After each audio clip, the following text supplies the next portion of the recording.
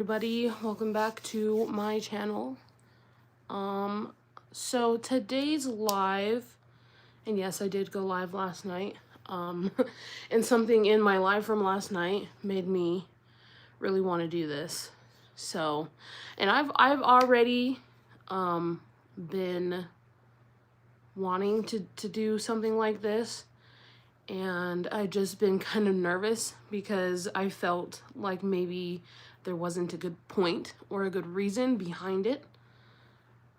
And then someone in my comments yesterday or last night brought something to my attention, and it reminded me of the message that I want other people to remember and to know. And that is, you are not alone. If you are struggling with something, you're not alone. And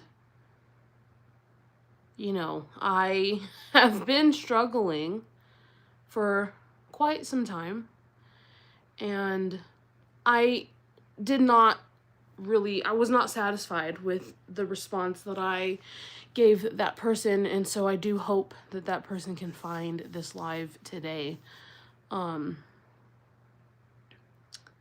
But I came home to a messy house, and it just kind of set in a little bit that, you try, I'm gonna cry, you try your best, and that is all you can do.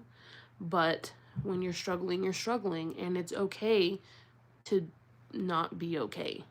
And I just want everyone to understand that, and to know that you are not alone. So I have always been overweight, except for one time in my life, and that was when I was a little kid. And my parents told me that they took me to the doctor, and the doctor was like, "Oh, she's severely underweight. You need to feed her more fatty foods, more snacks." And so my mom told me that she regretted taking that doctor's advice because I struggled with my weight ever since. And, they fed me the junk food, they fed me more fatty foods, they did what the doctor had asked. And, I mean, do I think that it's my parents' fault? No, not really. I mean, did it help me gain weight? Yes, it helped me gain weight. But I don't think that that was like the only reason that I've struggled with my weight.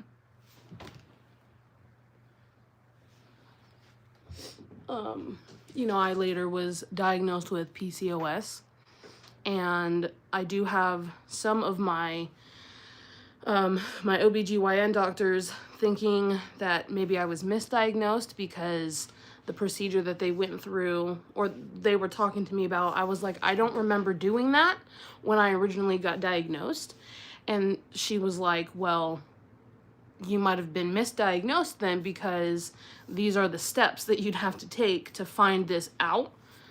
And it's just, it does have kind of like an eating disorder within it. And it also, if I'm understanding my own thing correctly, it's my body has a difficult time processing fats and sugars.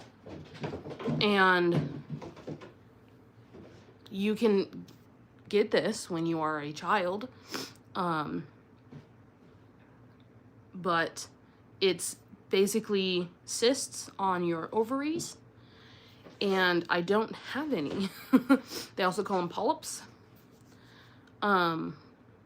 So I've always struggled with that, and dieting and eating healthier, and I have made, better choices to be able to do stuff like that. But it is difficult because You know, you want your comfort food, you want your snacks, you want the stuff that you eat all the time and know that you're gonna love and enjoy. And when you go on some sort of diet, it's a lot of stuff that you don't like. And you will find that you are still hungry. And, you know, that's... Are you good, Ollie? Hello. I'm not entirely sure what you are saying, but hi, welcome to my live. I'm trying to send out a message to everyone that you are not alone. So, you're not. But more recently, like a couple weeks ago, I've only been dealing with this for a couple weeks. I was diagnosed with borderline personality disorder, and it is a mood disorder. It is not DID. And if you don't know what the difference is, borderline personality disorder is a mood disorder. Excuse my cat in the background having a play day with all of the boxes. It's a mood disorder. Hi. I mean, everyone wants $100. So it's a mood disorder. And sometimes you are feeling empty, and you're feeling abandoned, and you're feeling left out emotionally and sometimes physically. And that leaves you feeling just down and kind of depressed. Whereas DID, multiple personality disorder, is stemmed from childhood trauma or a severe trauma. And typically, if my research is correct, the age of your personalities stems from the time or the event that took place when you got your trauma. Hello, welcome to my live. And you now have a second identity within yourself, and you more or less dissociate when you're switching between personalities, and both of which are very difficult. And I have always struggled with the abandonment issues and, you know, anxiety and depression and feeling empty and dissociating. And my best friend and I were sitting here talking to each other, and I don't remember what exactly was said, but something was said, and that reminded us of bipolar. And she was like, not to be mean. What did she say? She said, not to be mean, but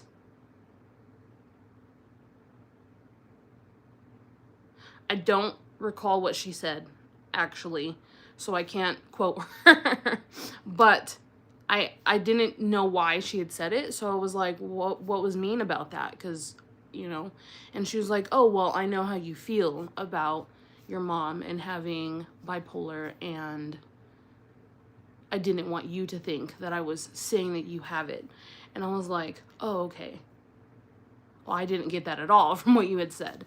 And, you know, I was telling her how I was looking at it, and so we looked it up. Like, I looked up the difference between the two, and they had a bulletin list over here for bipolar, and a bulletin list over here for for borderline personality disorder. And I hit every single bulletin except for the last one. And my best friend was like, it's almost like they took a survey of you and put your answers online. And I was like, yeah, I was kind of thinking the same thing. So I went to the doctor, and I told my doctor this story, and he was like, I can give you the papers. Hi, I do not speak French, although I do know a couple words. W is my favorite letter of the alphabet.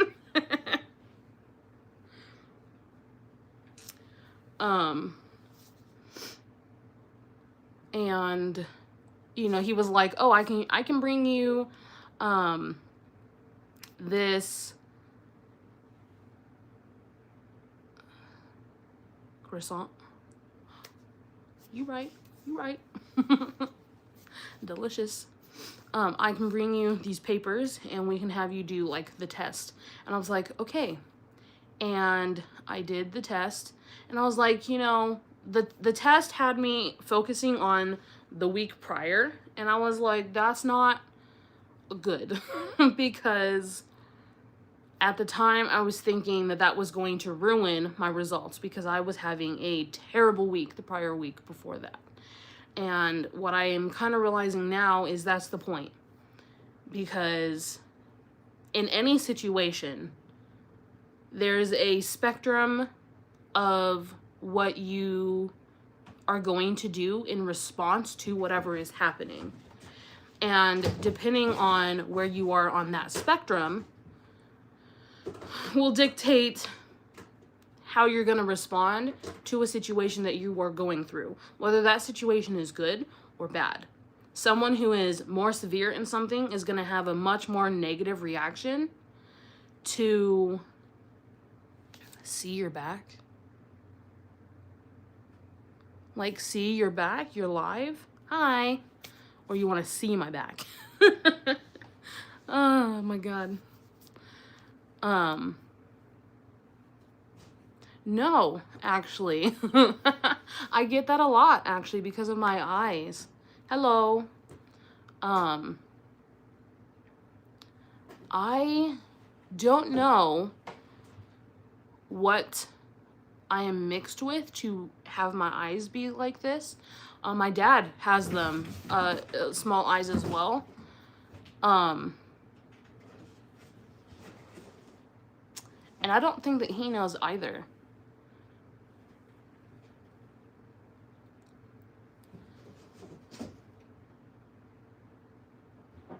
I don't know what that means. I'm not saying you're ugly. You're totally fine. I did not get that impression. There probably is several ghosts around me. I do believe that I have some here. What does that mean?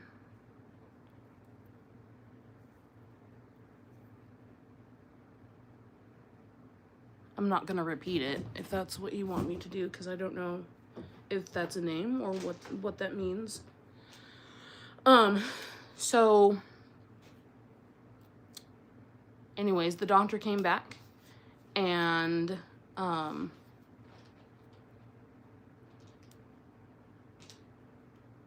yeah, so I'm on live doing a You Are Not Alone. Everyone is struggling out there, and sometimes it's very easy to forget that you're not alone, and you kind of feel like you're facing whatever it is that you're facing by yourself. And I have been wanting to do one of these for a while, and then someone in my live last night had opened up to me and reminded me that I'm not alone and that they're not alone. And then I came home and my house was messy, and I just kind of was like, I'm struggling a little bit. So I just kind of wanted to reach out to everybody and be like, you are not alone. And I currently am speaking about a diagnosis that I've been struggling with recently, called borderline personality disorder, and talking a little bit about the difference between that and I also want to make it very clear that borderline personality disorder is not DID, because DID is more like you have different identities within you, and borderline personality disorder is a mood disorder, basically. So basically, it often makes you feel like you're alone. It can leave you feeling abandoned or depressed or empty inside. I know a perfect example is when I meet someone new and I'm enjoying that person's conversation and I'm enjoying that person's energy. My brain wants to attach to that person and just cling, and I hate it. And I'm like, no, you can't do that with everybody. And then I start like being afraid that that person that I just met is gonna leave because everyone else leaves. And oh no, I hate math too. You've got this though. But yeah, it's a mood disorder, and sometimes you have your mood swings and they last a couple hours, and sometimes they last a couple weeks. So something can hit you really, really hard in the feels, and it might leave you feeling some type of way for a little bit, and it might be a little difficult for you to explain. Yeah, I'd say that that is accurate. I do definitely want to, you know, like, want to? That's incorrect. I lost my train of thought because I read the other comment. Why are you crying? Like, what about math is making you upset? Hopefully people in math are not being rude, because that's a thing.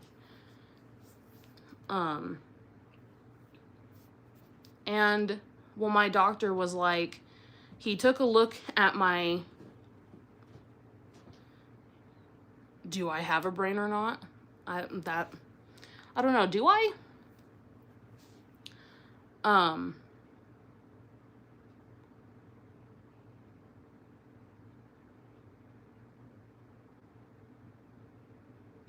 Felt that.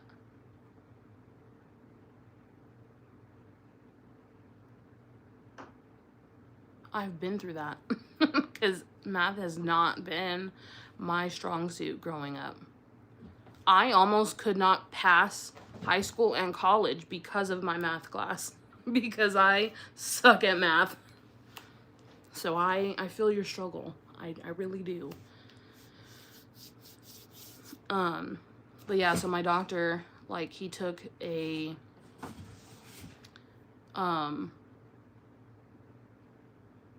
my test, and he looked at it and he was like, you are hurting.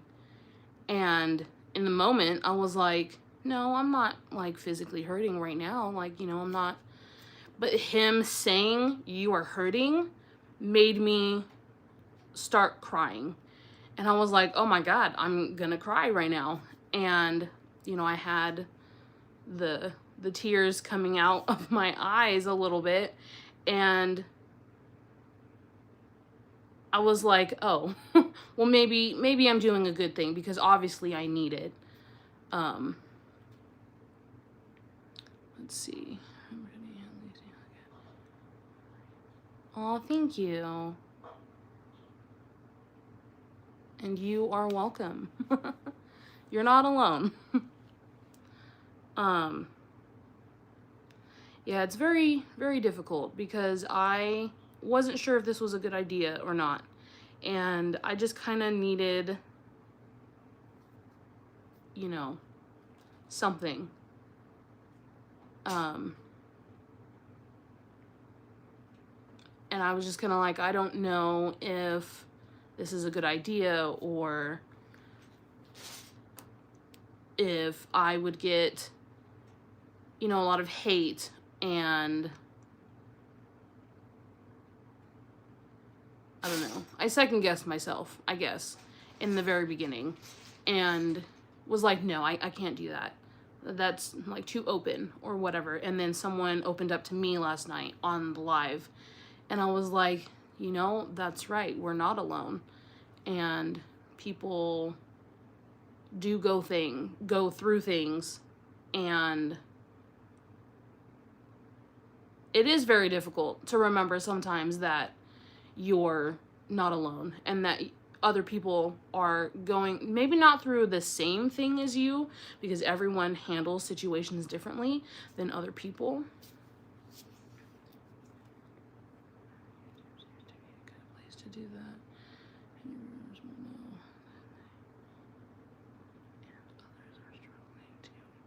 Exactly, exactly.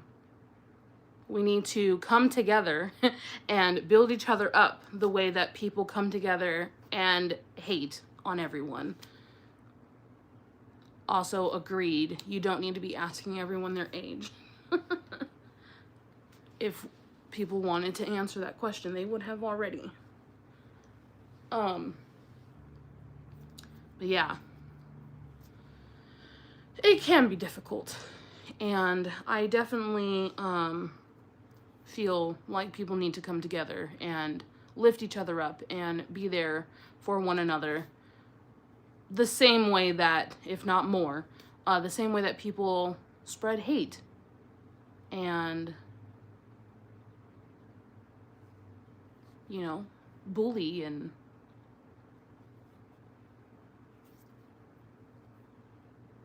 right? That's what I'm wondering.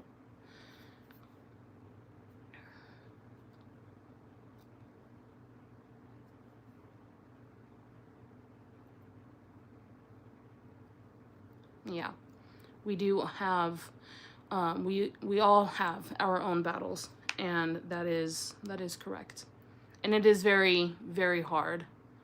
Aw, thank you. I appreciate that. It is difficult, and I can't say it enough. You are not alone, and you know, I know that I try to make gaming videos and I try to make people laugh, and you know, but behind the scenes, I'm struggling a little bit because of my diagnosis, and I'm on new medication that, you know, for the first week of me taking it, made me feel absolutely awful. Like, I felt sick. I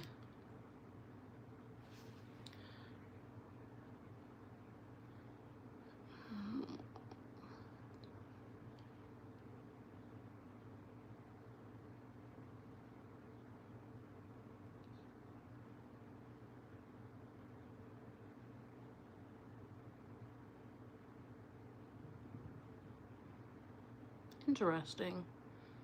I didn't know what that was going to do, so I wanted to try it.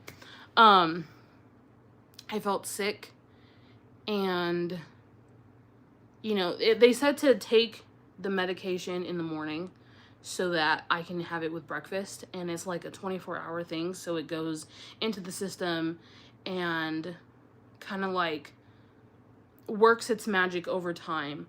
And if my research on the medication alone is correct, I just did like a Google search.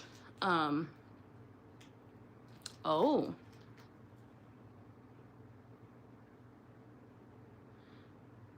What is making you feel like you have ADHD? My baby sister has ADHD. But yeah, so they tell you that is rough. That is very rough. It's difficult to, you know, help yourself when your community around you is doing everything against helping people.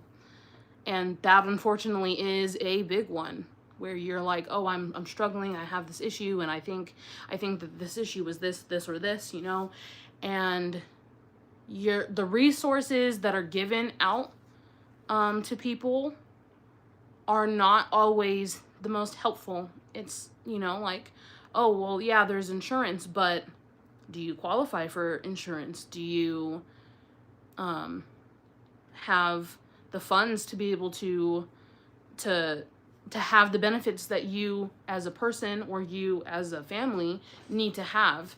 And sometimes it is difficult just to even find quality, you know, insurance that's going to help you. And there are some doctors who don't take certain insurances. So if you have an insurance company and you go to the doctor and you're given a doctor that, you know, doesn't have that insurance, well, then you're going to be billed out of pocket for that. And then you're calling the insurance company and they're like, no, they should have just billed your insurance company anyways. And I'm like, I've never had this issue until now. You forget everything and can never sit still. Always bored. Yeah. My baby sister has always had those things happen. I mean, she was waking up one morning looking for her shoes to get ready for school, and she was like, Tot, I need help finding my shoes. I can't find them, and Mom's getting mad. I'm like, okay, where'd you last see them? She's like, I don't know. I'm like, all right, well, let's look for them. And then my mom, like a couple minutes later, was like, oh, can you help find your sister's shoes? She's late for school. And I'm like, yes, already on it. So we're looking for the shoes, and my mom's going in and out of rooms. I'm going in and out of rooms. We can't find her shoes anywhere. And you know what my sister was doing? I love her so much. She was in the back bedroom painting her nails. She was painting her nails because she forgot that she was looking for her shoes and got distracted.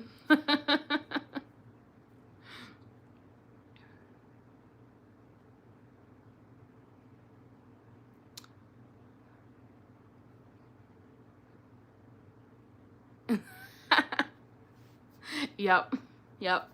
That's...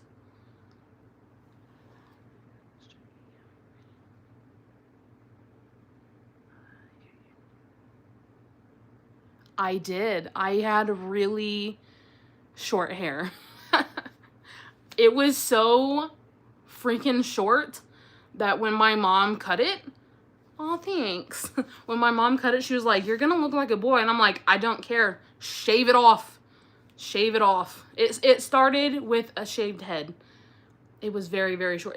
Because we went camping and I got lice somehow, but nobody else in the house had it. And I was so disgusted by it that I was like, shave it off. I don't even, just shave it off, take it off. Like, get it away. I don't want it. And so she shaved my head. And let me tell you, it is so much easier to take care of when it's short like that, because you don't need as much shampoo and conditioner when you're washing your hair. You also don't need to brush it as much because, well, it's like this big. So I'm like, oh, okay. You can feel flies when they decide to be like, whoop. And I'm like, get off my head, because that felt weird. And in the summer, it's extra cool. You don't need to worry about that. Long hair, my hair's thick. I have very thick hair. And it gives me headaches if it's too long. And it's everywhere because it doesn't stop growing and just falling out. And it probably doesn't help that I wear a hair tie all the time, but still. But yeah. And then it just kind of grew back and I was like, oh. And and forget halfway through doing whatever the task is. You know, and then my sister said that when she got put on her medication, that she felt like a rock. Like, she didn't like the person that she became. And, like, she already struggled with an eating disorder. And being put on the medication that she was taking, it's different for everyone. And it made her less hungry. And so she struggled with that, and she's in a better place now, and she learned how to manage and not have to take any medication. So she's doing really well with that now. Let's see, when I start doing something completely, yes, completely different. Absolutely. Because a person's brain, because I looked this up because my sister has ADHD, and I was doing a paper in one of my college classes for meditation, or on meditation. A person's brain who does not have ADHD is like this. Like all of the neurons and everything in your brain is just sitting like this. And when you have ADHD, those little pieces in your brain are going like this. And it's like everything is happening to you all at once, and you don't know which direction that you're going in, and your brain is going every other direction than you're going.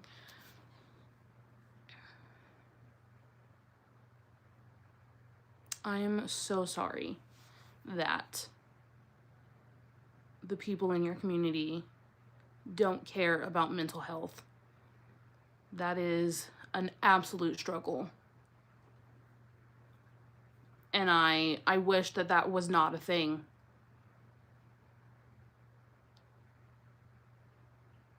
Aw. Well, I'm glad that you found this live and are able to speak out about that, because, you know, you are not alone, and you can definitely speak out and tell me, you can tell, the other viewers, and we'll listen, and you're not alone, and it's okay. I know, because I'm a guy and I served. Oh, thank you for your service. I lived. Yes. Short hair.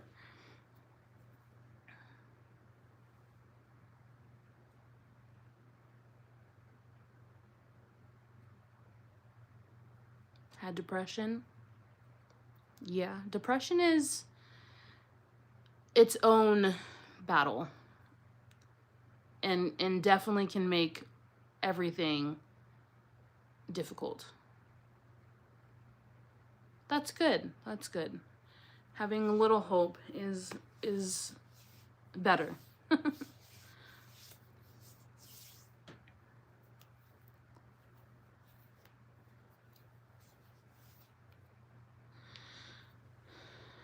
reading that as Cisco. So is that someone's name?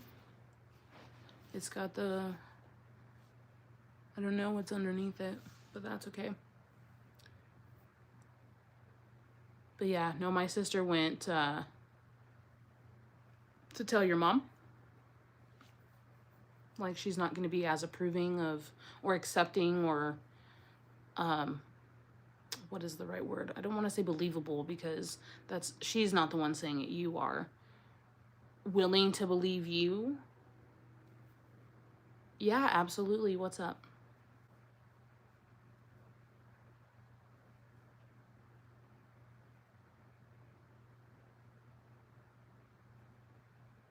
Okay.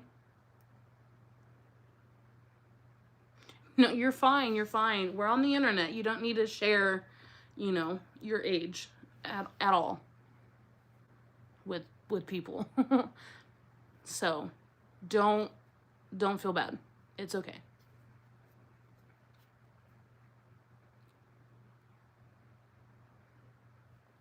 That is also another big struggle, is going through the things that you have and other people around you not understanding what it is, and not realizing or understanding that certain things that people do are actually symptoms of a mental health situation. And people who don't understand or don't take the time to become educated or anything are unfortunately more susceptible to just not taking other people seriously. Like, so many things can cause memory problems, and stress can cause memory problems, depression, anxiety. House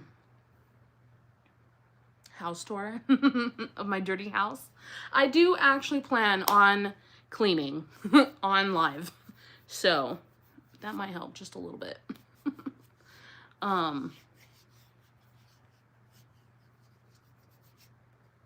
And I also would like to make food, because 1, I am hungry, and 2, I need lunches for the week, and I have a dessert that I want to test out and make, and that needs to happen sooner than later. So we can do some stuff together for sure. But yeah, no, like people just don't take other people seriously. And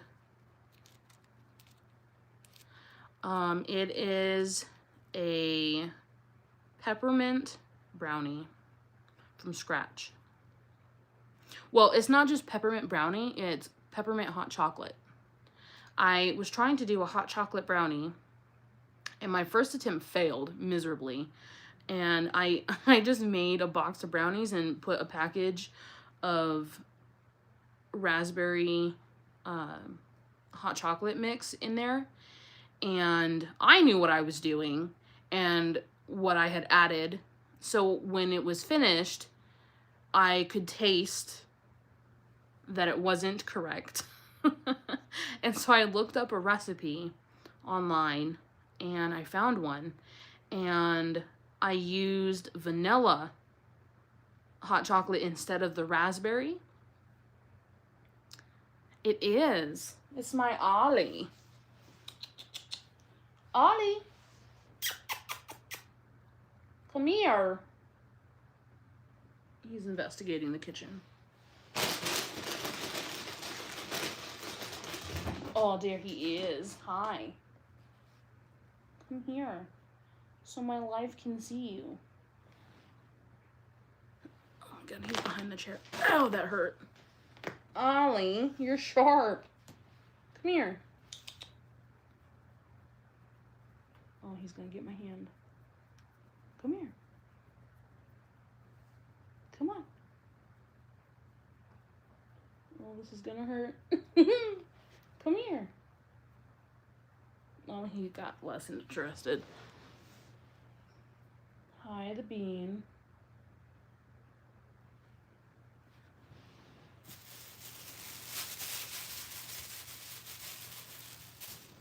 There he is. Oh my goodness.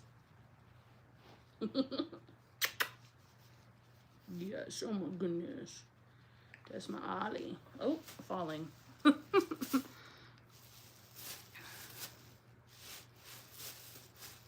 Aww.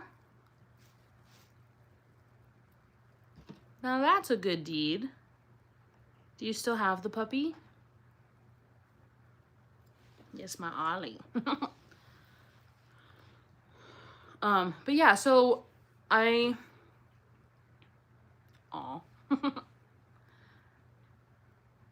used, what did I say? A vanilla one. Okay, bye. Have a good day. So I used a vanilla hot chocolate, and my best friend caught it right away. And she was like, actually, I think you should try a peppermint hot chocolate. And so I got stuff to do that, and now I want to try it. So that will be happening. I don't know what this is, but I found it on the floor, and so I'm seeing if I can, how like thin I can roll it.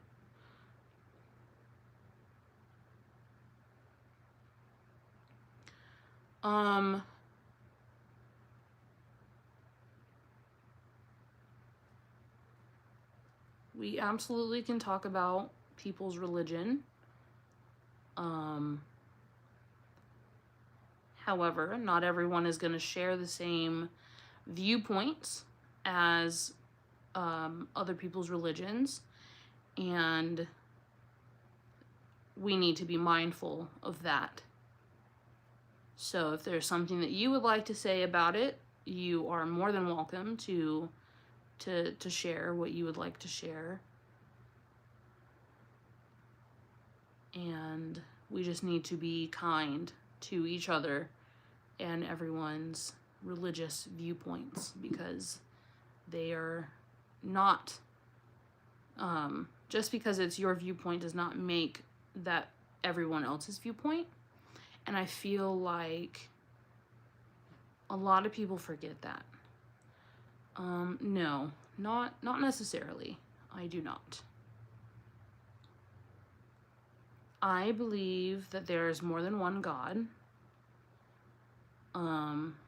And I believe that there is more than one way to enter a good place after you pass away.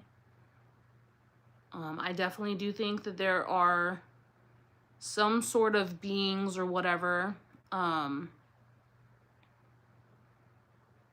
that are watching over people.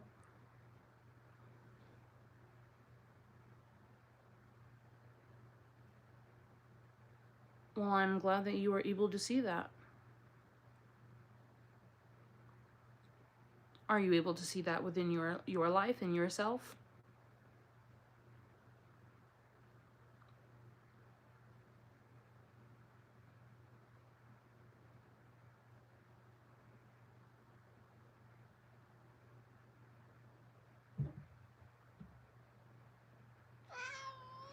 Hi, Ollie. That's a bean right there. So cute. So cute.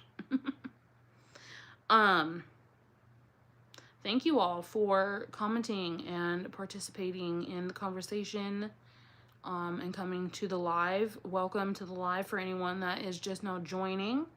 My message to you is you are not alone. And there's a lot of stuff going on in the world right now.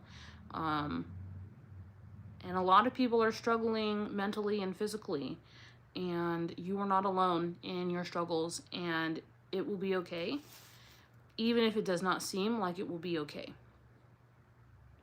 And that's the main thing.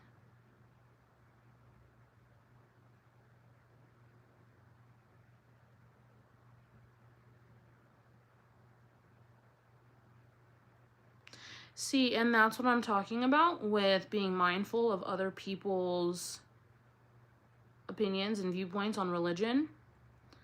The absolute answer is we don't know. People don't know. And there are things in life that reach people in a different way than it reaches other people. And when you view certain things, that either solidifies or ruins an idea that you have about the things that you believe in. So it is okay for you to have your viewpoints, but it's also okay for me to have mine and everyone else to have theirs as well. So there is no I'm wrong and you're wrong, or I'm right, you're wrong. No, I'm not going to end now. You're entitled to your opinion. Meow. Hi, Ollie.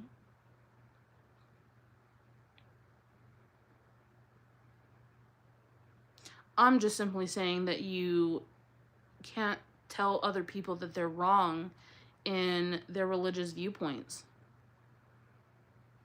Because not everyone is going to agree with you and your religious viewpoints. And that's okay. They're going to have their own opinions and standpoint on their religious viewpoints. And that is okay.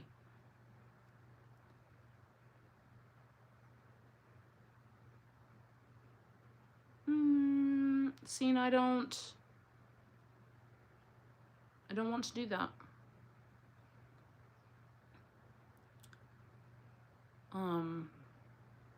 As it is, people are depicting that incorrectly anyways, so that's my honest opinion.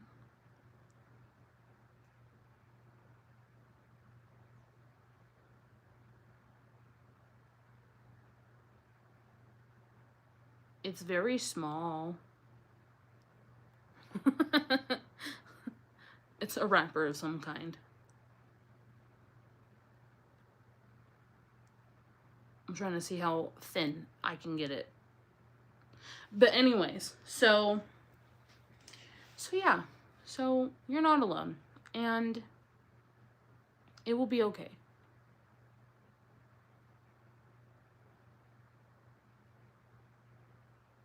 And I want everyone to feel like they have somewhere that they can go and someone that they can, you know, go to. And, you know, I would like to have a community that is safe and makes you feel like you're not alone, and because you're not, and you are safe. And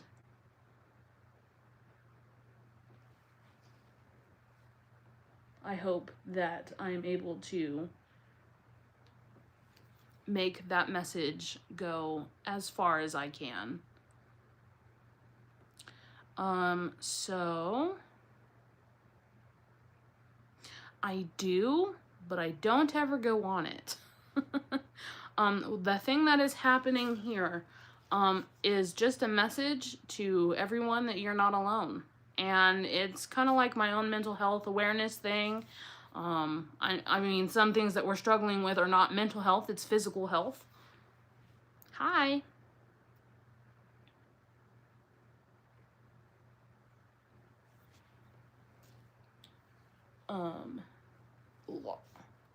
But yeah. So we're having a conversation about that. And then telling stories. Okay, so my cat is in the window.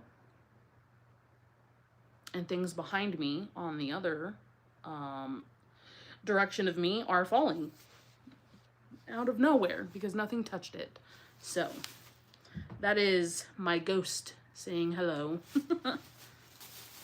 Or Ollie messed with stuff and it just finally fell because he is a heathen.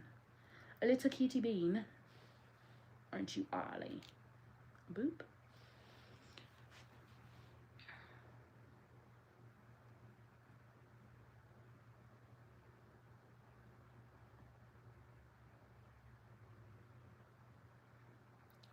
You have blood cancer.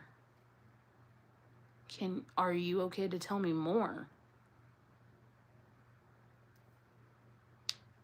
6 months? Oh my God. That is deep. I am so sorry to hear that.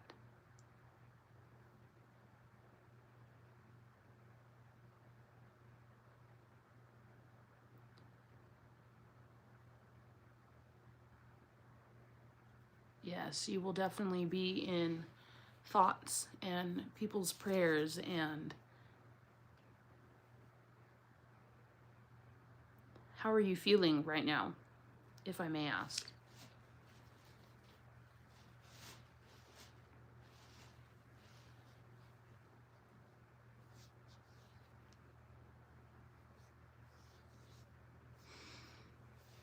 Hi, Ollie.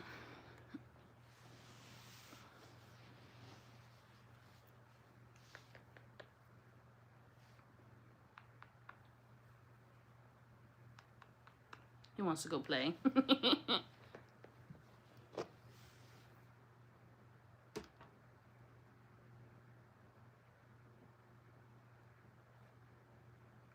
Oh, wow. 6 hours. At least 6 hours.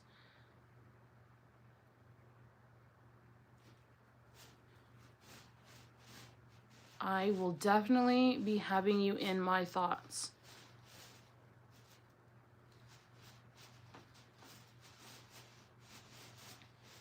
Oh, I'm so sorry. I recently also had a cat pass away. You're very welcome. And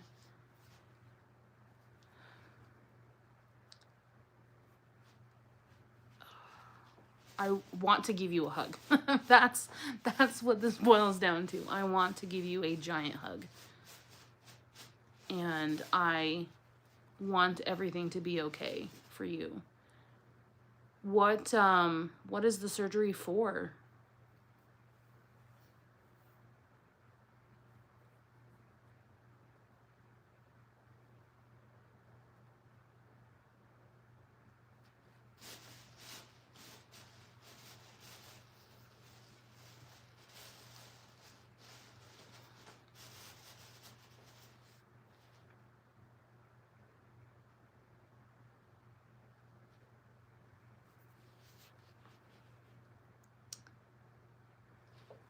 That's scary. I believe it. I believe it. Yeah, you're dealing with so much right now that, you know, it's a lot to take in, to process, to understand. And I can only imagine how unwell you are most likely feeling right now. And things can get overwhelming very, very quickly. And doctors speak big words. And yeah, I can't possibly begin to understand exactly what you're going through, but I do know that having odd things happen to yourself and feeling like you're just trapped within all of the stuff, it can be overwhelming. And hearing that kind of news is not something that you want to hear every day. And that in itself is a lot to take in. But I'm glad that you have your mom there with you. Oh, thank you. It's getting hot in here because my hair is down, but I always have it up. So that's rough. And Dad. Oh, that's also really good. I'm glad that you are not alone. Physically. And the whole point of this live is to share that you are not alone. And you know, there are other people out there who are going through similar situations. And, you know, it is very unfortunate, obviously. Oh,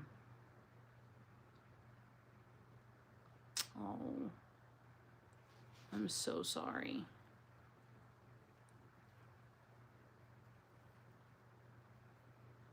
Well, you've come to the right place to get everything off your chest and to have some support. And I'm glad that your mom and dad are there with you.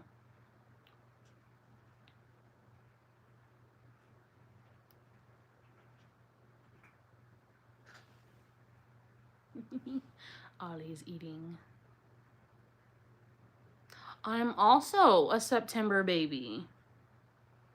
So that's fun. And so is my best friend and my baby sister. So, September babies. That's awesome. I love that.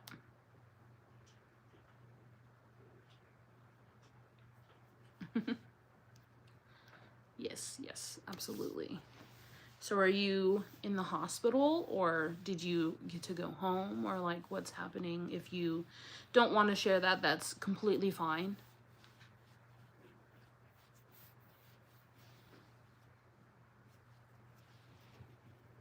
Comfortable. I guess that's what I'm asking, is like, are you comfortable, somewhere comfortable?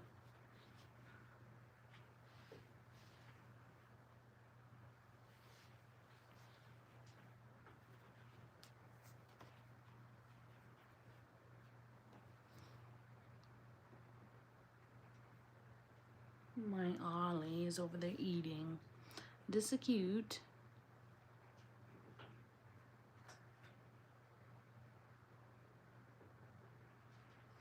5 a.m. Okay. Eating is good. Eating is good.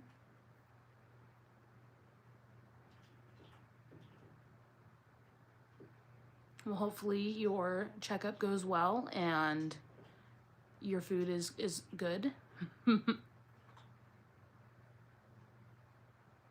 I do not. Okay. Well, thank you for stopping by, and good luck to you, and hopefully you're able to join us later.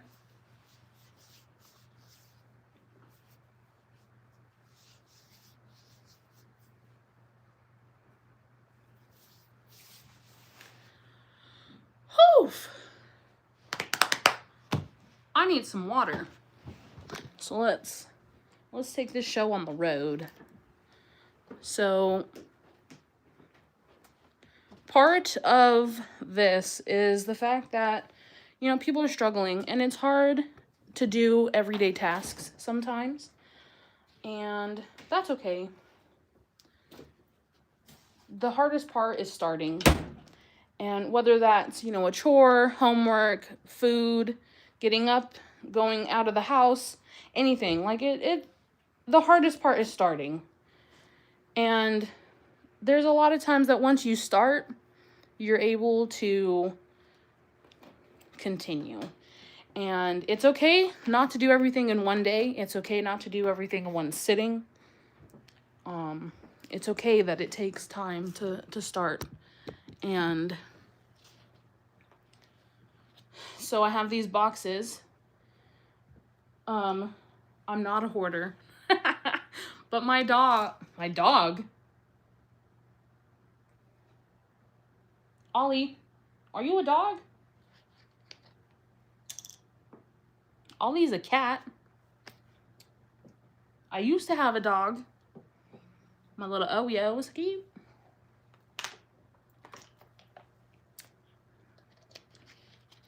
I mean, I'd play fetch with my cat. But he's a cat, not a dog. Self. He loves playing in the boxes. So I kept them because he was having so much fun with them. And I was like, all right, well, let's leave those there then. Ollie. I'm gonna move them though, because the floor is prickly. Y'all ever have a goat head? I strongly dislike goat heads. And they're a menace to my feet and my carpet. And I have a little welcome mat thing that you can scrape your feet off and get all of the stuff off, but they still find their way into the carpet. And then when you're barefoot, it sneaks up on you. And you're just like, ow. Oh my goodness. It's a bean. My bean sloth, who is a cat, not a dog. Don't forget to drink your water. Water is important, even if you don't like it.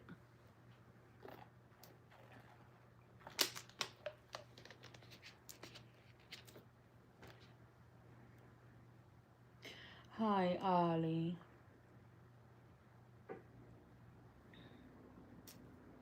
This is a cute kitty. You are so cute.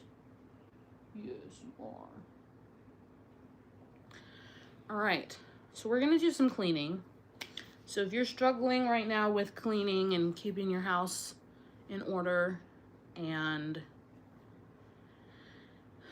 find it hard to get up and moving, get up and going, you're not alone in that either.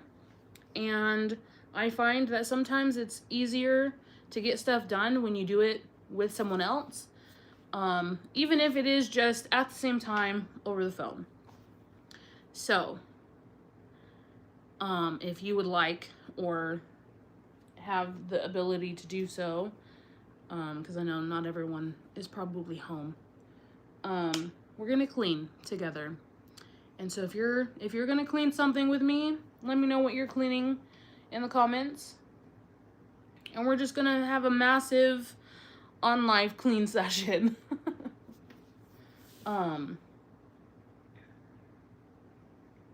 So I need to move the phone around to showcase my messy house because it is tragic right now. That's okay. We all have those moments, and those moments can be fixed.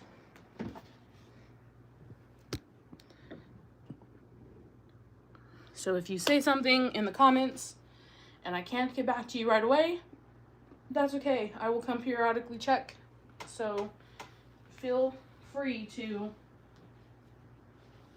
definitely talk to me if that is what you would like to do. And we're just going to clean because, yes. All right. Got got some dirty dishes in here. So that's a good place to start, I think.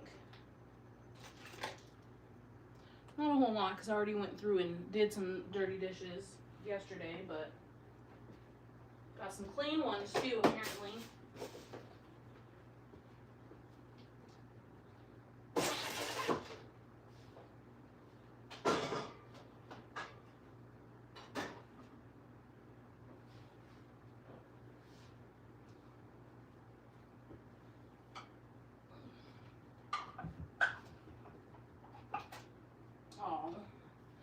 Ollie saw me pick up his food bowl for his wet food, and now he wants wet food. I'm gonna grab a trash bag.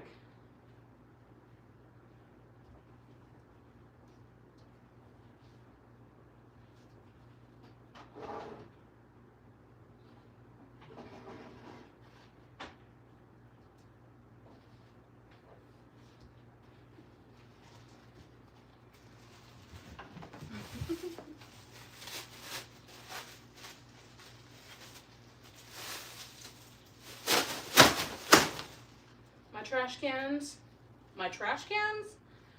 False. My trash bags smell like Japanese cherry blossoms. So, if your trash bags are flavored, scented, let me know what yours are smelling like.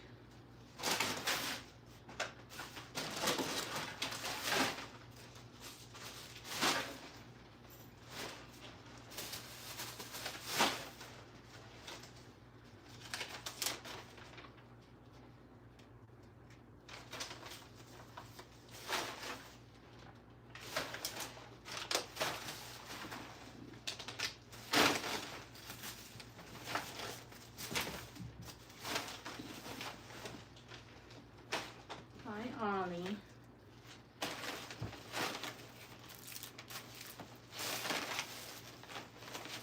Also, if you need a break, that's fine. Don't feel bad about taking a break, because your body is more important, and doing even just a little bit is good enough. It's a start, and that's what we're looking for, is a start. So if your task is a little too big, that's fine. Just pick up, something close to you and start there. Sometimes that's why starting is hard, because you don't know, the task in front of you is so big that you're just like, I don't know what to do or where to start.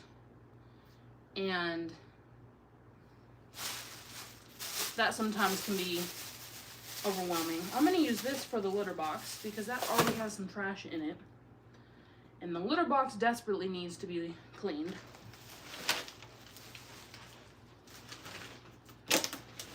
And Ollie decided to get cat litter all over the floor, so now I have to actually remove it from its location and vacuum because there's cat litter all over the floor. But that's okay, because at least he went to the bathroom.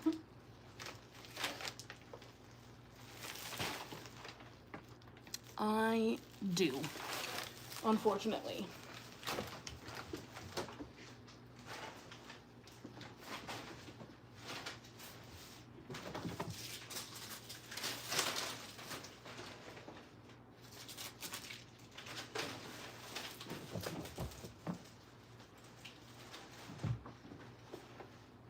Ollie's like, clean floor, now I can run around. Oh, I have a goat head in my foot.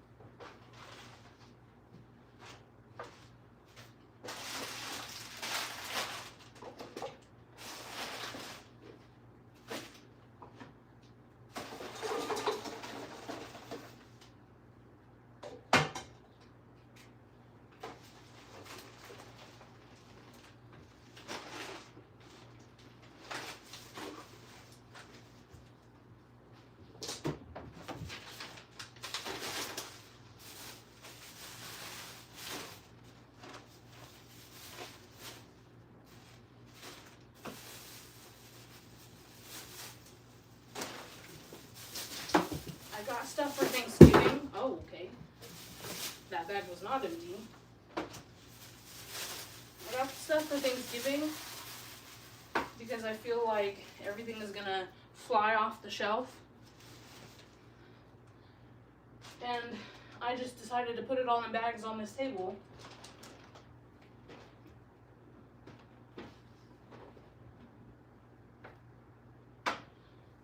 No more.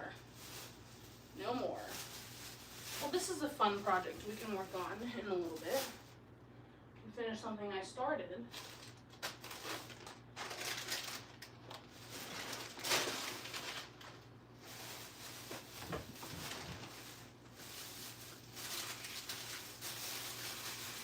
Peppermints for the brownies.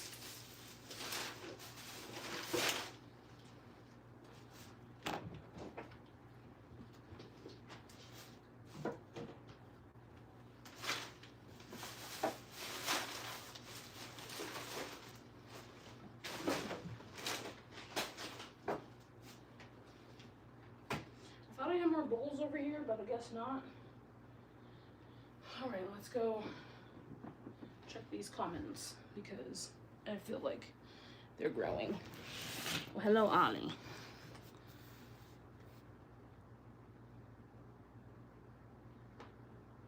I do not know that. Hi, we're doing all right. How are you? Currently, we're doing, here, let me move this. Currently, we're doing a You're Not Alone live. And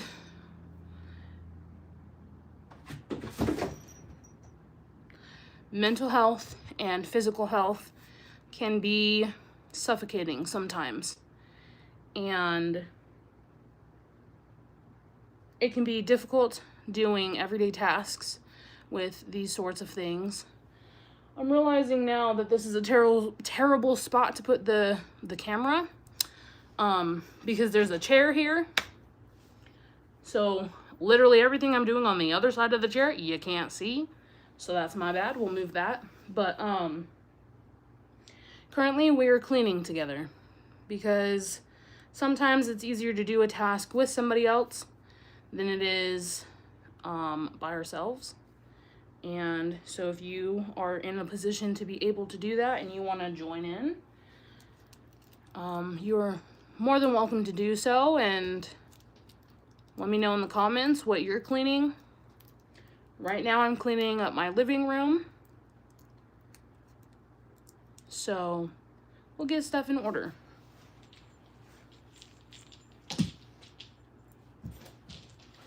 All right, let's move this somewhere better.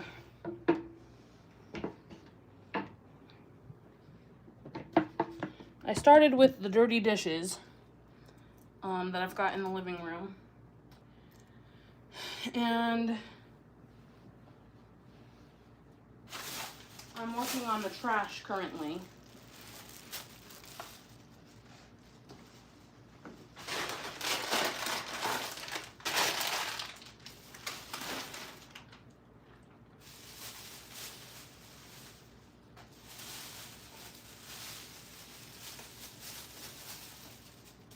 I went to KFC the other day, and at the window I asked if I could have some KFC sauce. And the lady was like, yeah. And then she put sauce after sauce after sauce after sauce in the bag. And I'm like, yeah, this lady understands. I've got like 1, 2, 3, 4, 5, 6, 7, 8, 9. I got like 10 or 11 things of KFC sauce from that one trip. So I was like, all right. So I might actually use this later to like marinate some chicken or something.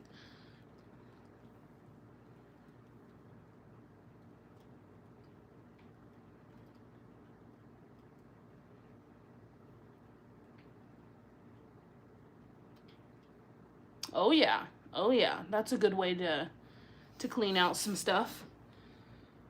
Move the unused stuff to one area and have the stuff that you do use closer and more accessible.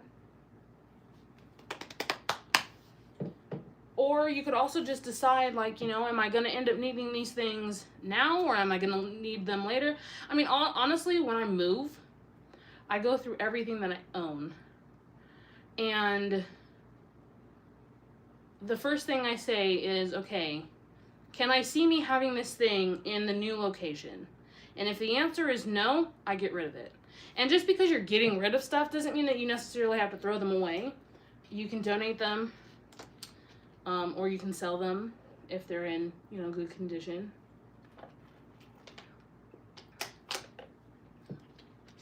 Don't forget your water breaks. But yeah, I go through everything and I'm like, okay, this is trash, this is trash, trash. This is items that I already don't use. So I've always got a trash pile, a donate pile, and a keep pile. And I go through everything as I'm packing it. Because what better time to go through all of your stuff than when you're moving and packing? Because that way, the stuff that you don't need is not being brought to the new location. And when I'm unpacking, I do it again. Because there are certain things, like when you're in one place, you're like, yeah, this item is perfect because I can put it in this location and it'll be a nice little area. But then when you move, you don't have that area anymore. And so sometimes I run into the problem that I can't utilize certain items the same way that I was able to from one place to another. And while I was able to use it all the time in the original place, I'm never able to use it in the new place. So when that happens, I'm like, okay, well, I no longer see me being able to use this item here, so now I can get rid of it.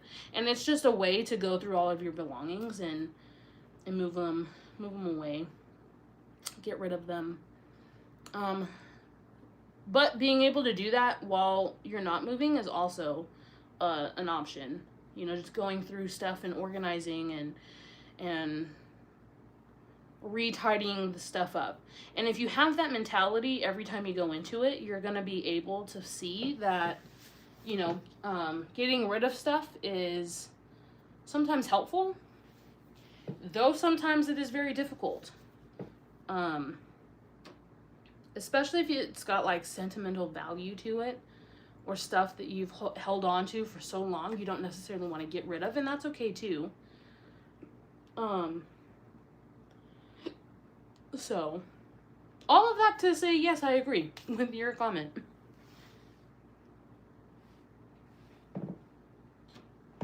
All right, Ollie, your toys are part of the mess, kiddo. My little bean sloth. So I'm gonna pick them up. Ollie is like a little kid, and it's adorable. He's got all of his little toys, right? And I have like a toy box, which is literally this fish. It's literally this fish. And it's got a little bed inside. And it used to have a little toy that dangled from the top, but he, as you can see, tore it off. And then on top, it's a scratching post. And I love this thing. And when he was a kitten, like a little baby, he didn't really like it. Well, now he likes it. And I've kind of started using it to store his toys. Hi, Ollie. You know, we're trying to clean up, not make more of a mess. Silly goose. He said, no, I have other plans. Are you going to jump up on top of it while it's in? Okay.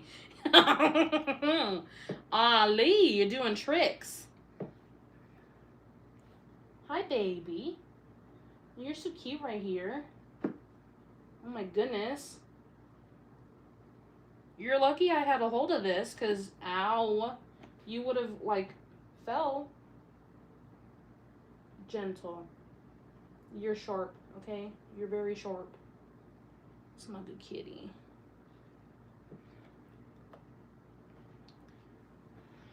Well, I meant to clean up the toys, not the cat, but I guess he cleaned himself up.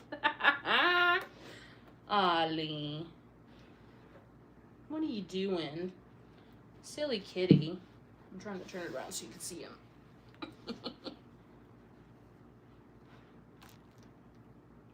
He's very sharp. Oh, this is a dangerous game. Ah!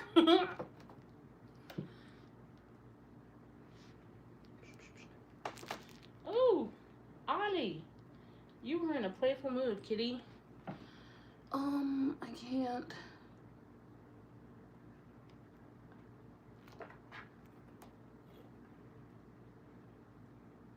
Read. Let me. Oh, there's a spider on here putting you down immediately. Absolutely not. That's going all the way to Timbuktu. Hello. Oh no, brother. Ollie, that is dangerous. Absolutely not.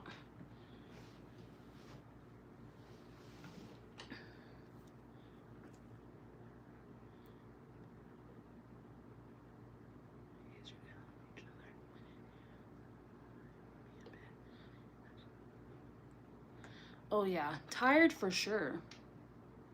Tired for sure. And I mean, even if you do live with your family, sometimes that's also difficult. And you can be, you know, left tired with that too, because I think that it is easier when you are looking at your own stuff and you're, you know, more or less like, okay, well, this is my mess, so I'm going to clean my mess. And it's easier to view a mess when you live with other people as, well, this is not just my mess. And it can make it more difficult to clean. Aw, thank you. Yes. He is a very funny bean. He is a sharp bean, but he is a funny bean. Aren't you, Ollie? My audience is calling you cute. And I agree with them. You're so cute, Ollie. You're very sharp, but you're cute. Oh, okay. I don't want to touch that anymore because there's a spider on it. Ollie, can you eat the spider? He will too. He will. He just has to see it. So sometimes I'm sitting here holding him like this, like, see the spider, see the spider. And he doesn't always see it, and I'm like, come on, kitty. But then when he does, he's a good kitty. I mean, he's a good kitty either way, but... Well, depending on who you ask. Because he's also... His nickname by one of my friends is Ulcifer. Because he's a demon cat. It's because he's sharp. And he likes to play. And... So when I play with him like this, or with my foot, he's trying to get it. And when other people are trying to pet him, they might make the same motion. Welcome back. And so then he's trying to get them because he's trying to play, and it scares them. And so then they're loud, and then the loudness scares him more. So they're pinging off of each other, and yeah, he can become a demon real quick. He will definitely let you know when you have held him too long. But I'm trying to teach him how to be gentle, which unfortunately has left me with some scars in the process, but that's okay because he's my little bean. Anyway, drink your water.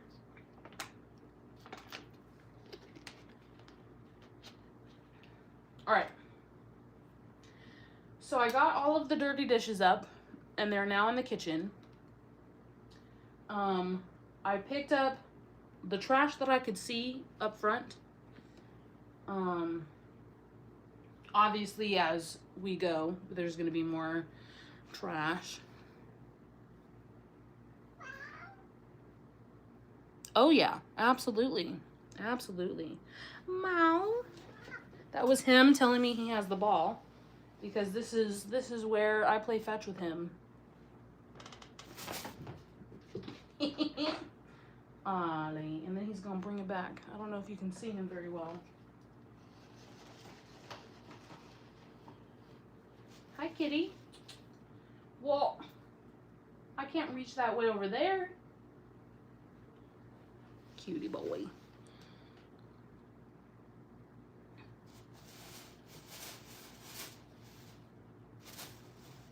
You know, I would love to do that challenge. But I suck at doing push-ups. It is definitely a funny sight. I can tell you that. I can tell you that.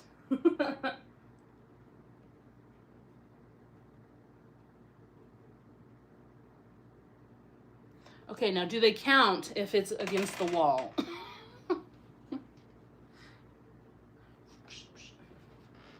Where did you put the ball? Because it's no longer over there. Oh, it blends in with the backpack. Oh, there's an oven there, kitty. You don't care.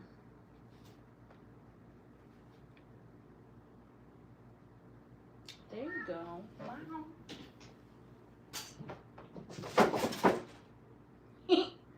Oh, I found some more trash. My cat just slid into it.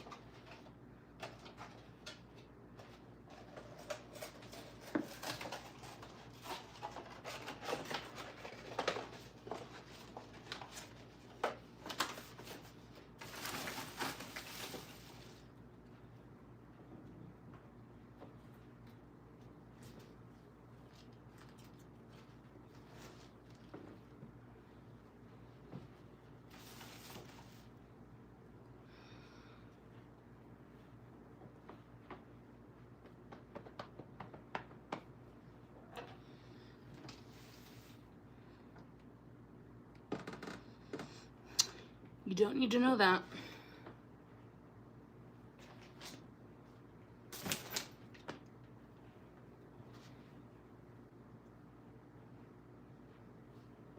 Alright, we got some games on the floor. So I'm gonna put those away.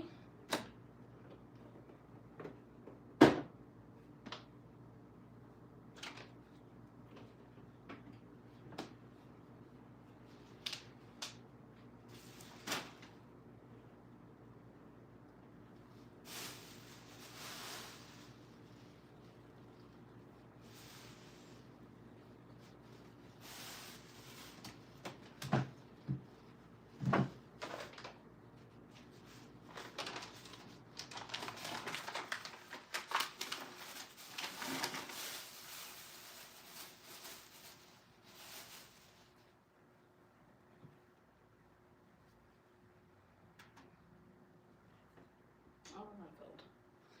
That has failed. There's some stuff over here too. Napkins. Napkins galore.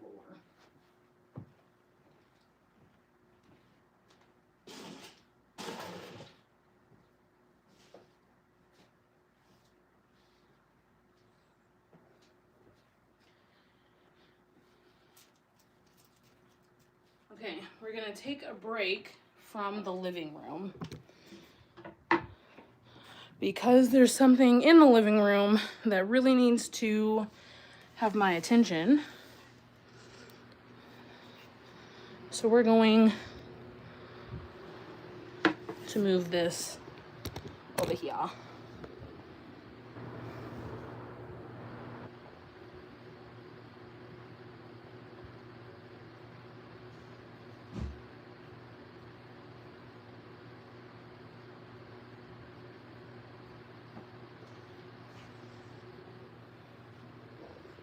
And that is laundry that is overflowing. Which, it's okay to start one task, and then in the middle of the task, you find yourself doing a different task. Because things are getting clean that way. Just a little bit of everything, and that's fine. Because sometimes in order to clean one area, you have to break out into different tasks. And honestly, setting tasks is, I think, the best way to do it, because it's easier to give yourself one task instead of the bigger picture, like what I've done here today, where I was like, all right, well, let's start with the dirty dishes.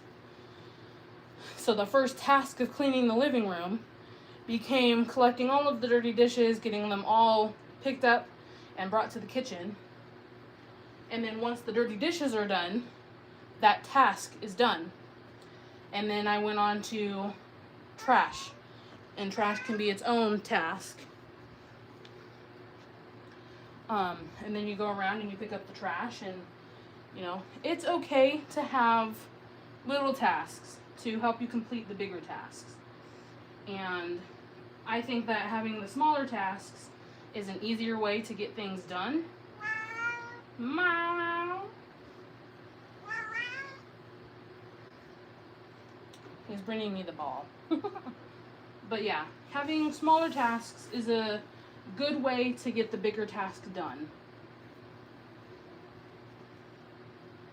And then you just have to be mindful of those little tasks, especially when living with other people. You know, it's important to recognize when there's someone in your household that needs to have the smaller tasks, and you know, recognizing when those smaller tasks are completed, and not in like a, oh, you never do this type way, and so I'm proud of you for actually doing it this time, because that's not going to make me want to do it anymore. But a quick thanks for, you know, collecting all the dirty dishes. That's nice. Or, hey, I noticed the trash got picked up, thank you. You know, something simple. I don't know. Just my thought process. And it's okay to thank yourself. Oh, who are you yelling at, Ollie? Hello. Okay, if you guys fall, it's because I'm playing fetch.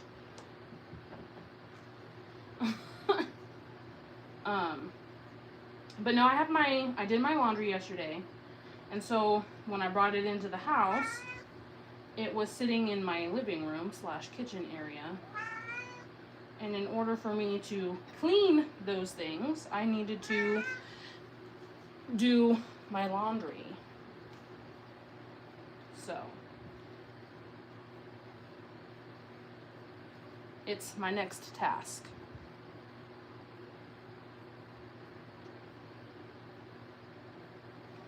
Hello, Odd.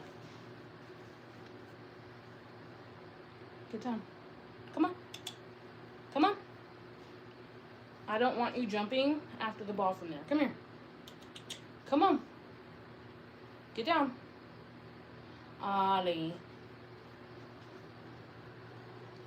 Come on. Thank you.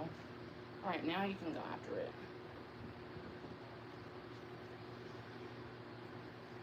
That's not my sock.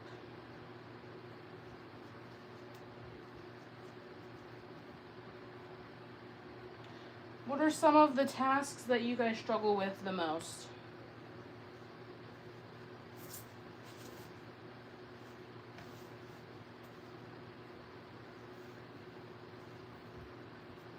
I kind of want to say dishes for me, or my living room. I do know that a tactic that I often like to do for like the dishes. When I was in college, there was a lot of clean as you go. And I know that at one point, my chef, to teach us how to cook with our five senses and keep the kitchen clean, he had us leave our food exactly where it was and walk away from it so that we could clean the kitchen. And he said, you're more than welcome to go back to it, to stir it and to check on it periodically. Because one rule of thumb when cooking is sometimes messing with it will destroy it. So, you know, let the food cook how it's going to cook sometimes. And so there's a lot of times where I'll go in the kitchen to cook, and I use that time to do the dishes. And then just periodically, throughout that, I will clean off my hands and resume the cooking process.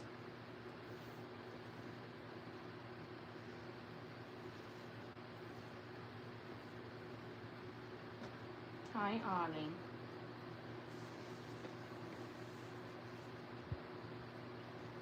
Thank you for laying next to the clothes and not on the clothes.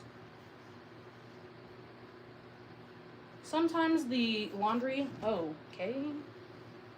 Sometimes the laundry is my biggest struggle. It's very easy to bring my laundry home and let it sit in the basket all week. And then throughout the week, I'm just picking through it to find my clothes for the day. And then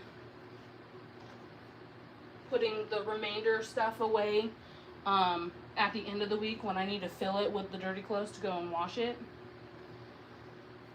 But of course, if I'm doing that, then that means my dirty laundry is just all over my house, which I don't necessarily like. In my opinion, I feel like that is a breeding ground for my cat. So if the litter box gets away from me, having stuff like laundry on the floor will give your pets a spot that they're like, oh, I can use the bathroom here. And even if the litter box is clean,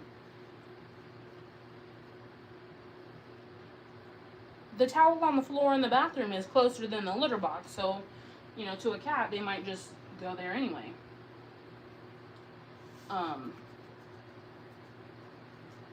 So what I actually started doing recently is when I dry up the floor after a shower or whatever, I will hang the towel over the shower curtain or the shower rod so that, one, the towel can dry out that way and not get moldy, and two, it's up off the floor, so then Ollie is not looking at it as, oh, I can use the bathroom here.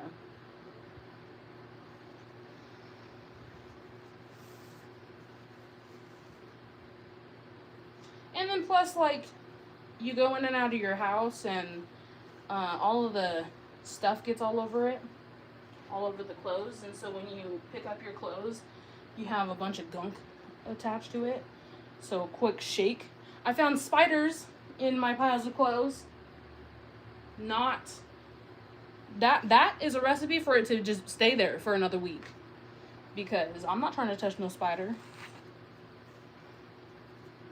The book. So for Halloween, I dressed up as a pumpkin. It is very soft, which means it was very hot. Oh, hi, Ollie. Where's your ball?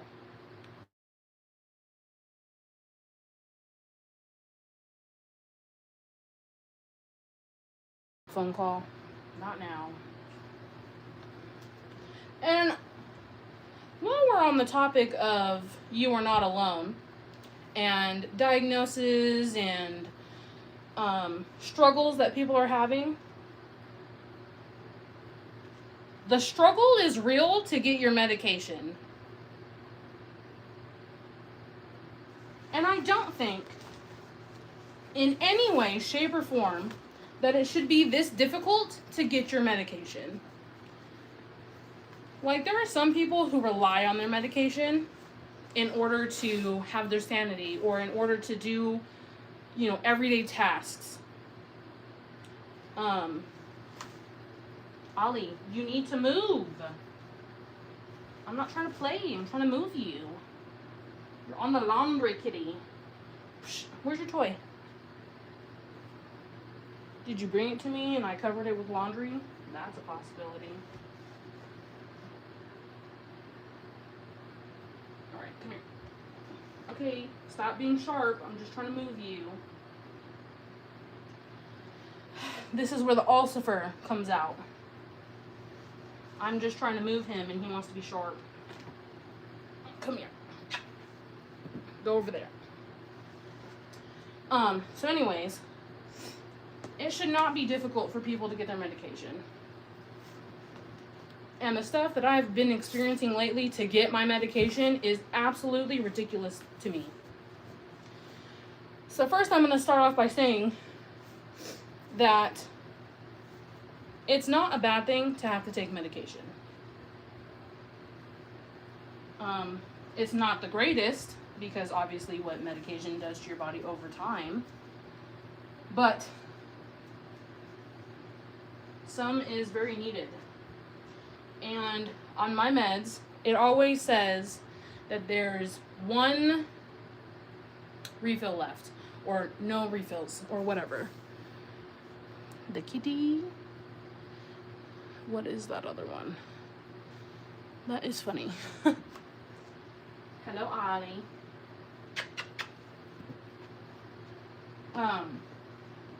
And I've never had an issue with my meds saying that, because after the fact, I go to get my meds and they refill it just fine.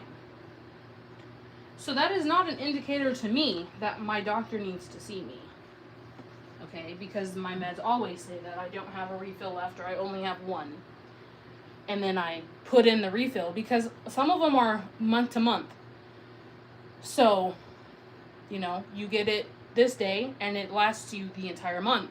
And then when the month is almost over and you have about a week or two left of your meds, you do it again. So yes, it's going to say no refills or one refill left. And then you call in the new prescription and your doctor looks at it and is like, yes. And then they fill the prescription. But when you take things like birth control to regulate your period, or you take things like high blood pressure medication, those are things that you don't want to miss out on. Your birth control more so than, or less than,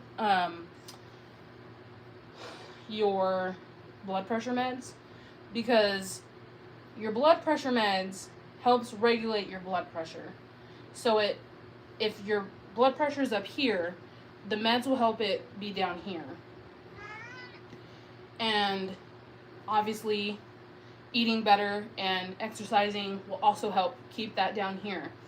But without the medication, your blood pressure is going to continue to go up. And if your blood pressure gets too high, you can have a stroke or a seizure.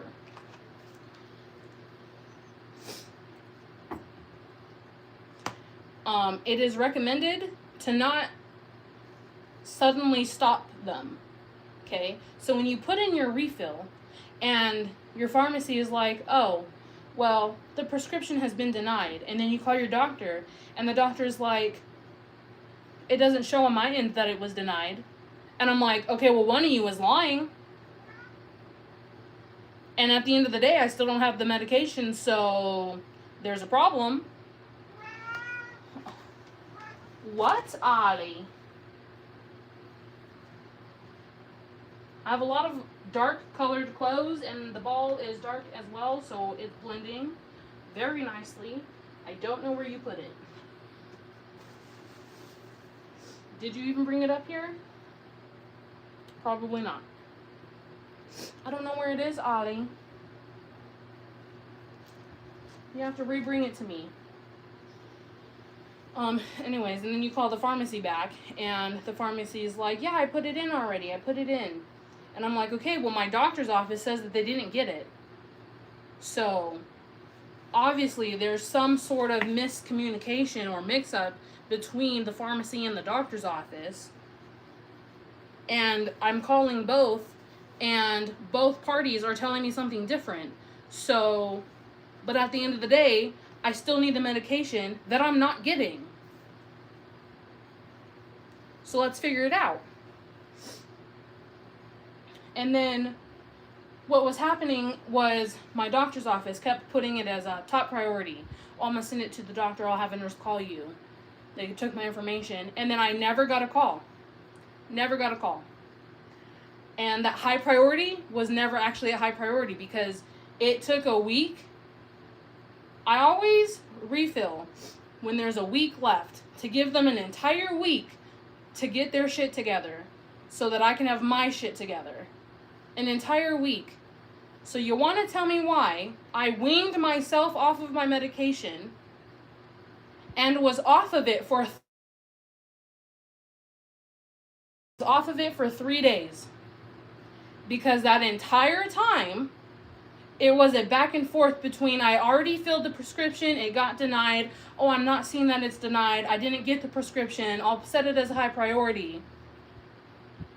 I called the doctor's office 4 times, like 3 to 4 times. And not once in any of those phone calls did they say, oh, your doctor needs to see you before they can refill your prescription, so let's set up an appointment. The one time that my doctor did call was after the appointment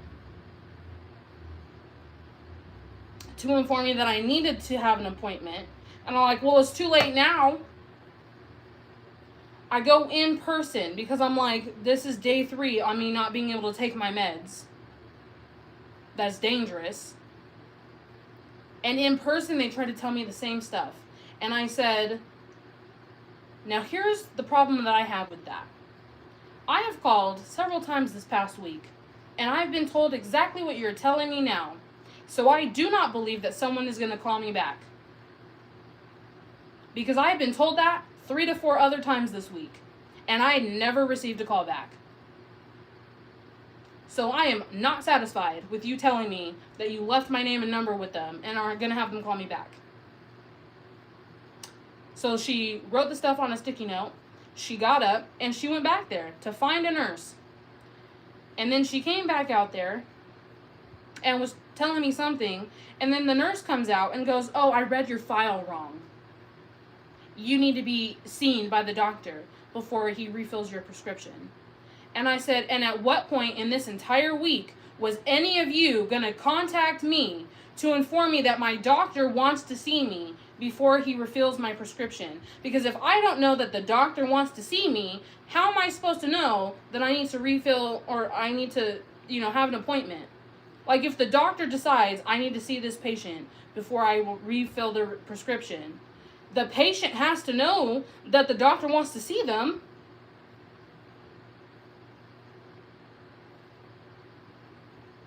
I'm a forgetful person. I forget things like that. I've had 2 concussions, depression, anxiety, stress. I've had all the things that classify me to not have memory, okay? I forget stuff so easily.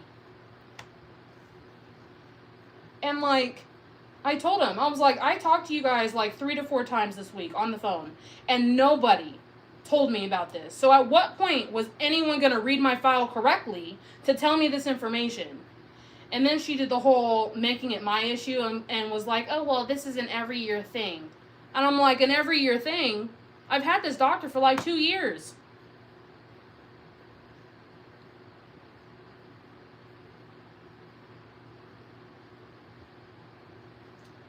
If the doctor needs to see me, someone from his office needs to notify me. And I told him that. And what they ended up doing, because I was not leaving there without some form of progress, they set me up with an appointment for the same day to see the doctor. And the gentleman who checked me in for my appointment didn't know how to input the insurance correctly. So instead of figuring it out or having someone else do it or asking for help, he put it as I don't have insurance and charged me $130 for my appointment. And on top of doing that was like, oh, well, your insurance is canceled. You don't have insurance. So then, of course, I'm like, what? So I get on the phone with my insurance company, and guess who does have insurance? Me. Hey. Turkey? Yes.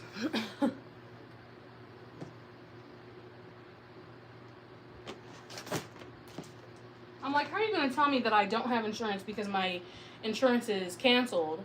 And then I called the insurance company, and they were like, you do have insurance.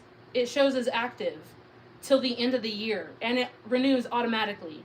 You just have to go into the system so that it sees that you're active, and it will automatically do the thing. And I was like, well, he said that I didn't have any. And then at one point, it was brought to my attention that the doctor may not have my insurance company under him. And so the person on the phone, the insurance company, was like, well, they should still be able to bill your insurance company anyways, because you do have insurance. They just have to bill us for it. It shouldn't matter what insurance you have. And then I was talking to a lady at the doctor's office the other day, because I've been trying for 4 days to get my meds refilled again, because this other situation happened last month, and here we are this month, and I'm trying to get my meds again. And it's been 4 days already. Sunday, Monday, Tuesday, Wednesday. Today is the 4th day. And which my pharmacy has been calling me, but I'm on live, so I didn't answer. So I'm hoping that is to tell me that it's ready. So at some point today, I will be making a trip to make sure I can get my meds. But the lady was like, the doctor should have, should cover everybody. Like, no matter what insurance you have. And I'm like, the fact that you talk to like 10 people and none of those 10 people are on the same page. And I think that is a huge issue in businesses and companies and places when you're trying to have an issue resolved. No one's on the same page. And so then you're thrown in 10 different directions.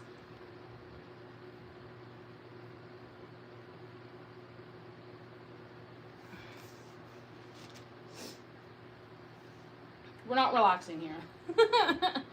We're being open and honest, and we're expressing our frustrations and pushing the message out that you are not alone.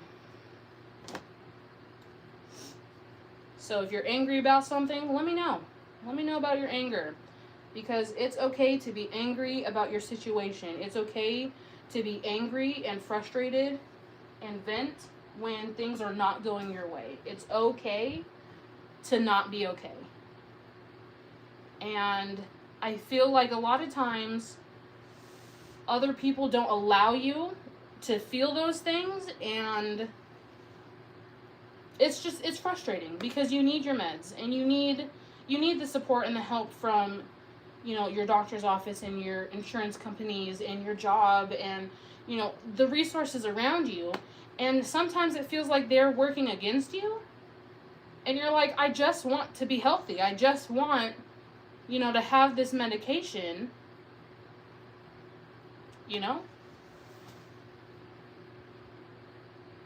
Yes, it's okay. It's okay to be upset. It's okay to be frustrated and to vent.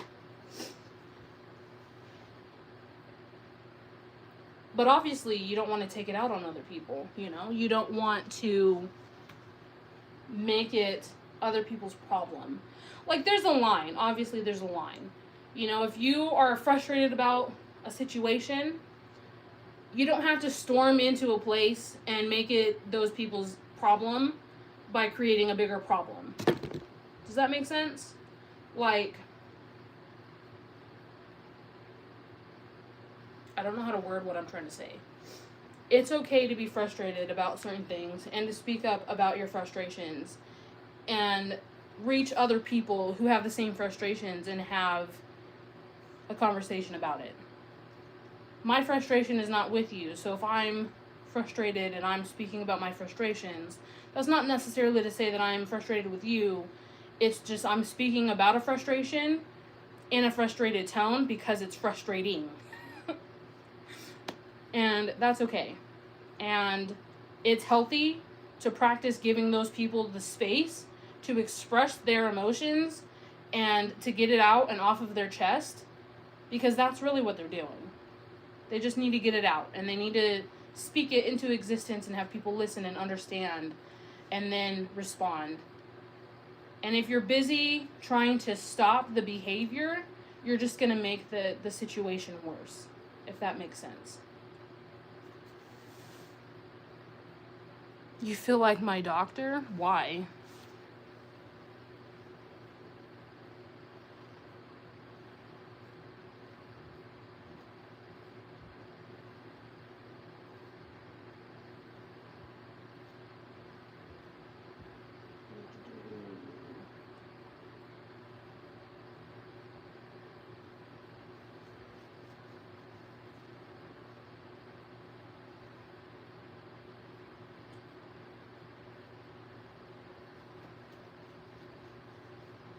Anyways, that was my frustration that I have just gone through last month. And in a lot of ways has continued on to this month. Because it takes a long time for the stuff to get where they're needed.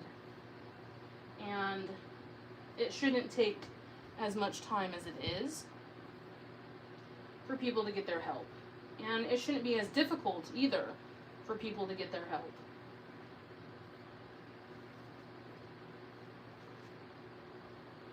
So if you're having troubles with that, you're not alone. I feel them too.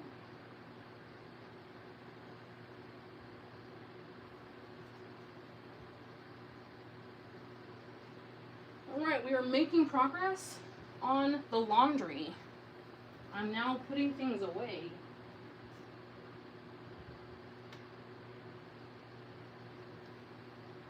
So that is a step in the right direction. Let's put these in the trash.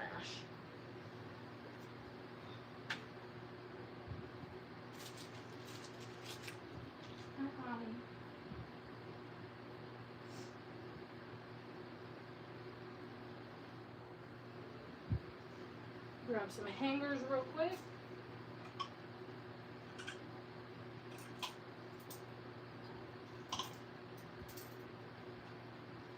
So I personally find it easier to hang all of my clothes. So they're all hanging up. And then like these pajamas are all like similar, so I just kind of flop them all together. Meow. Hi, Ollie.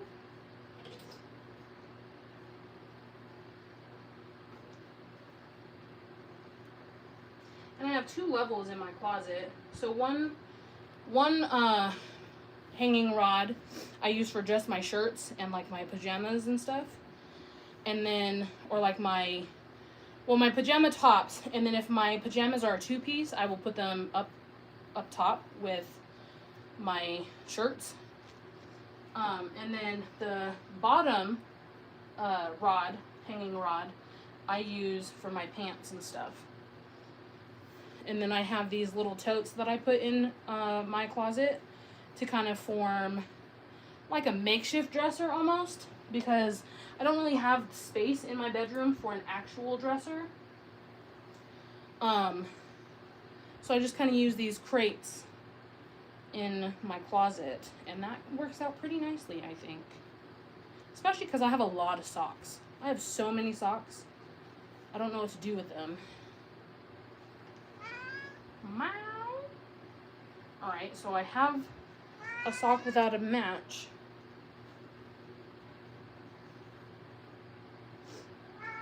Meow. Hello, Ollie. Alright, what are you saying? I subscribe to make you feel good, and I always listen to you, brother. Aw, thank you. I appreciate it.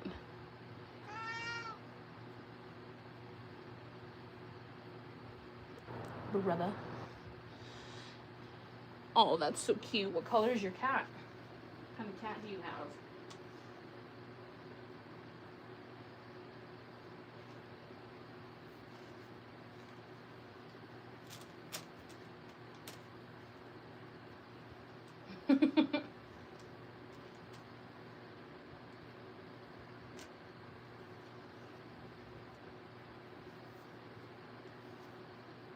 He brought me the ball and is waiting for me to throw it, but I've yet to see the ball.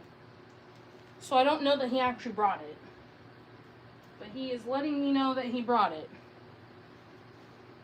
And I'm like, okay, but I don't see it.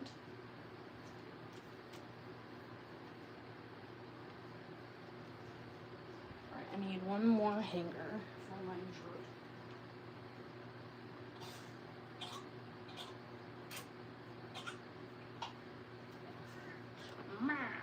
Did I scare you, Ollie? Sorry. Meow.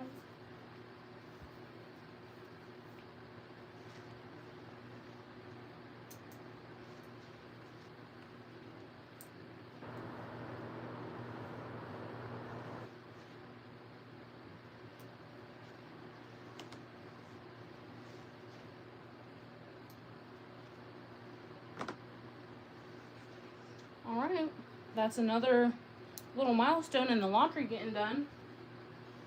The shirts are hung up.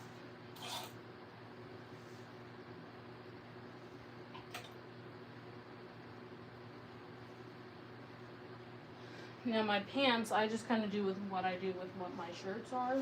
That was a sentence. And I just drape them together.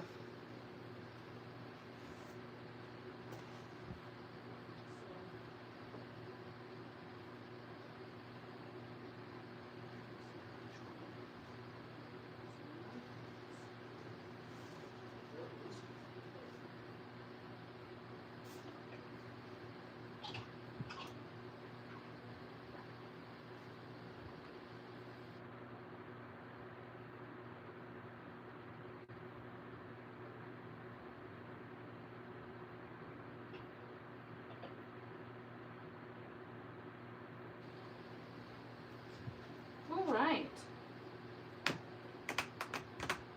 Everything that's left goes in the bathroom. So we can go ahead and put this away now.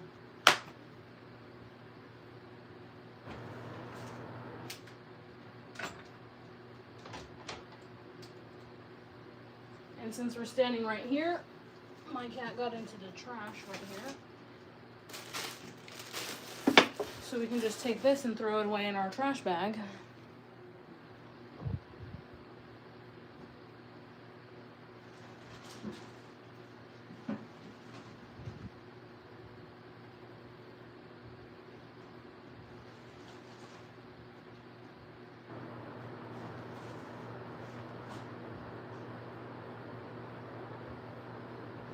Ta-da!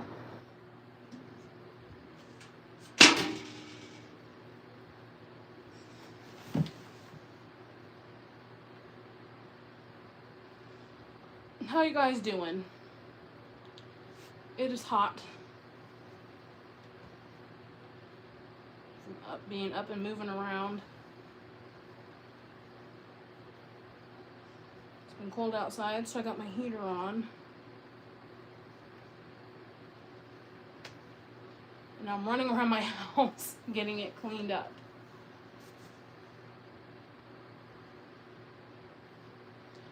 I'm going to run these to the bathroom and use the bathroom real quick. So I will be right back.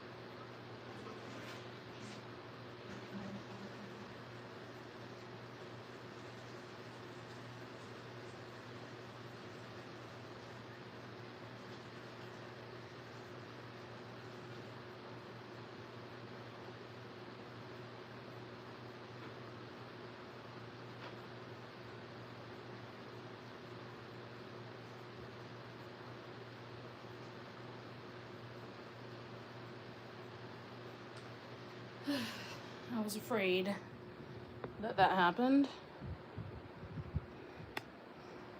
While in there, I found some dirty clothes. So now in our clean laundry basket, we can put the dirty clothes. All right, so we're gonna take a break. And during this break, we're gonna eat some food.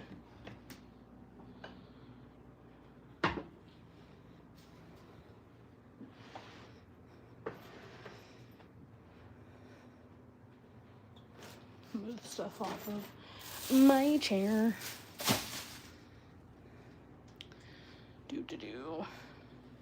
All right, so we haven't gotten to the kitchen yet, so my kitchen is a disaster. But we're coming over here to the kitchen so that we can make some food.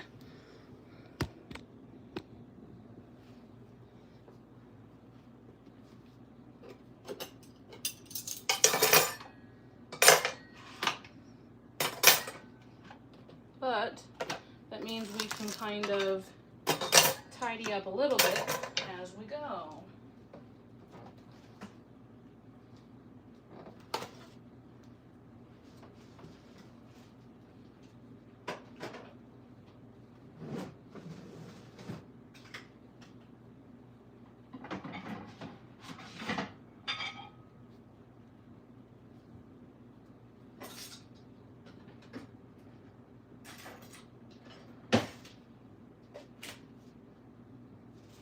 Excuse me, Ollie.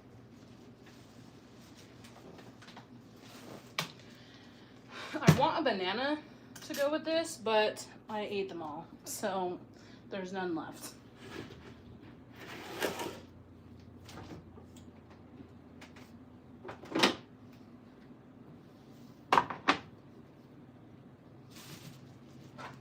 All right, do you guys like creamy or crunchy peanut butter? And what is your favorite type of jelly?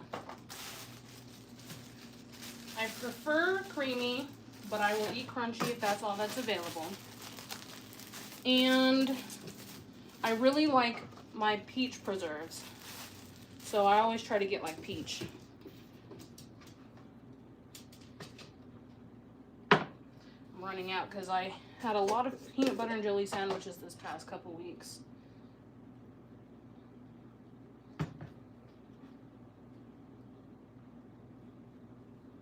And I know that peanut butter and jelly sandwiches are plain and basic, but I want to know how creative you guys get with your peanut butter and jelly sandwiches. My sister and her boyfriend like to make a kind of like a Big Mac out of it. So it's 3 pieces of bread and they like cover it in peanut butter and jelly, and then I think they put peanut butter on every side and then jelly as well, and then they just kind of stack it together. I put peanut butter on both sides of the bread, and then I put jelly on both sides of the bread. But I don't put a lot of jelly because once you put the sandwich together, there's going to be a bunch of jelly because it's coming from both sides.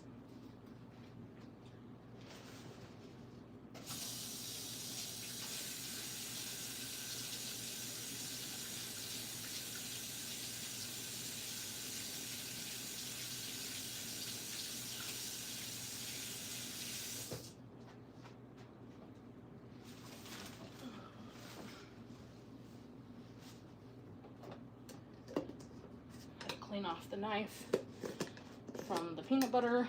Wash my hands a little because I got peanut butter on myself. And now we can put our jelly.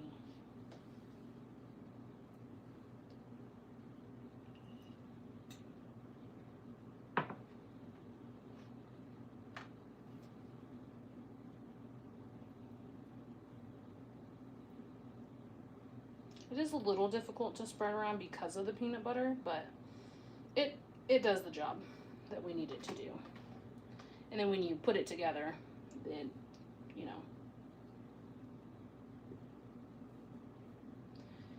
comes out even better. Because you got jelly and jelly.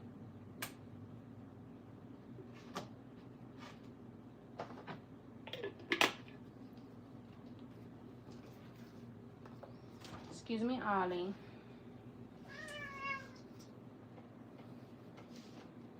I dare say he did not like being moved.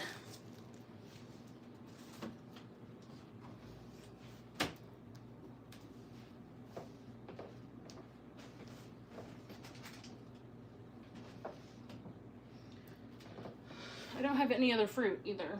I don't think.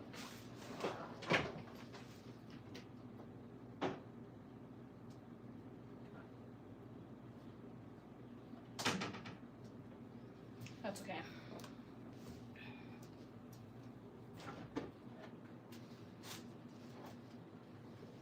I do, however, have the last of my milk that I had the other day in my Halloween cup.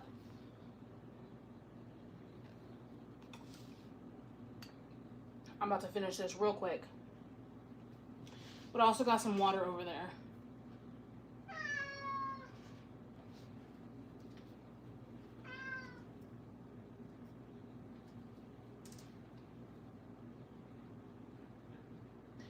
I'm such a dodo.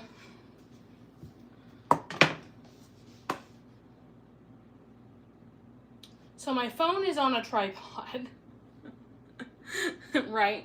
And so in order for me to put the tripod somewhere that it's not gonna fall over, but where you can see what I'm doing, I put it on a tray. And I had the tray in the bedroom so that we could do the laundry. Ollie, get down. Get down. Get down. Thank you. I moved it from the bedroom to the kitchen so that we can make food. And I thought I put it in the living room by my chair. So I'm looking over there because I was going to go put my drink over there. I actually kind of want to make more because there's only like this much. But I'm looking and I'm like, where's the tray? So I'm like, I know I put it out here. So I walked closer thinking that maybe I put it on the other side. And I'm like, it's just not over here. It's non-existent. Like, am I literally walking into a situation where, like, a ghost or something, like, moved it? And then I turn around, and I'm like, oh, my God. I put the tray in the kitchen to put my tripod on that has the camera.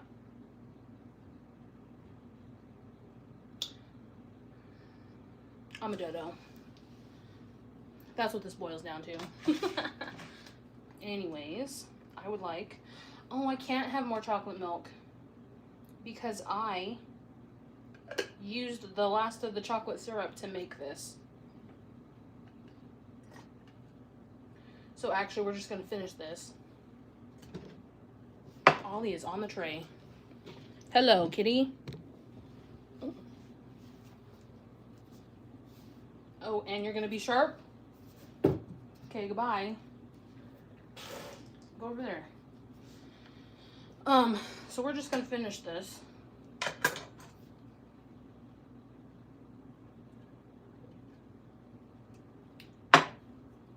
Okay.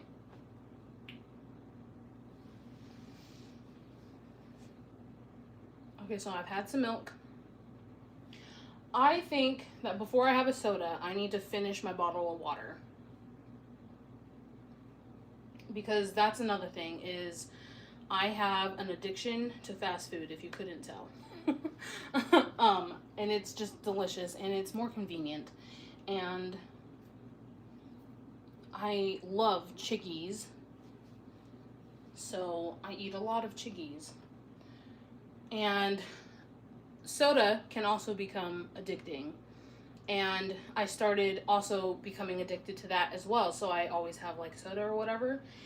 And I'm noticing that this is not an okay addiction to have because it's a lot of money and it's turning into eating out to eat like every day. And I don't want to do that. And I don't want to be drinking soda after soda after soda. So what I started trying to do was matching my water intake to my soda intake. So there's times now where I decide I'm going to drink an entire bottle of water before I have a soda. And I know a couple weeks ago, I had 2 bottles of water, a vitamin water, and a soda. And I told myself that before it was on live. I did it a couple weeks ago on live because we got the honeydew Mountain Dew, and my throat was hurting that day. So I brought 2 bottles of water and a vitamin water. And so I told myself that before I can drink my vitamin water, because that's my favorite drink, the dragon fruit vitamin water. Ooh, I actually want one of those. Before I can drink that, I have to drink both of my regular bottles of water.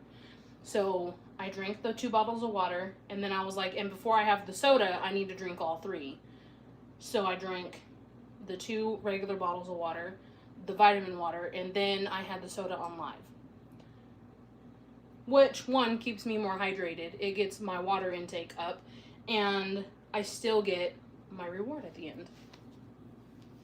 Alright, so I was going to have a banana with this, and I don't have any more bananas. So I'm actually going to bring you over here.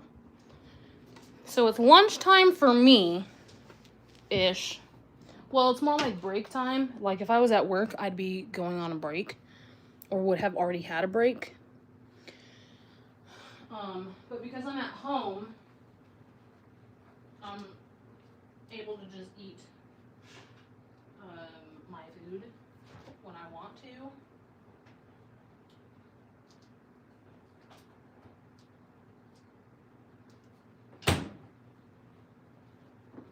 Okay. I'm gonna have some chips with it.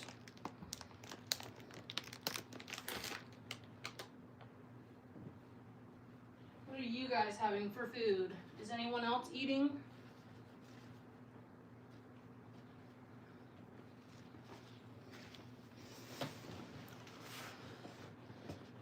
I will do my best not to smack for those of us who don't like the smacking of the food. Let's plug this in here.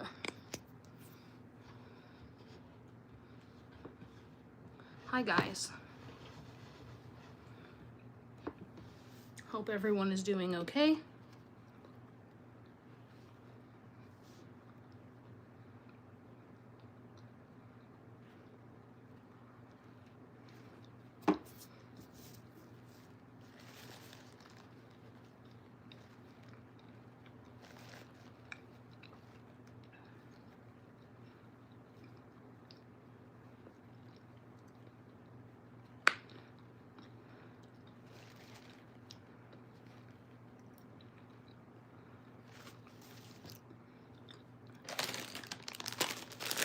Hello, America.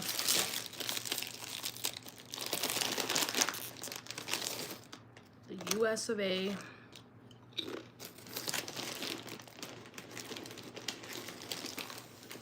I'm not gonna lie. I always get choked up when I'm asked those questions because I mix them up.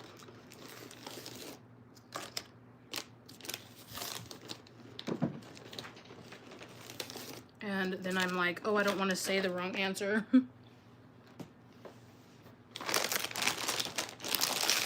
Hello. Nice.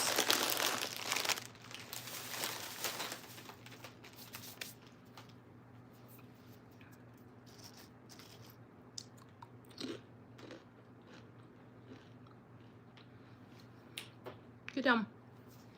Come here.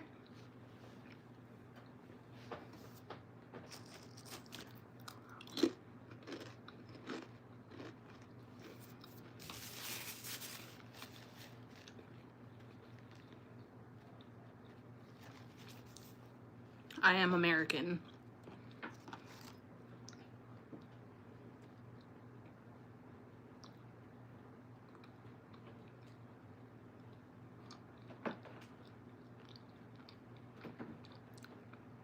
That's okay.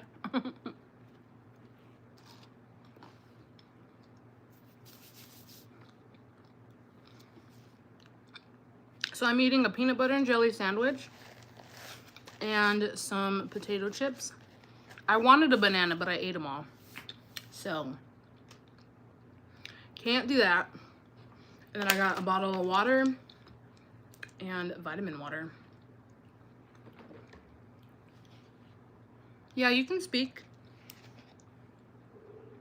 Really? So, what do you have instead?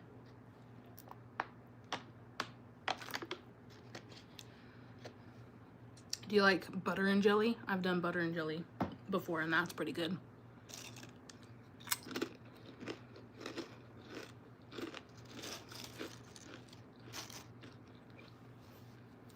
And also, how bad is it? Like, do you have to like touch it or consume it to have the reaction, or is it oh, butter and jelly with salt? Interesting. Ollie, oh my god, he knocked my glasses onto the floor. Do you feel better?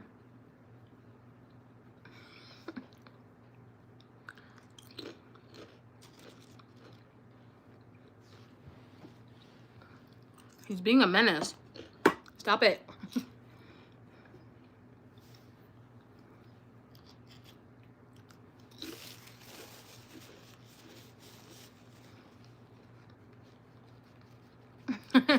Kind of. So, does that make eating food more difficult? Like, is it just like peanut butter, or is it like a peanut allergy?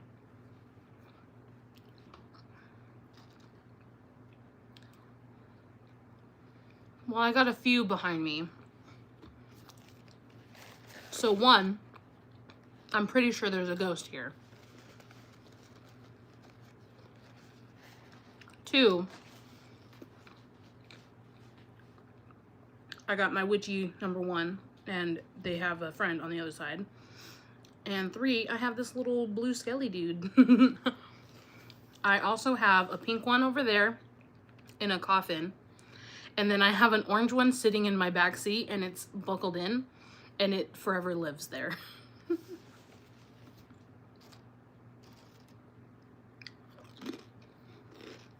Oh, and then there's this little dude.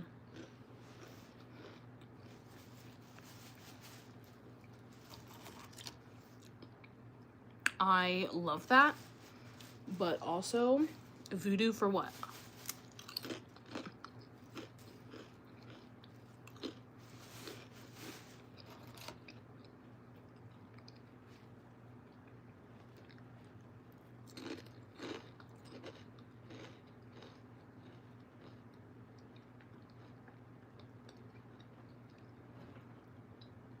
Don't do it, Ollie. No. No.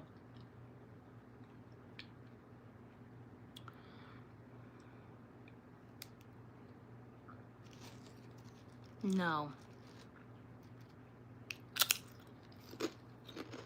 I tried hanging up a picture and it didn't work. Well, I had it hung up and it was fine, but then I had another idea, and so I had to move it to over here, and that didn't work out so well, and the picture kept falling.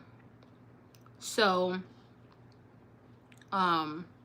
we took the picture down, and my cat likes to pull the nails out of the wall, and I'm like, no.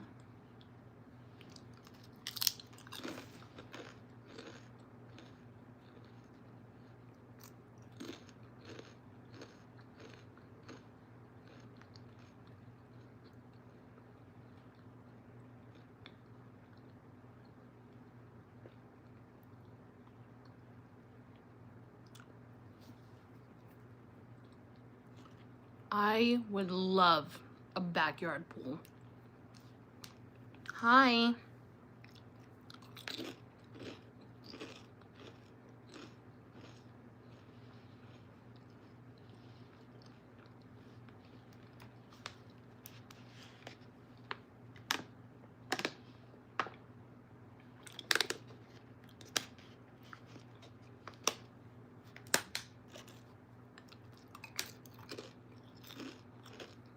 Have a good day.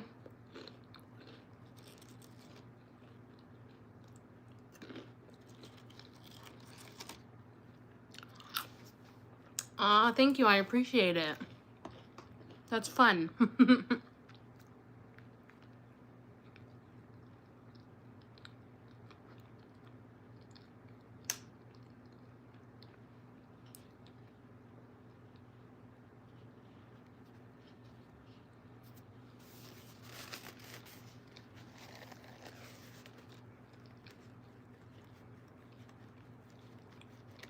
Aw. You were very kind as well. Thank you for joining the live. And much thanks for the subscription.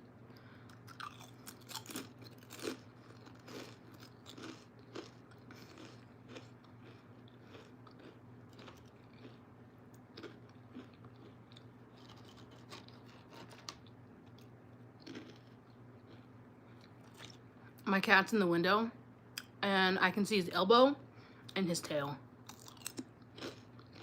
I kind of want to show you.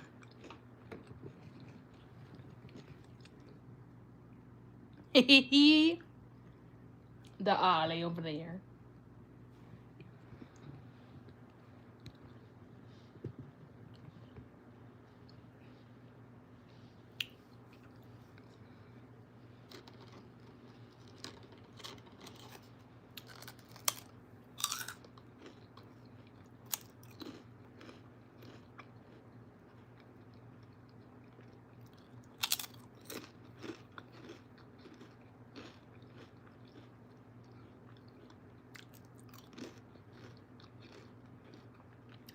You know, that's actually a good, welcome back. That's a good challenge right there. To be vegan for a week. It's a whole other lifestyle. It will give me a completely different understanding of people who are vegetarian. Sorry, I misread it.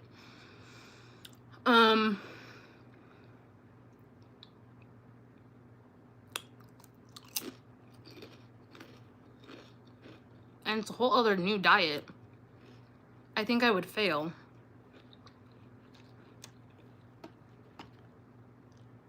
Because I love chicken.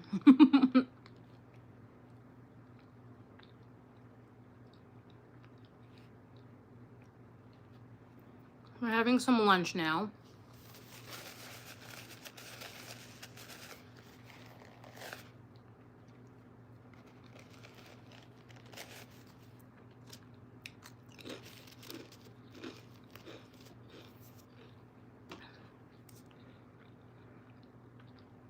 Okay. Should I finish this bottle of water before I get to have my favorite drink? Either way, it's vitamin water and regular water.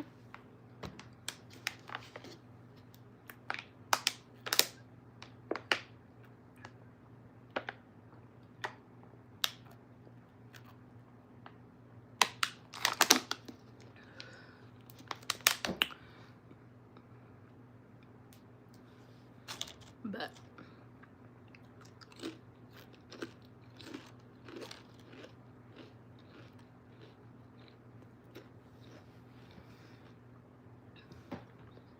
okay, so now no spoilers. I was very thirsty and I locked in.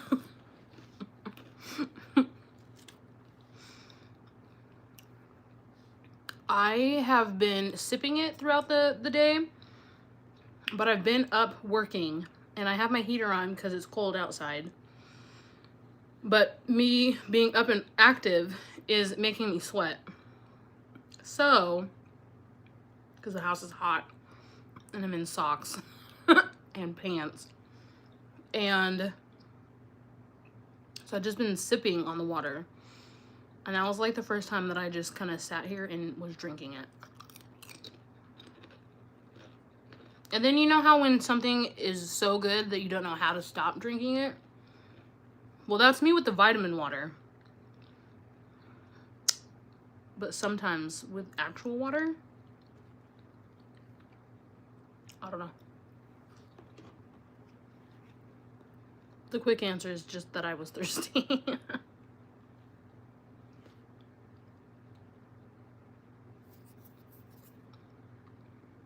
So,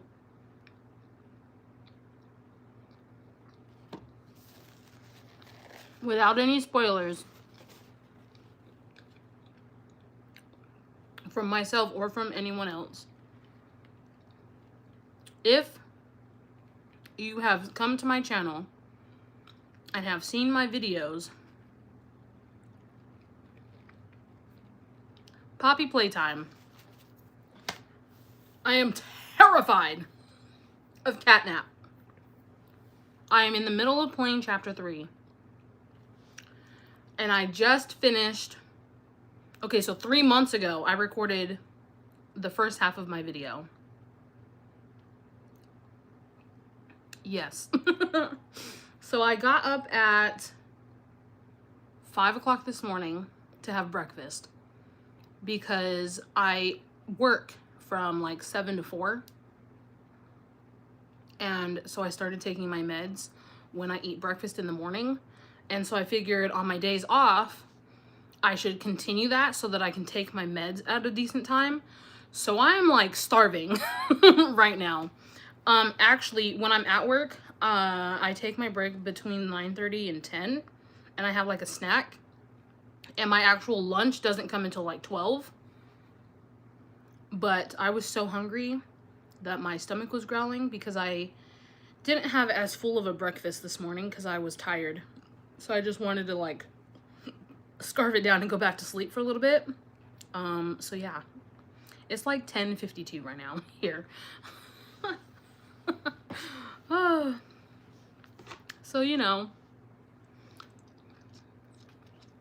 it's also AM for me, actually.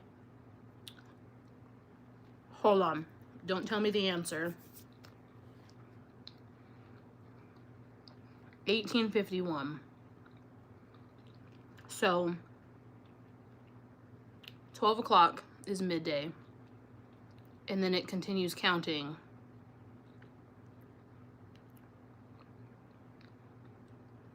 Right?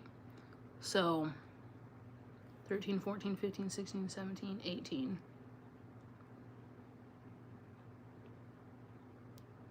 So 12, 6. How does that work? It's 12 a.m. there. Nice. Oh, 2 different people. So 6 o'clock at night, p.m. And then it doesn't go back to 1 until midnight. And then it goes 1? Question mark? Now you can tell me the answer.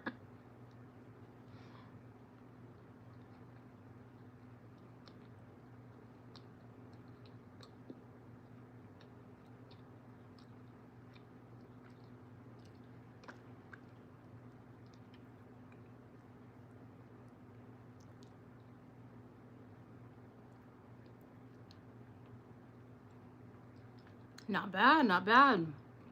I was close. Well, I had the hour right, but I didn't factor in the minutes.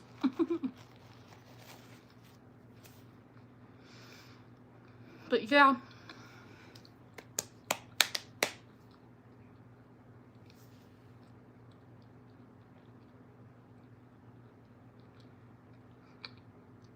Ali.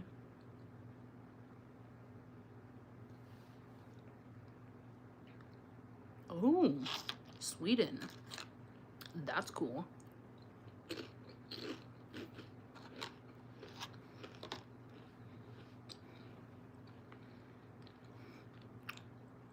So what did you have for dinner? Or are you going to have for dinner?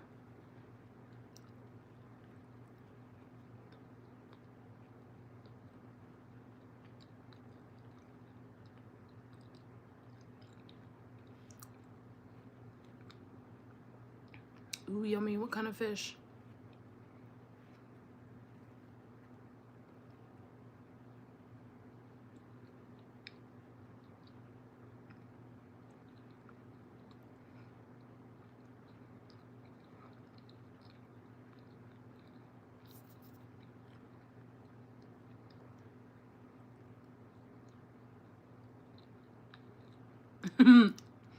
So about that.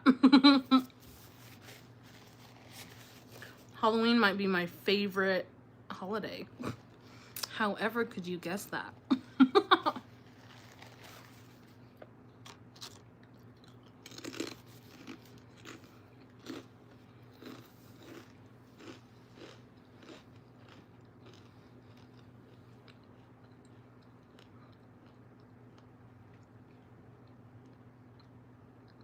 My house is decorated for Halloween all year round.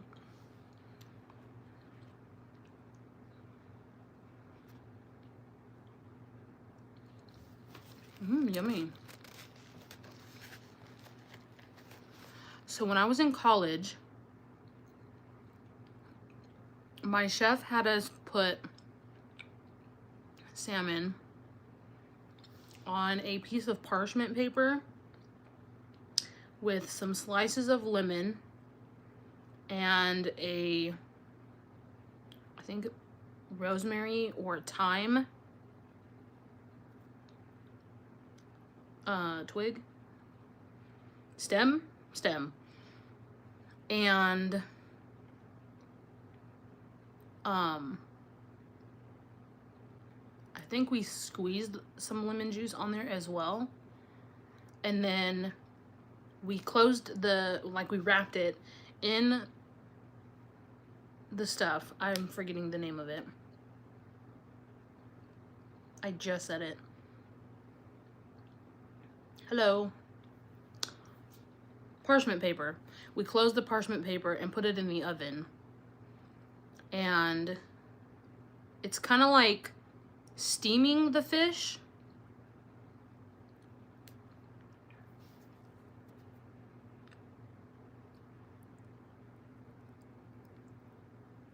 Oh.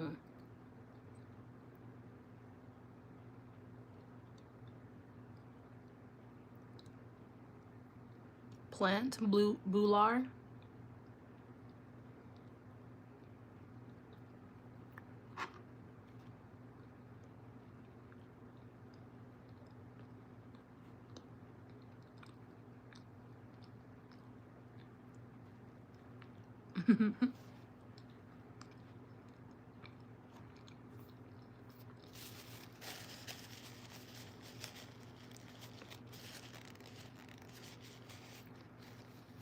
I had plant-based chicken nuggets,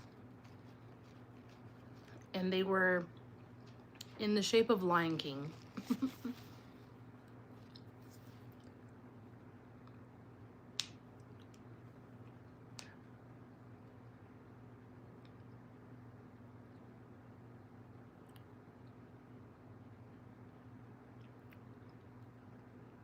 So, plant instead of plant.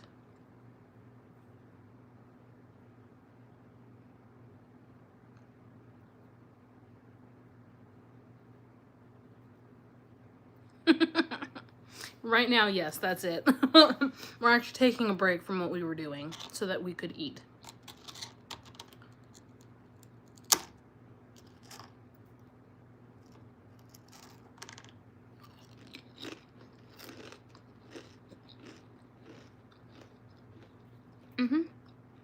I did.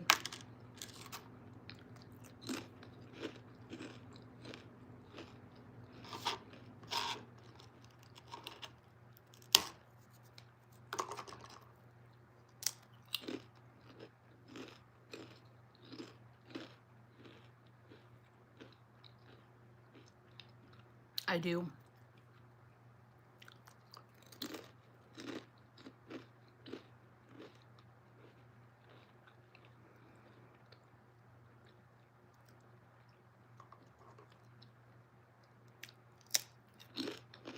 Hi.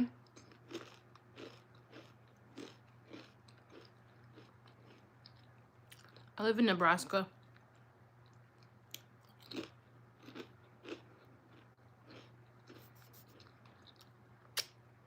But I was born in Denver.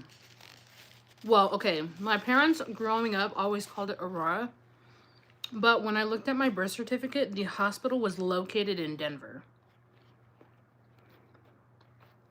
So recently I started saying Denver, but because my whole life it's been just Colorado, Aurora.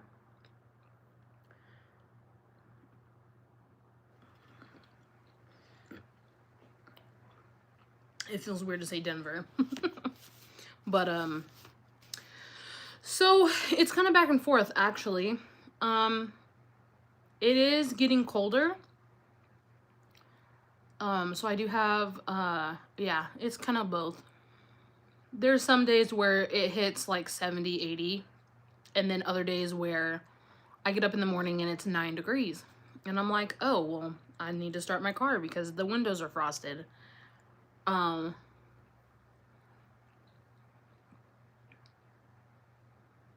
It's cold enough that sitting in my living room, my nose, hands, and feet were freezing. So I was like, well, it's time to turn on the heater. So I turned the heater on. And now if I just get hot, I just turn the fan on. For power purposes. Because if you turn off your heater and then you turn it back on, it's gonna charge you more money for the power bill because it's like starting from zero. But if you're going, the second it hits below what you're wanting the house to be, it'll start warming up from that temperature instead of the lower one. Really?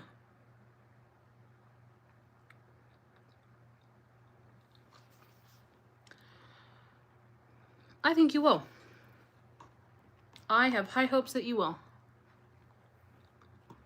Because we are going to put good and positive energy out there. And they're going to go in and they're going to do what they need to do. Hey. They're going to go in, they're going to do what they need to do. And you're going to wake up.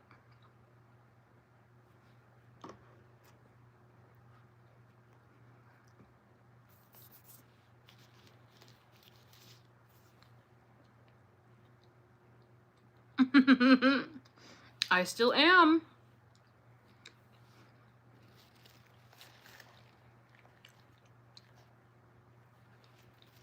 You're very welcome. You got carried away. Did you get sidetracked by my videos or sidetracked by other things?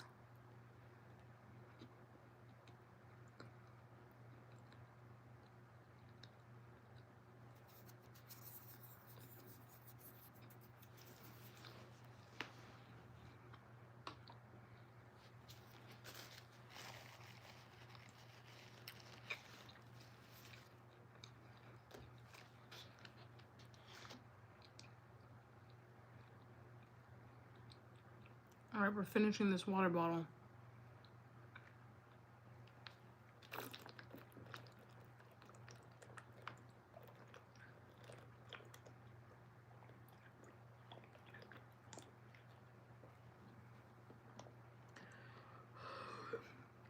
That is very cold. Ooh, fruit salad. Oh my God.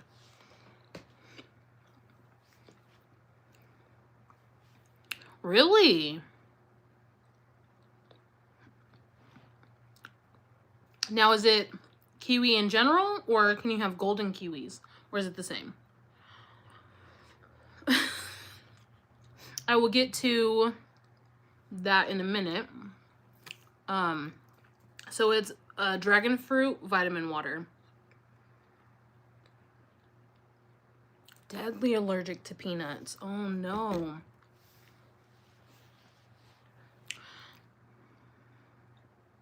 Oh. Okay, so I have this book club, and one of my book club members is slightly allergic to kiwis. And I bought these golden kiwis, and she wanted to try them.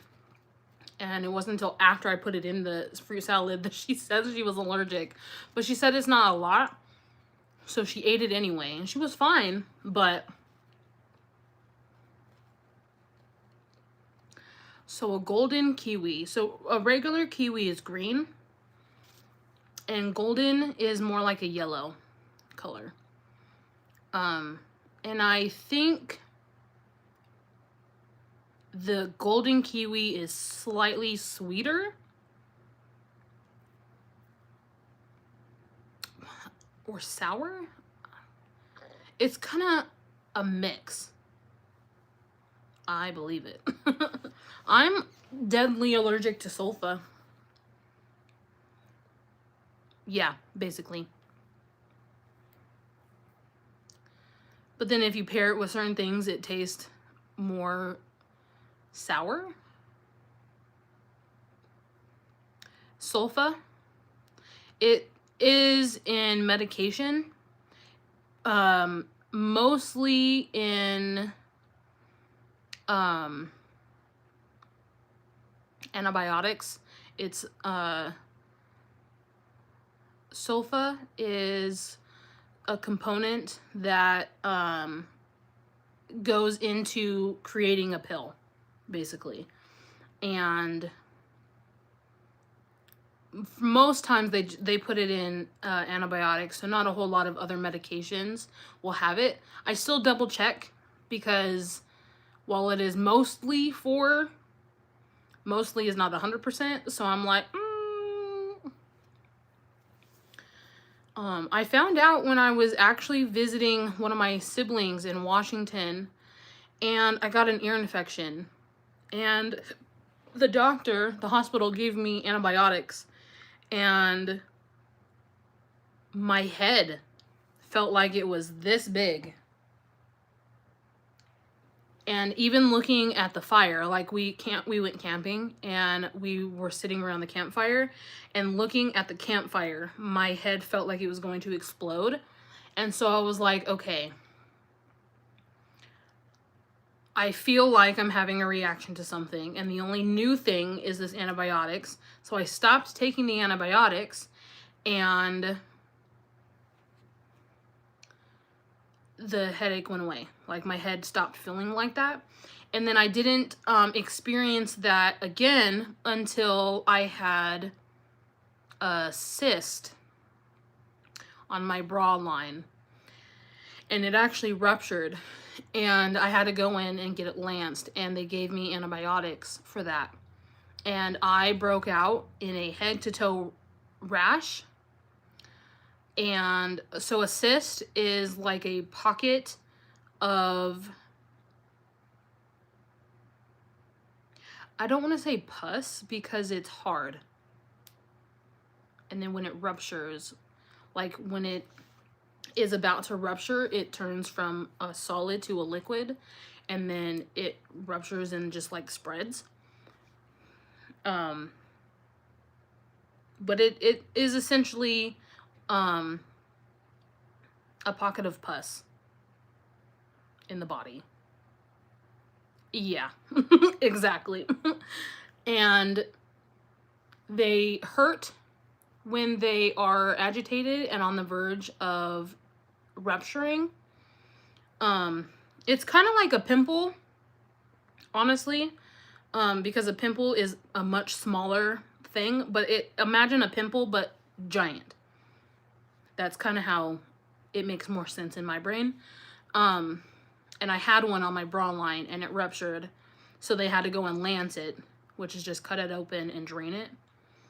And they gave me antibiotics for it, and I broke out in a head-to-toe rash that was so itchy, I just wanted to claw my skin off.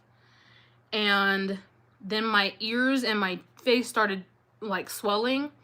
And when I had called the doctor's office, they were like, can you come to the emergency room like right now? And I was like, yeah, I mean, I'm at work. She was like, okay, well, can someone come and get you? Because you can't drive. Someone needs to bring you like right now. And I'm like, okay. Like, the doctor's office, the ER is telling me to come in. I'm not gonna not do that. And she was like, yeah, we're worried about your throat closing. And I was like, oh, okay, well, I'll be there soon. And it is now on my record that I am deadly allergic to sulfa. And so it's not fun at all. Yeah. But they gave me some medication to help get rid of the swellingness, so I'm okay. It took some time and it was very itchy. Oh, my best friend helped me put some liquid on. Not iodine. Was it iodine? It's pink. And we would just put it on the spots that was really itchy, and it helped soothe the itch.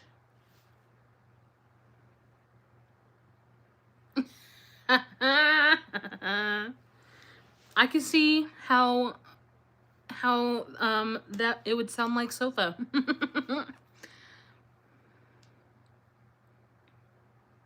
Oh my god.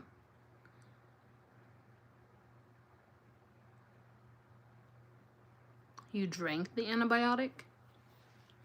I didn't know you could drink them.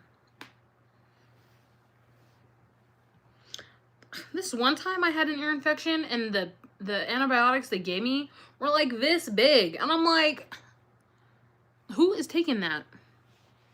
Well, me apparently, because that's what I was given. Interesting. I mean, it kind of makes sense. That's okay.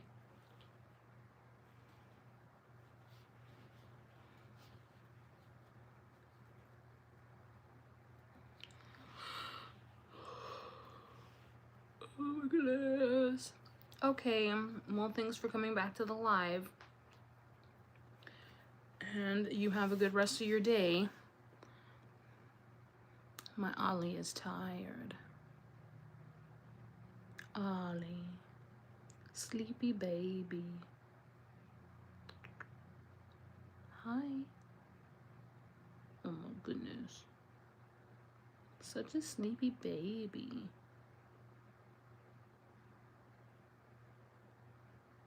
Oh.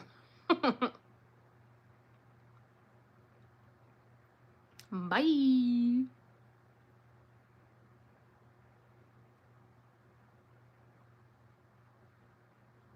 Y'all need to see my cat. He's sleeping.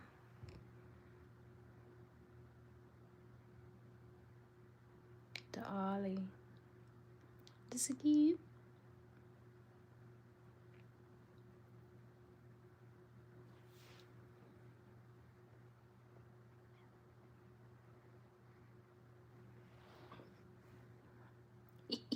He opened his eyes. Hi, Ollie.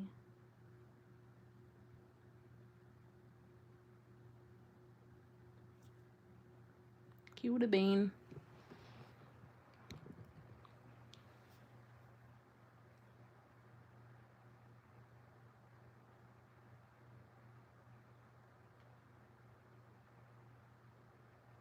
You can go to sleep. He's all staring at me like, why did you do that? So I could see you, little cutie. That's why.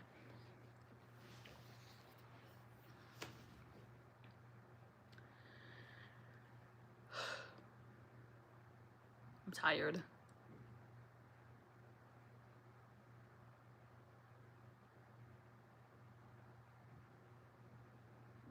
Sounds like a plan. I kind of actually have to do that again too.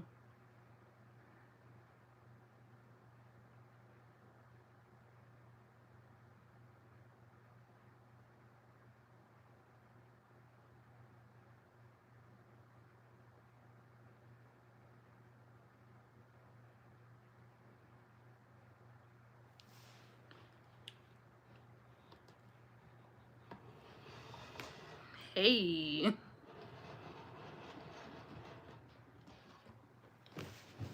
All right, I'll be back too.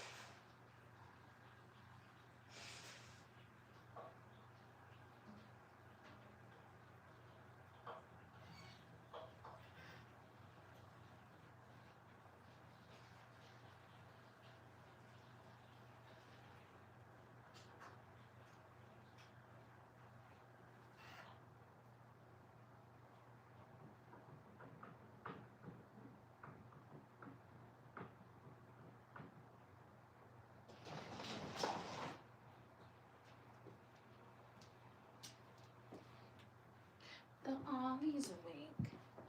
Hi. So cute.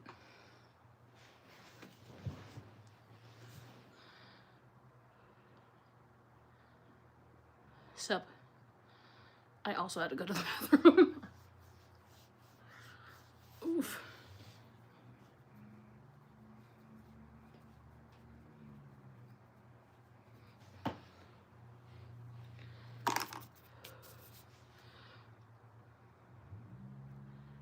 All the cans escape. Yeah. So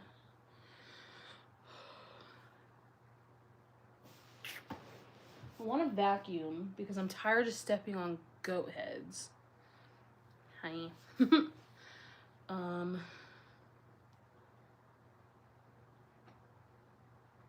I also want to do the dishes so that I can make my lunches for the week.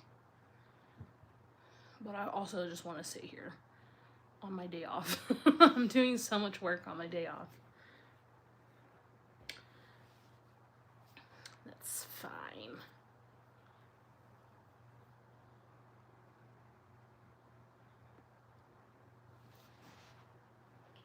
Ollie left.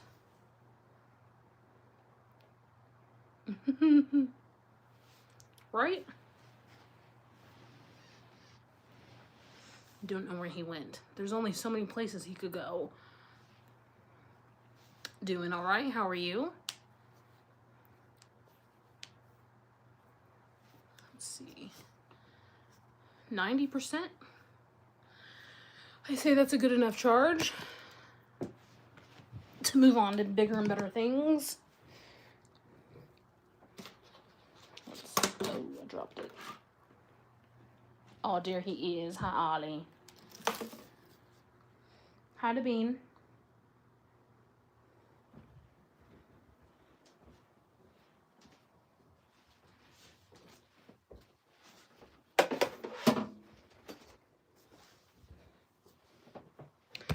Honestly.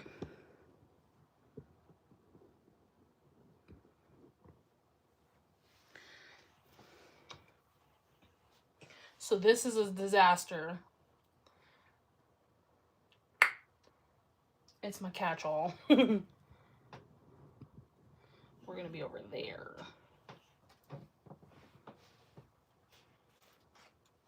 Scusi, Ollie.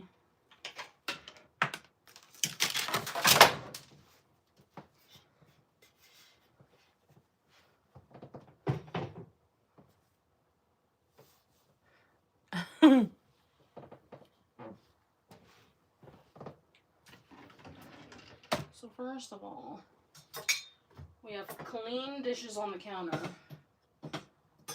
So that's a good place to start.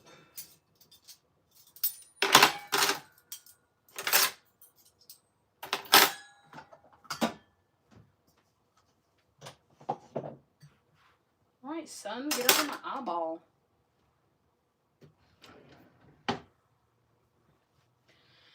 So my best friend and I do this thing where we try to get each other matching mugs. And we did that because we accidentally did it the first time. And so we've just tried to do it ever since. So we love Grey's Anatomy. And so for 1 year, we got each other You Are My Person mugs. So that's one. And then here's another. She has the other one. And so when our mugs are together, they hug. And then this is another one, because we also watched Supernatural and fell in love with it. It looks like a plain black mug, but I think if it's hot water... Hold on, the water's got to heat up.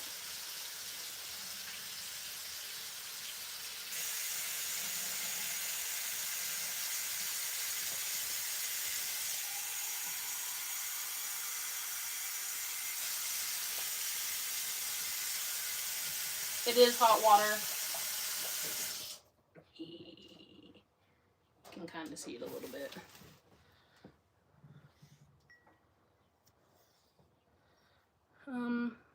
Okay, that's a fail because where? Maybe it's not hot water?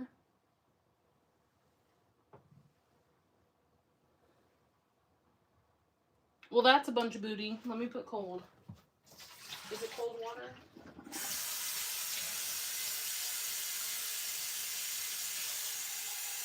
Pretty sure it was supposed to be hot water.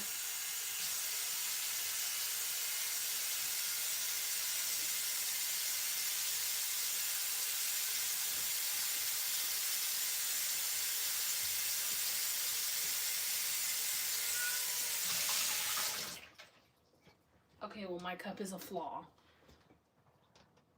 It's supposed to have Sam and Dean, and then the logo of Supernatural. And you're supposed to be able to put hot water in it and have it show the picture. And then when there's cold water or nothing at all, room temperature, it fades. But my hot water wants to make it look like it's not like that. So I don't appreciate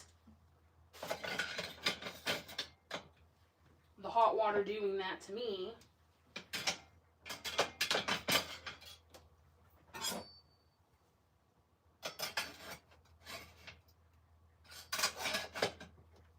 But it is what it is.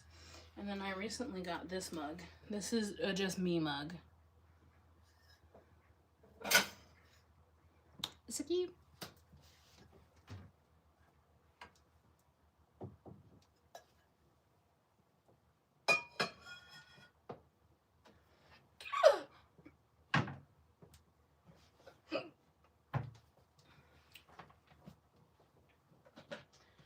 And I also got spooky bowls and plates.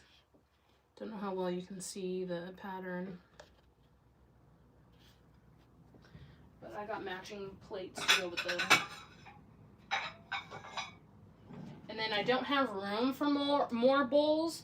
So when I got the new plates that have just bats on them, I didn't get the matching. Oh, hello, Ollie. Hi, my bean. Hi.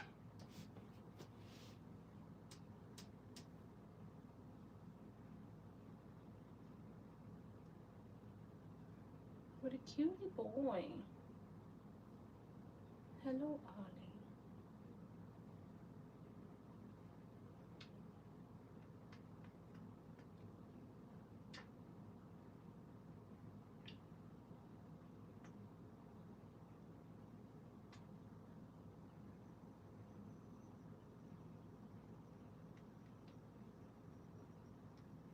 Oh, thank you for the kisses, Ollie.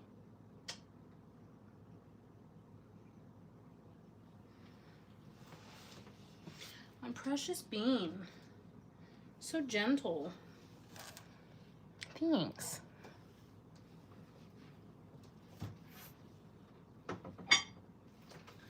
And then this has a funny story. So, I saw noodle bowls that I wanted to get a matching one with my best friend. And they were out of the one that I no longer remember what it was before. And I had my friend grab these, and this is the only one that she saw that there were multiple of them. This is for a show that at the time we hadn't watched yet. It's My Hero Academia. And so we were like, okay, well, if we have the bowl for it, we might as well watch the show. We are obsessed with this show now. Love it. So if you haven't seen it, go watch it. Because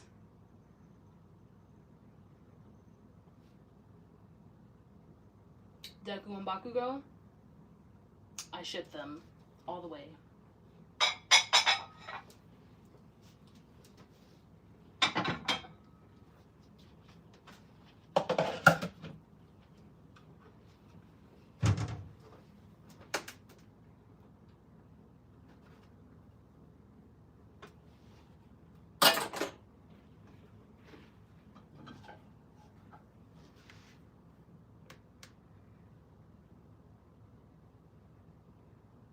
Oh yeah.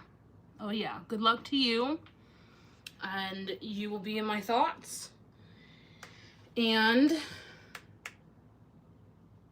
get some good sleep. And just remember you are loved, and I appreciate you, and I don't know, comment on one of my videos when you can, so that I know how you're doing tomorrow or the day after. Okay? So, good night.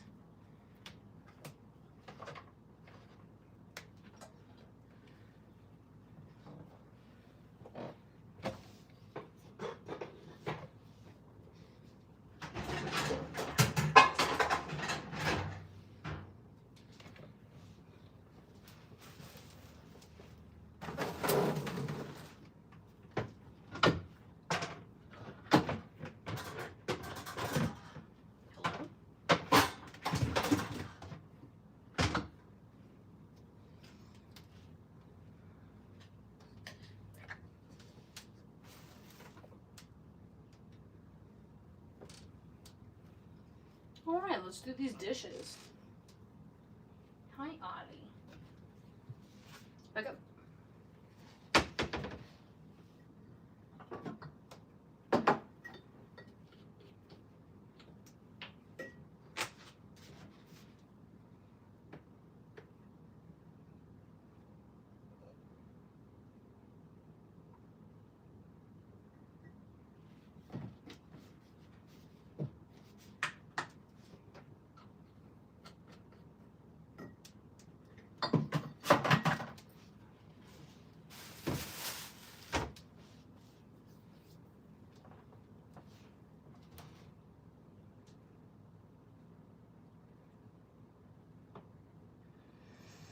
So I will be at work tomorrow until about 4 my time. It's 11:34 now. So when I get home from work, I will do a live when I get home.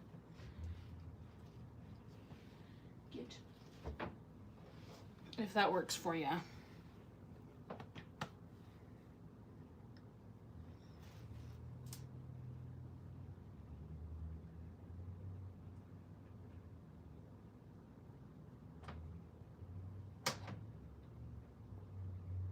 But you got this. You got this.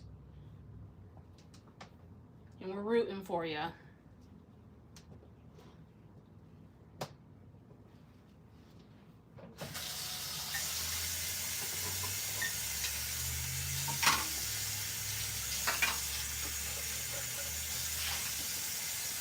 Bye, love. Bye.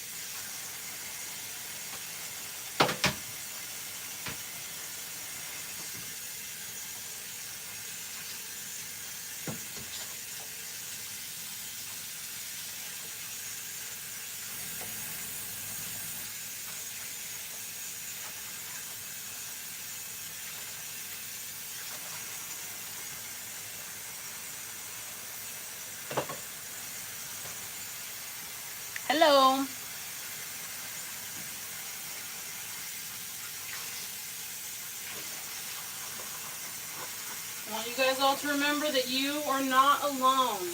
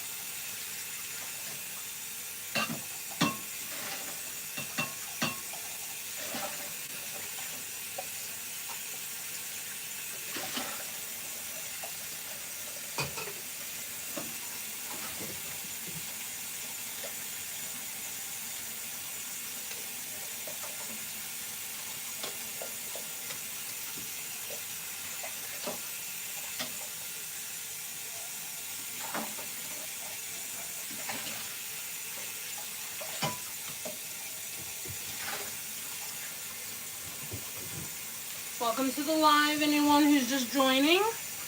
We're doing some cleaning and spreading the word that you are not alone.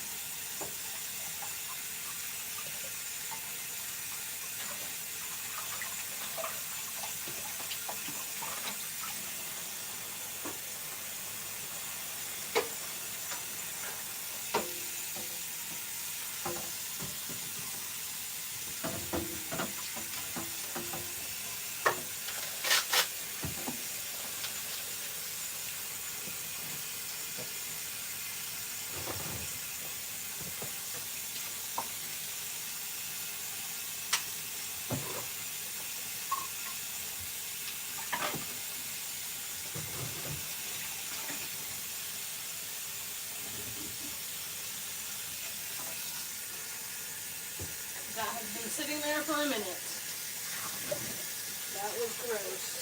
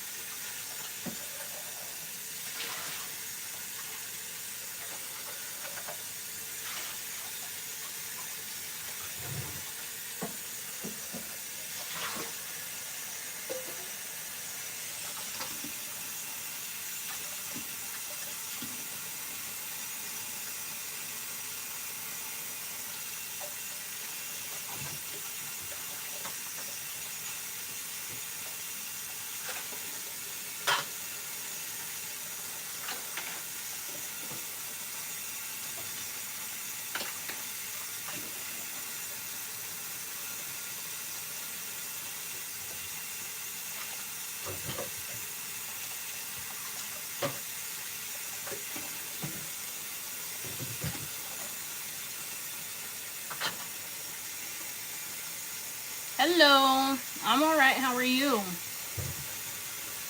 Just a friendly reminder, you are not alone. Doing some cleaning.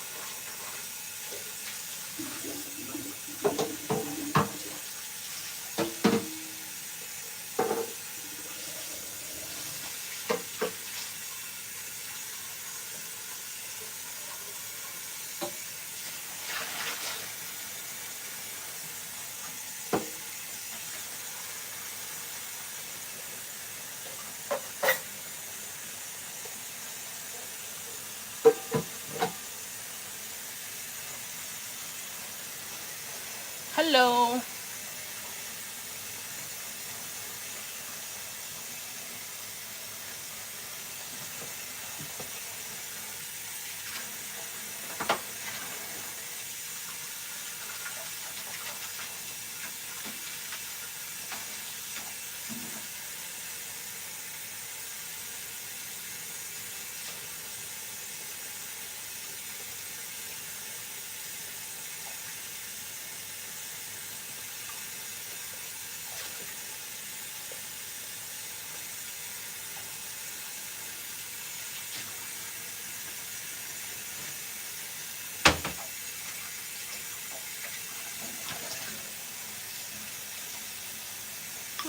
I'm alright.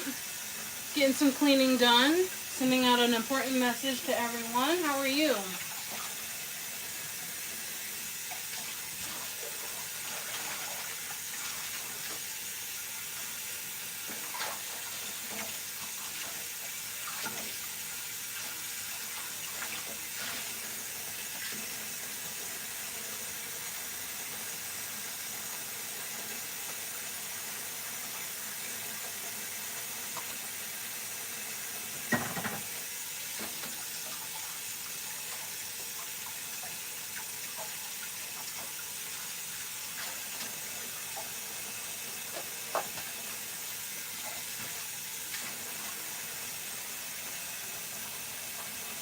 Yeah, of course.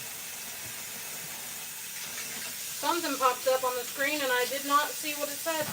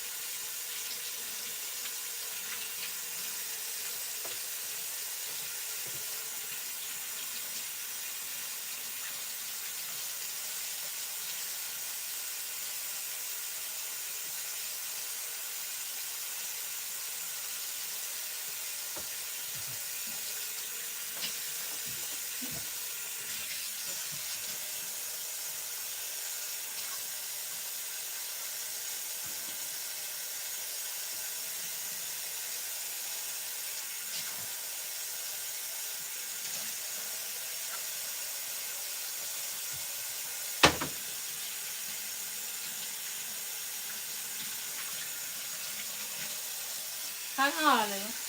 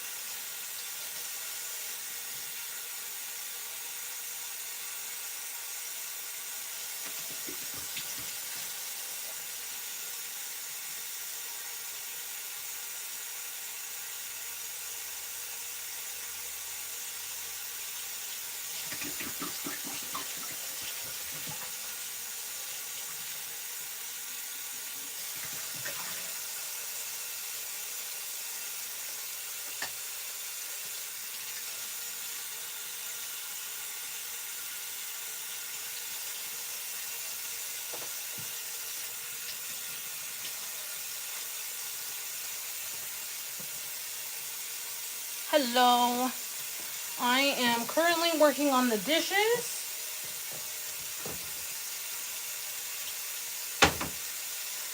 This live is all about the message, you are not alone.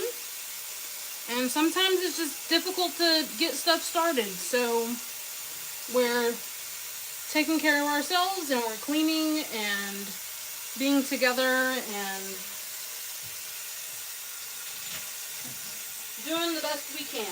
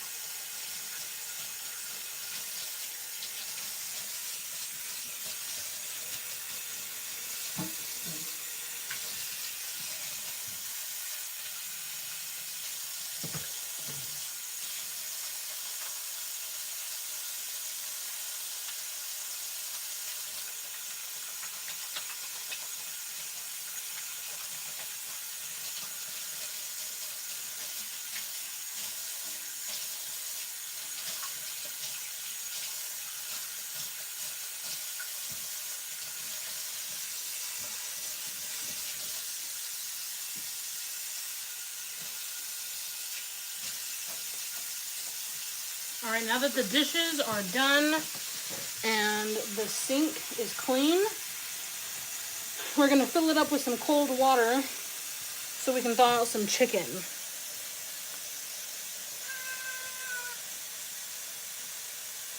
I am from Nebraska.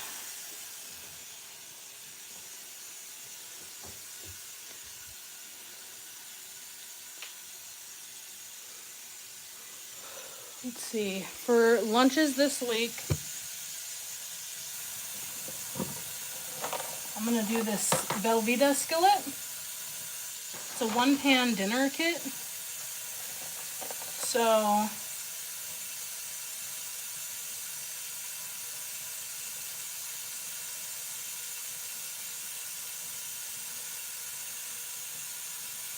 we're gonna thaw out the chicken. So we just finished doing the dishes, and now we're about to thaw out some chicken so that we can make my lunches for the week.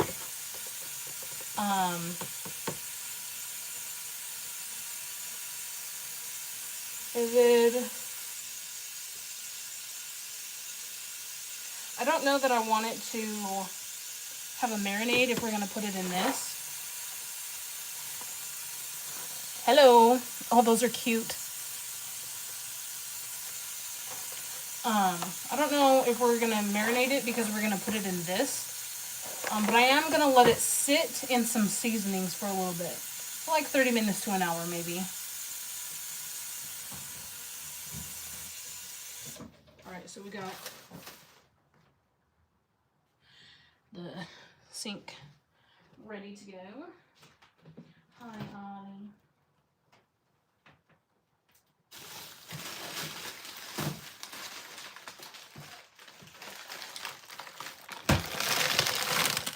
I'm gonna put some chicken in there.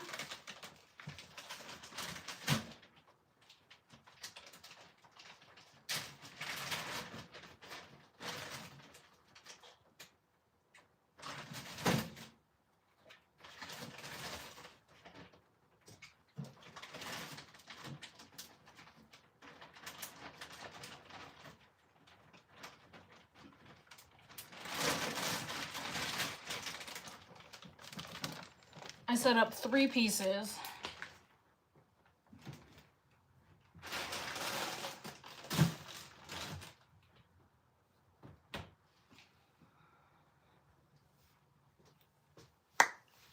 All right. We got laundry done. I work in fashion.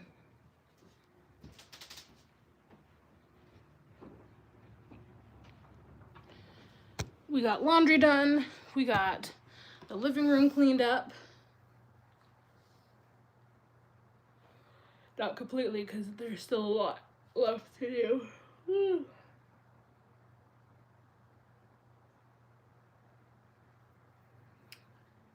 Got the dishes done.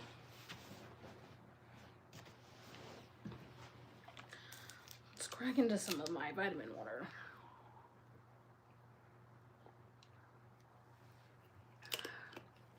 It's my favorite. Dragon fruit. Hi, Ollie. Come here, my bean.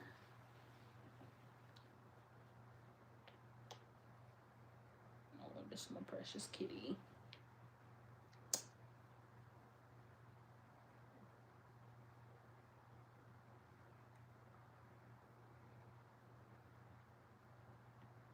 Do you? What kind of cat do you have?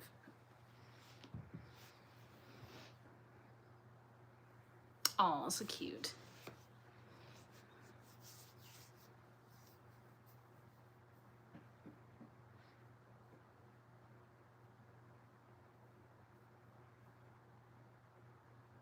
What a bean. What a bean. Oh my God. I'm tired.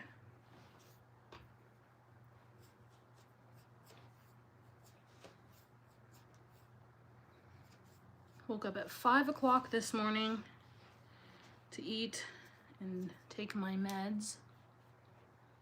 And then I went back to bed for like an hour or 2. And I've been awake ever since. And I've been cleaning the entire time. So I have birth control for PCOS. I've got blood pressure meds, and recently I was diagnosed with borderline personality disorder / depression, so I'm on depression meds. And I'm not like depressed all the time. There are certain things that make me depressed or feel sad or upset, so I don't really see much of a difference.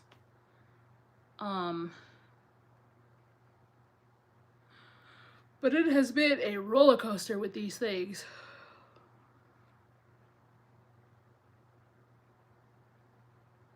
So, hopefully when it matters the most, I'll be able to make a difference, tell a difference.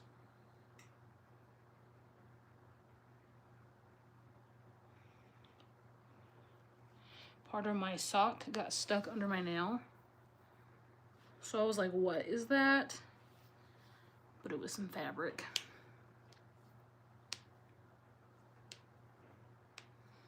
Careful, Ollie, you're gonna fall out.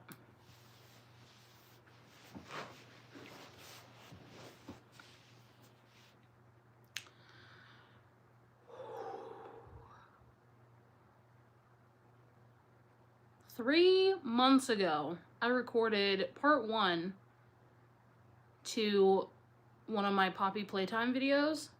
I'm in the middle of recording chapter 3. And I got the first half of the video done, completely edited. And then, well, I'm scared of catnap. And so I was like, I don't know where he's gonna be.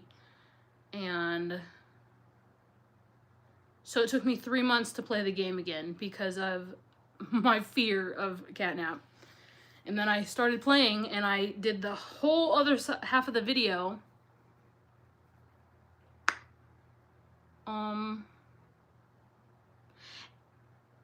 And I just keep getting more and more surprised by this game And I'm not gonna go into detail because I'm not trying to spoil it for anyone who hasn't, one, seen my videos or played the game, or anyone else played the game. But I feel like the more I get answers to all of my questions, the more I have more questions. I cannot.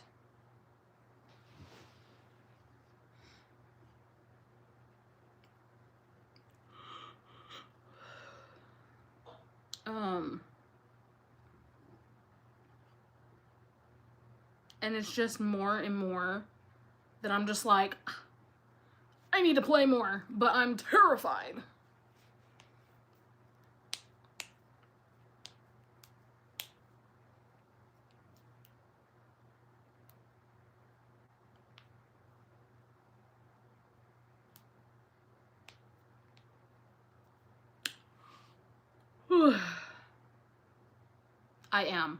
I am so tired.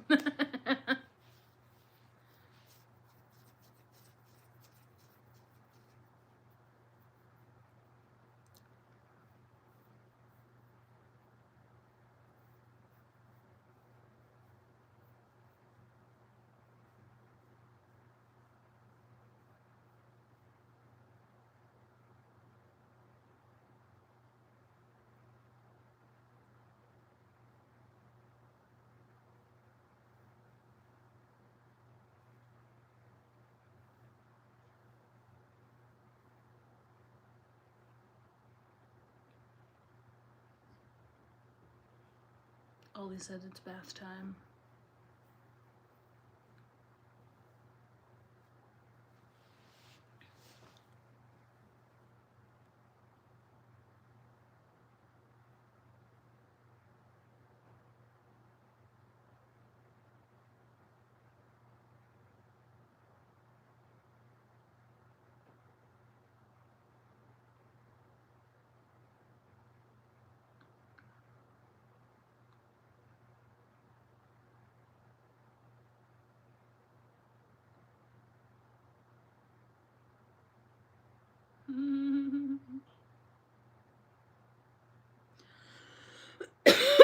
I am 31.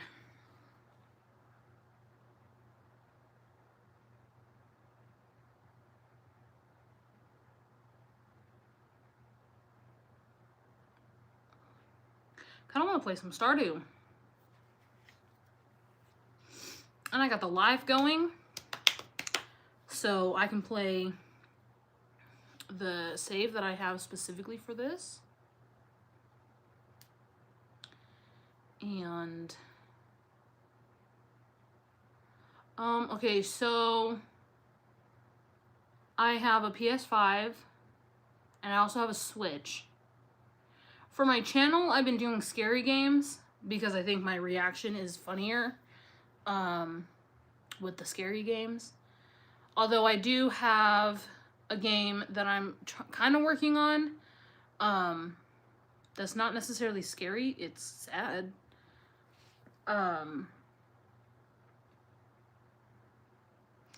But currently I'm going through the Poppy Playtime games. I'm on chapter 3. I already have the first 2 chapters up. I played bye, thanks for joining the live. I played Bendy and the Ink Machine. I did Limbo, Inside. What else did I do? I feel like there was another one.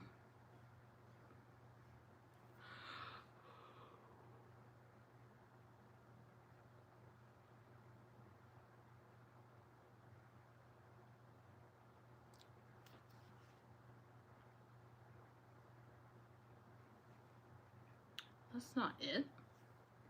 Is that really it? I don't remember.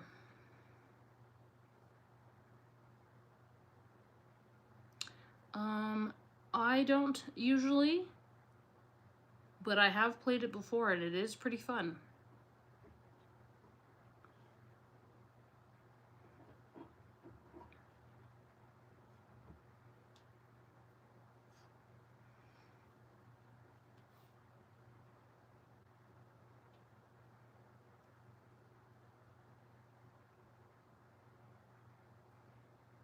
But that's not a bad game to maybe look into that I can play on live.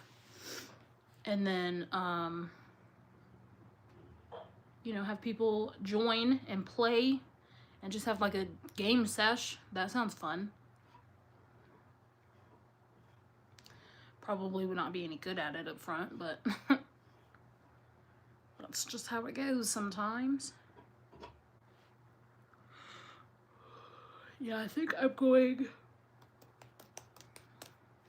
I need my brain and oxygen to get some... What? I almost said to get some lungs. I need my brain and lungs to get some oxygen. There we go.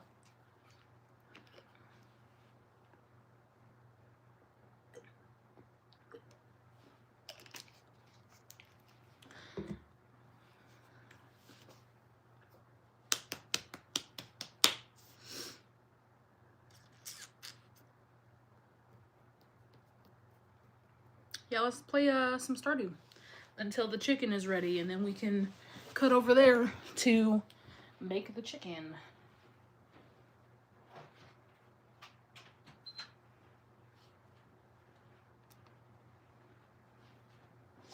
That's the other thing, is I really got into Stardew Valley, and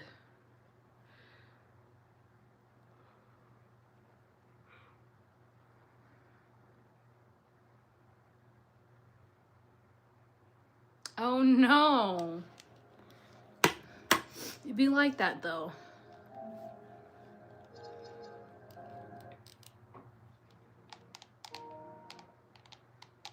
Oh, I forgot that I'm doing a little video, and it requires bits and pieces from chapters 1 and 2 of Poppy Playtime, and so I'm currently, we'll flip around. I am currently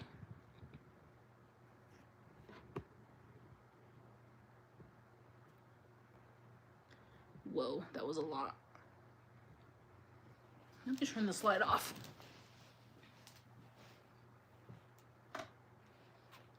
Help with the glare. I'm currently playing. Never mind, I'm on YouTube.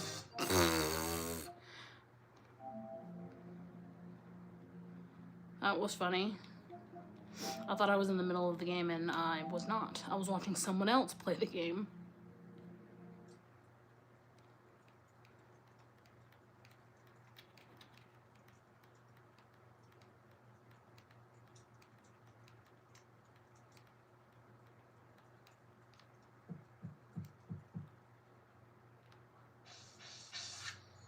Alright, tomorrow we're getting together for the flower dance.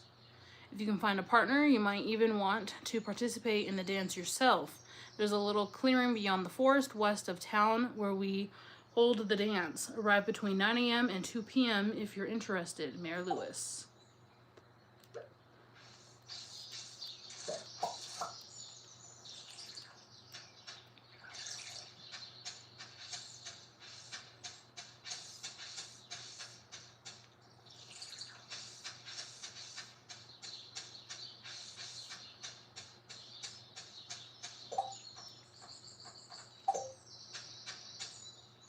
We're gonna go to the mines.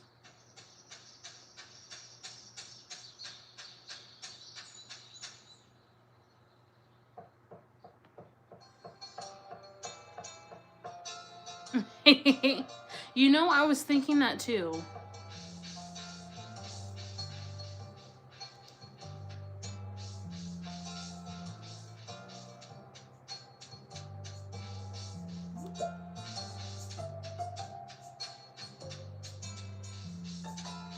Hello.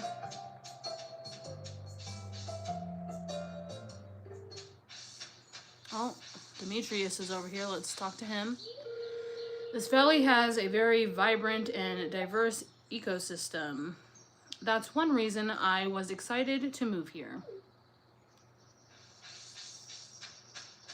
Demetrius be saying some big words that I don't know how to pronounce, even to myself.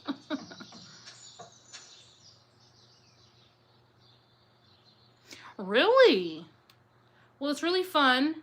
You inherit your grandfather's like farm in this little valley, and basically you grow crops and you live on the farm and you take care of it, and there's a bunch of stuff that you can make, like all of these things. And then like you can have pets. Where are my chickens? Well, I guess I don't have any pets yet because this is a new one. Never mind. I currently only have a cat. But you can have chickens and pigs and sheep. Currently is to reach the bottom of the mine. So I just grab a bunch of food and I head down. Oh, there's a bad guy in here.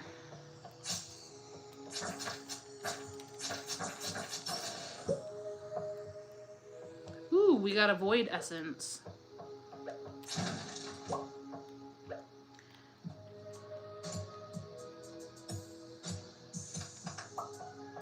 There's two ways that you can go. You can go the way of Pierre, who is the person that works in the grocery store, or and fix the community center for everybody. Or you can go the JojaMart way, and JojaMart wants to take over and basically run Pierre out of business and build something over the top of the community center. And I've never done the JojaMart way, so I'm doing that for this. Yes, it should be. It's also on the Switch.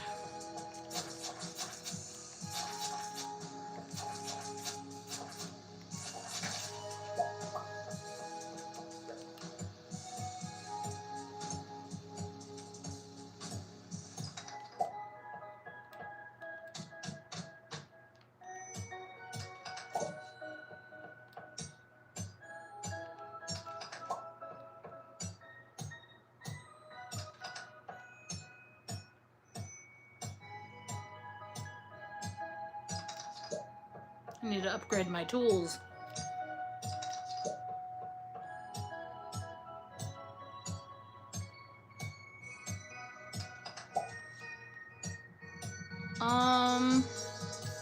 Not as often as I would like.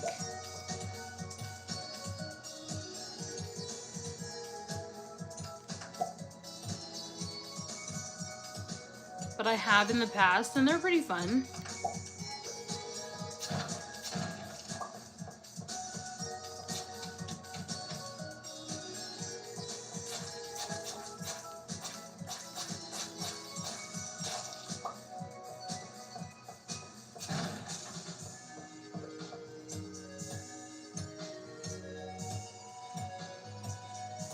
I do take recommendations for games that I could play on my channel, so if you have any in mind, feel free to drop them below in the comments, and I can make note of that and put it on a list of games that I could play.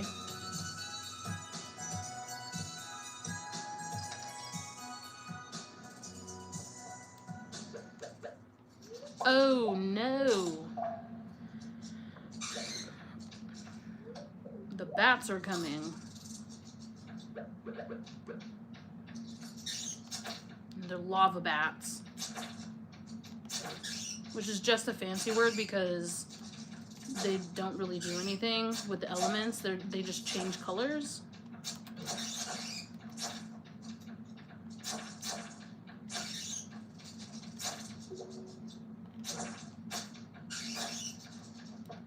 And we're gonna go down because that gets us another level, and every 5 levels it opens up another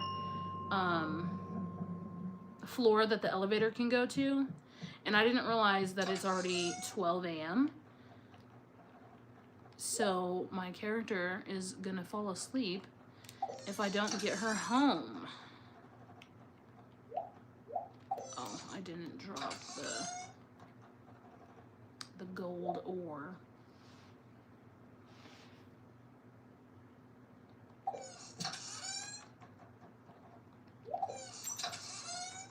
I suck at this. I sat here and looked at it and was like, yeah, that's all of it. No.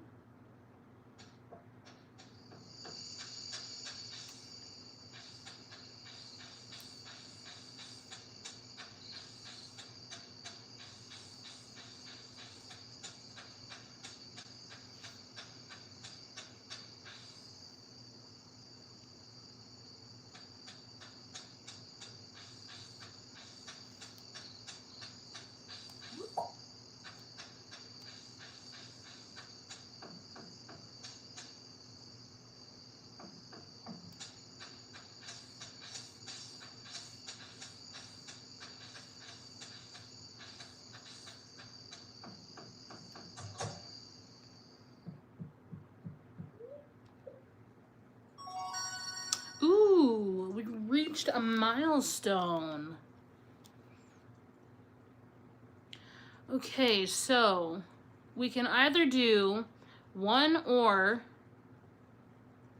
or plus 1 ore per vein, which is every level of the mine shaft. You get plus 1 ore that wasn't there previously.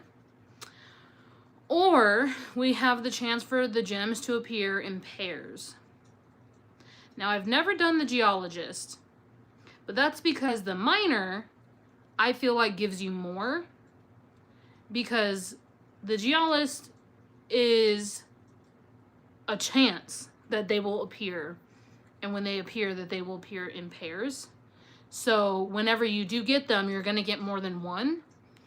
But the miner is guaranteed every level you go to, there's going to be at least 1 ore. So I always go with the miner.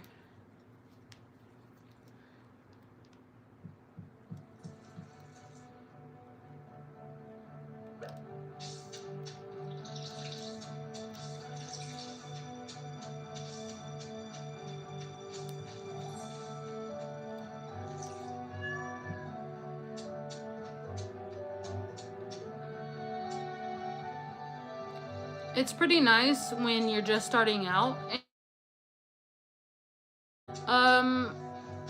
Quest, because when you have more crops, it takes a lot longer to like take care of all of them, and so you don't get to the mines as quickly. And then obviously once you upgrade all of your tools, it'll become easier to do everything.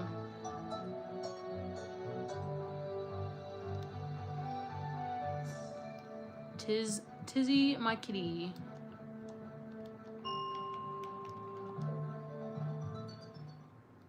Right off the bat, we got this dude over here in a mask. Whoa. Whoa, whoa, there's 2 of them. Oh, that slime has a flower.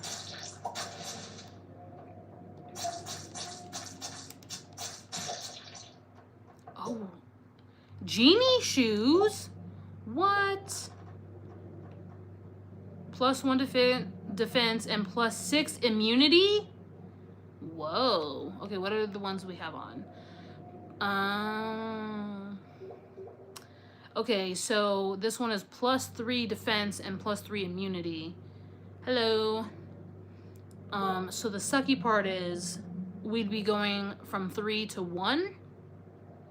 New subscriber, thank you. I appreciate it. We'd be going from plus 3 defense to 1 defense, which I don't really like. But we'd be going from plus 3 immunity to plus 6. Hello. How are you? So I want to try them to see what they look like, because this is kind of cool. And we'll see if there's a difference. Because I mean, if we have more immunity, then that might work hand in hand. A holy blade? Okay, so the blade we currently have is an insect head. And it's 20 to 30 damage, but it's -2 or +2 speed and +2 critical chance. Now the holy blade is 20 to 27 damage, +4 speed, +2 defense, +1 critical chance, and a crusader. I don't know what crusader means in terms of this. 20 to 30, 20 to 27. +2 critical chance. And this one is a star, +1 critical chance. But it's crusader.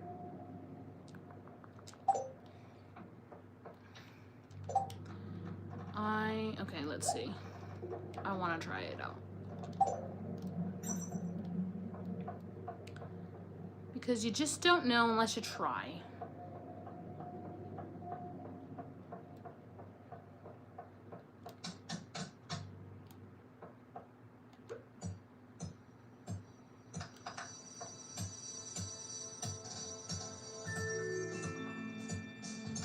In the end, I would like to be able to, oh, I can't pick that up. All right, well, we don't need the seeds.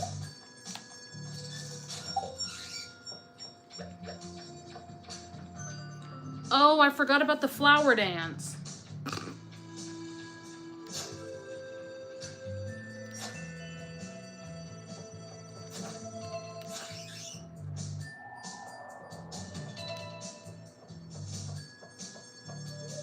Alright, let's leave the mine and go to the flower dance. I completely forgot about the flower dance.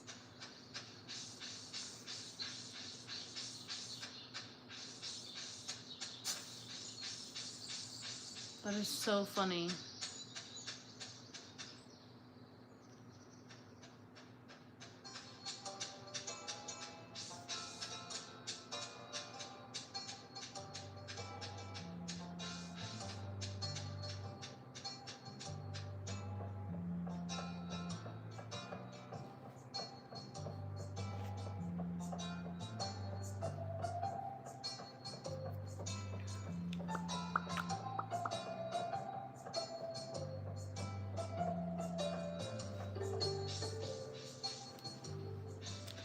Here we are, the flower dance.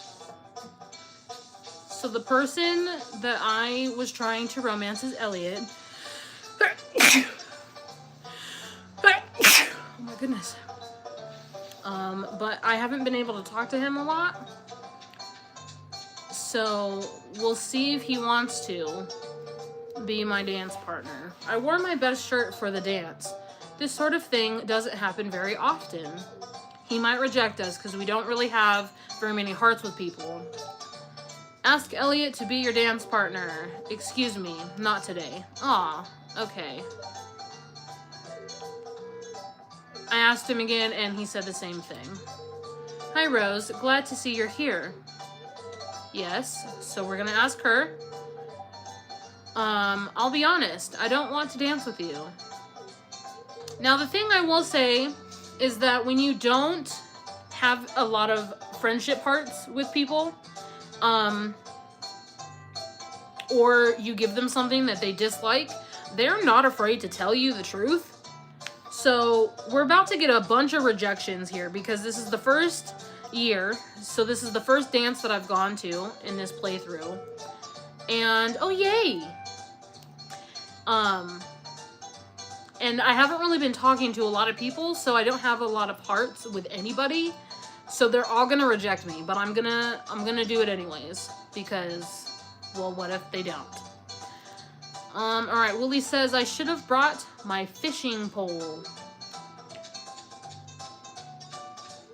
All right. So you said you play too. Do you have any tips and tricks you want to share? Gus says frog season is really starting to pick up. Sam says, you know what? I admit it. I really like flowers. I don't know. Maybe next year. Now this is the life, huh, kid? Sweet wine, a babbling brook, Warm air. Did I mention wine? Sebastian says, ugh. And his rejection is no. There's someone else I want to dance with. Is it Abigail? I really hate dancing in front of everyone. It's so embarrassing. Mom makes me do it. That's flattering, but I'm gonna have to say no, sorry.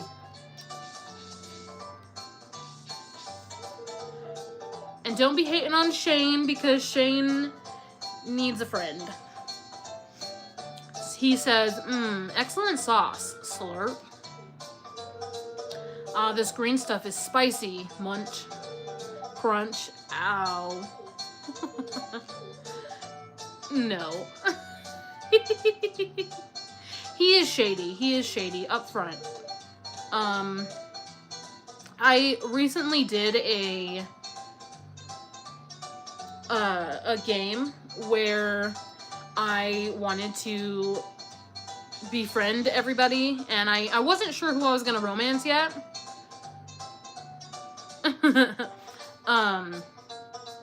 And so I was getting to know everyone, and his backstory literally had me sobbing. So I fell in love with him, and so I romanced him. But he is one of those that is really not a nice person in the beginning. Jody says, are you going to be dancing today, Rose? These springtime dances can be traced back to ancient fertility rituals. Hey, you should know about this stuff, farmer. The air smells so sweet with all these flowers. I did. I wish Pierre would spend this time with the family. And for those of you who don't know, this is her husband Pierre over here at the gift shop counter. And every event, he's always selling some stuff.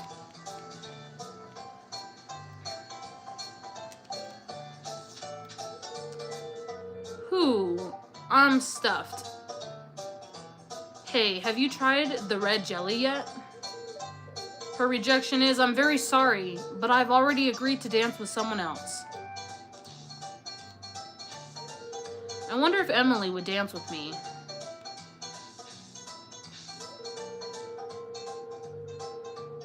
No, it is the flower dance. I like dancing, but this one is a little stilted. The old timers really love it though. I'm flattered, but no. Gulp, I'm nervous. Oh, no thanks. I'm working up the courage to ask someone to dance with me. Oh, I'm sorry. I have plans to ask someone else. Say hi to the kiddos. Someday I'm going to be the flower queen. That's not fair. Why can't I be the flower queen? Harvey likes me. As in the player, or like me specifically? I've been working on these floral arrangements for a week. Do you like them? Flowers? I can hardly see them. It's too bright out here. Oh, George. Well, should we start the dance now? Not yet. I haven't spoken to everybody. Both because the player is an extension of your character, basically. You're not wrong. I'm practicing my dance moves. It needs to be perfect. I've been flower queen for the past 5 years, and I'm not ready to step off the throne just yet. Ew, no. I'm just enjoying the scenery. Nah, I'm gonna ask someone else. Good luck. Marnie looks lovely today.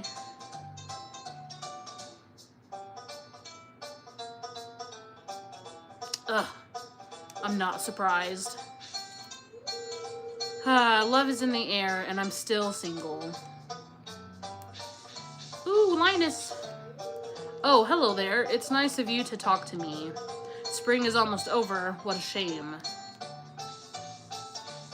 We got the wizard over here somewhere.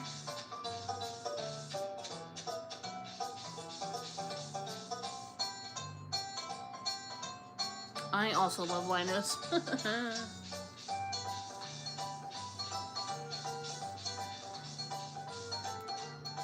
I don't see the wizard.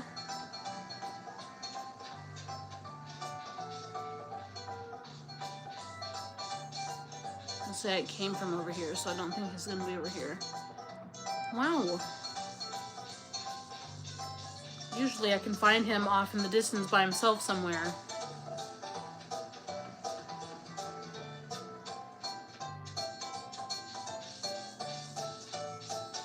Alright, well, I guess that's it. Let's start the dance. My character is always a step or two behind and never wearing the outfit.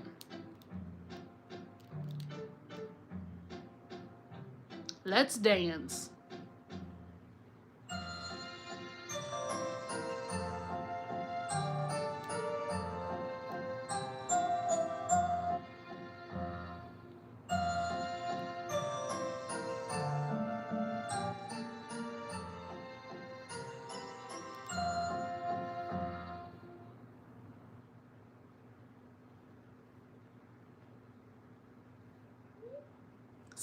That was fun. Time to go home.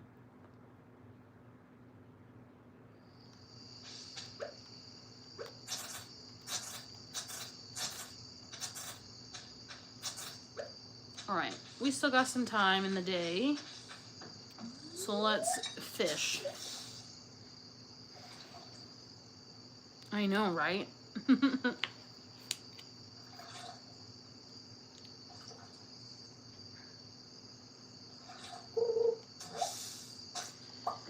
Some soggy newspaper.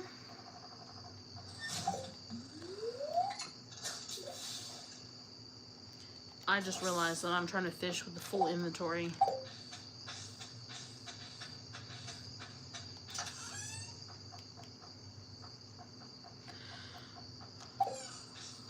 What do I want to sell? Oh, I could put this over there. The fiber. Thank you. Put that in there and that in there because I don't want them. This we'll give to Gunther.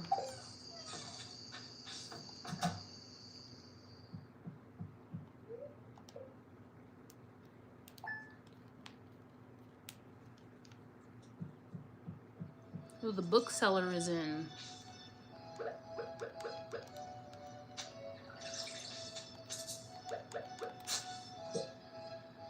Unmilled rice. Okay, that I will leave behind.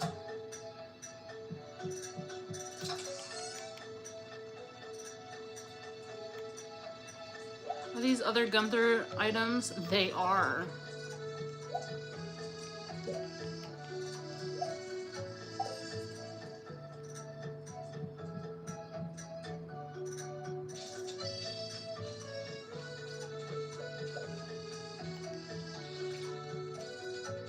Feed the cat.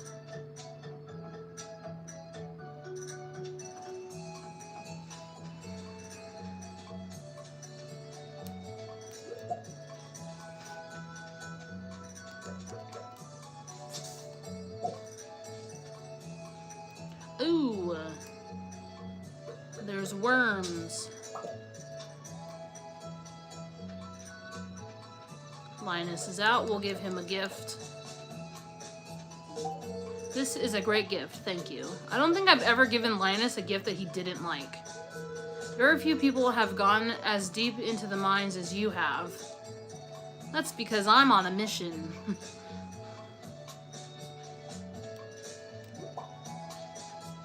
Ooh, got some new ideas to sleep on. So I believe our foraging is about to go up.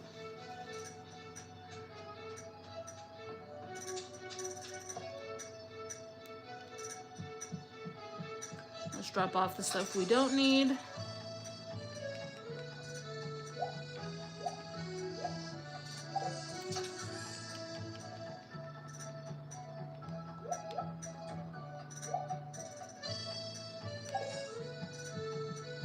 And we've made it down to 85, so let's go back and see if we can't continue our journey on. And this time the flower dance is not going to get in our way, but these slimes might.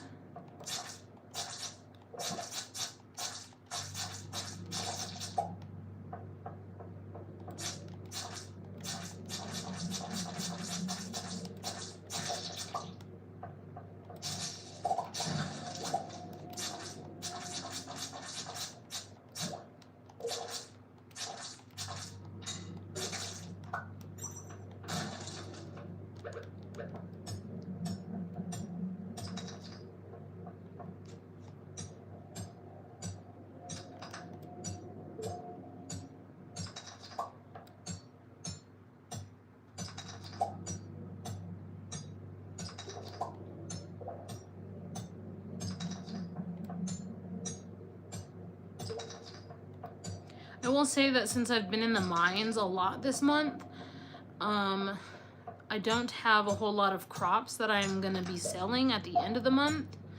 So the amount of gold coming in at the end of the month is not going to be the greatest, but it'll give us enough to kind of do a little bit of our upgrades, I'm hoping.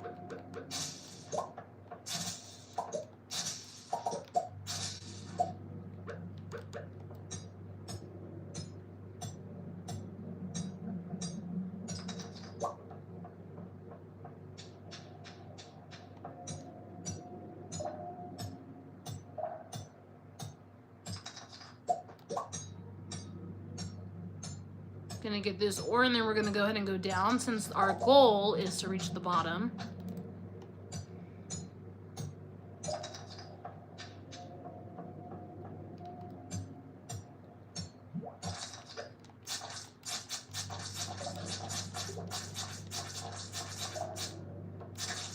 We took some damage there. So before we go and face our little friend right there, we're gonna eat a carrot.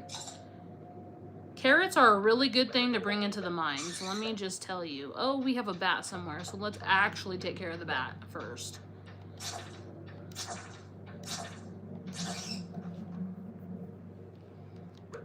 All right.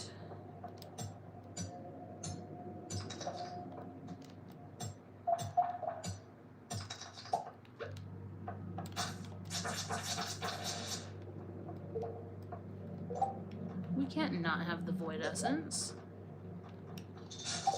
We'll get rid of the sap. I don't even know what you use sap for anyways.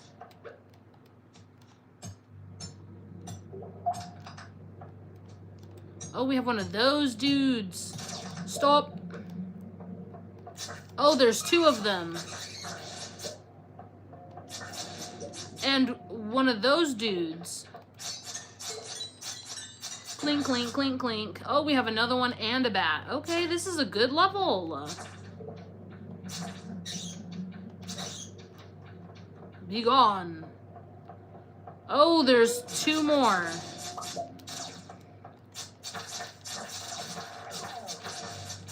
Oh, we're gonna definitely need some carrot. Oh, I got hit again.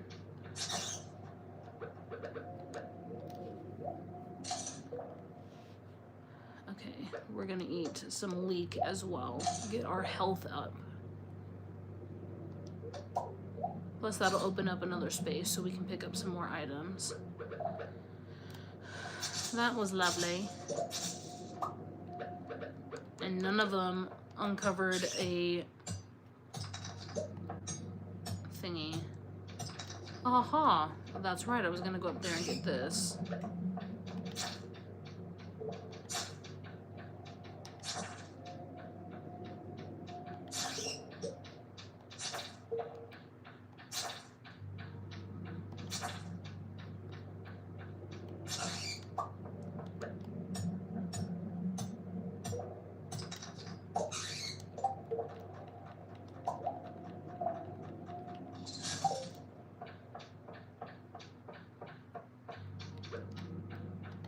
I'm gonna go ahead and stay to get the bat because I know that there's rewards that you can get for taking care of certain creatures.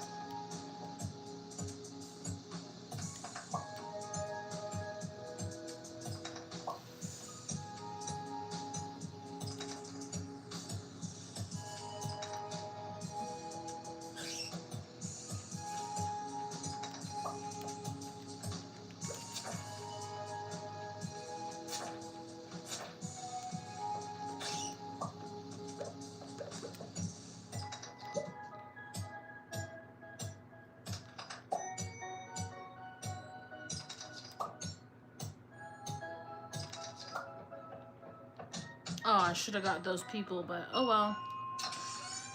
Ooh. Hello. Yeah, we're switching out the Holy Blade for the Obsidian. I probably should have... Oh, there's a kitty outside. I probably should have traded something else for that in case I don't like this one, but it's got a plus 10 critical power. Stop running from me.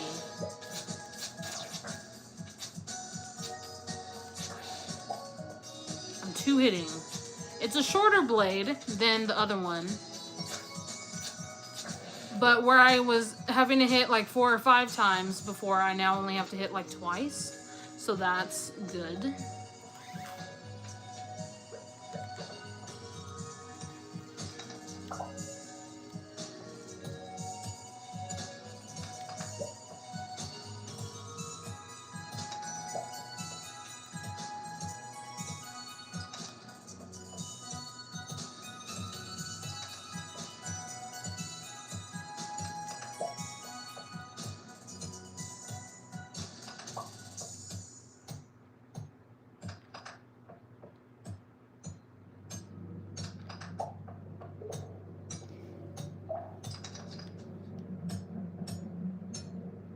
Time to eat some carrot.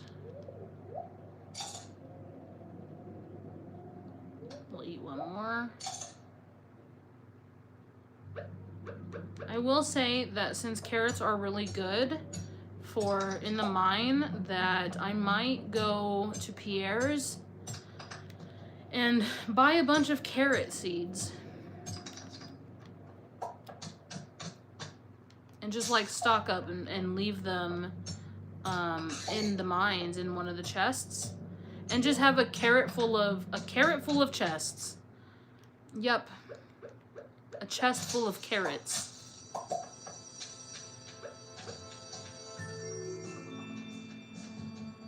Sometimes little baddies are in the sand.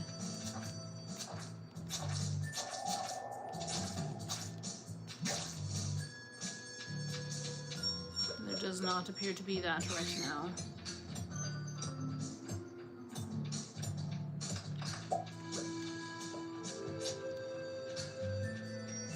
It's running from me.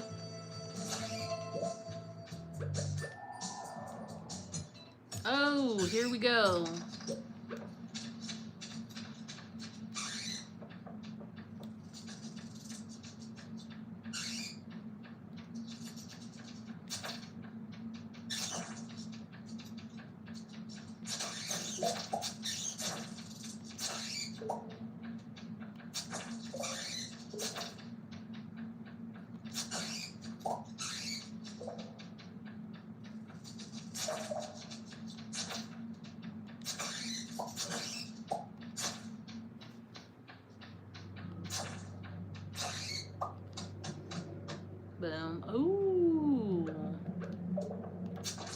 We have a slime area.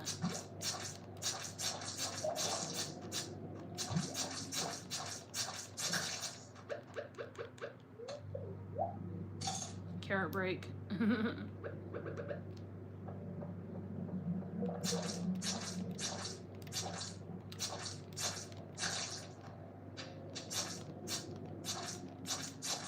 sure you need slime for something, but I always get rid of the slime because I don't know what to use it for.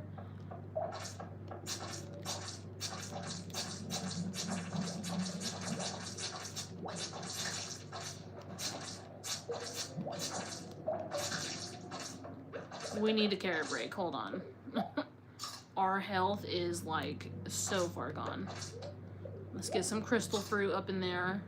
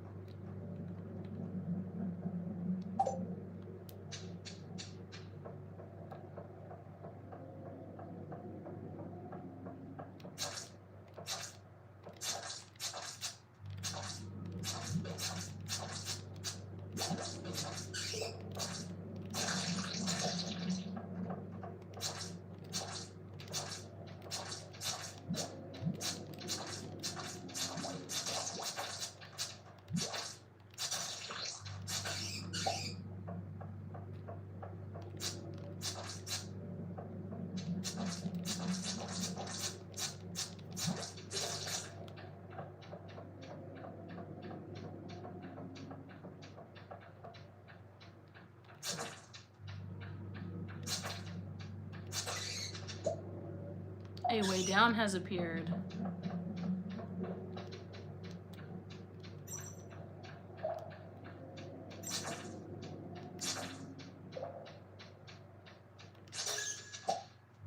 Another way down has appeared.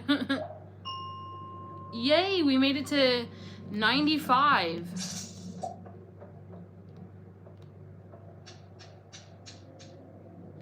It's about to be midnight. So I think I'm gonna go back up to the top of the cave and we're gonna drop some stuff off.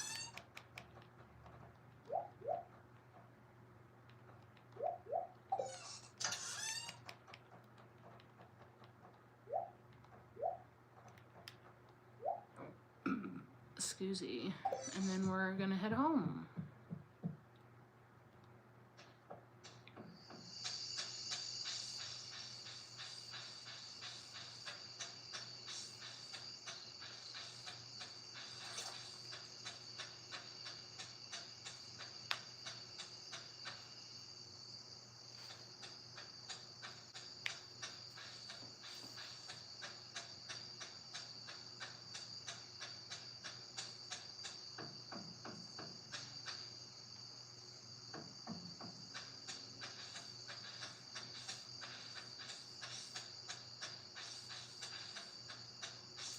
Let's see, we can put the fiber in here. And then we're gonna put the stuff to Gunther in here.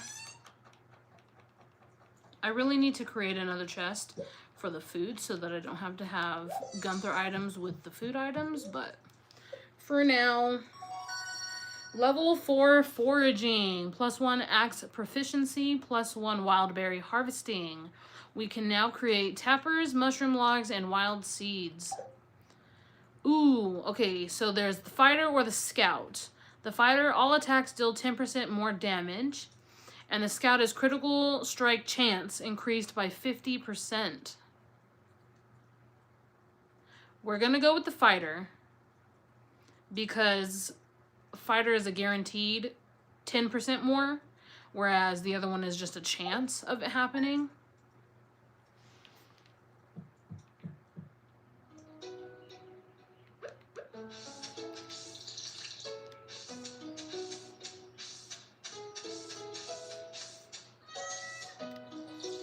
I don't think Pierre's is open yet.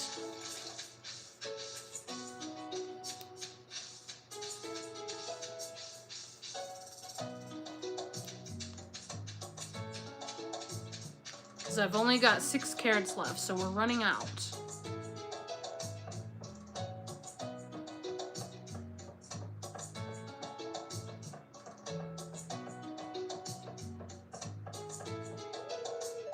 Yeah, it opens at 9. I need refined quartz if it's not too inconvenient. Okay, well, while we're waiting for Pierre's to open so we can try to get more carrots, we're gonna go ahead and visit the mine because I've got all of my mine stuff up in the mines. And if we have refined quartz, then Robin's house is on the way. I don't think we do, though.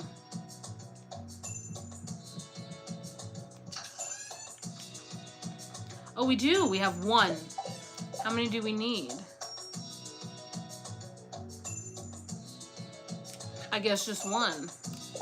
So we'll replace the daffodil with the refined quartz. And I don't think we can go into her house until 8. So by the time we get there, we'll be able to go in. Unless it's 9, and then we're not going to be able to. And then if that happens, we'll just fish for an hour.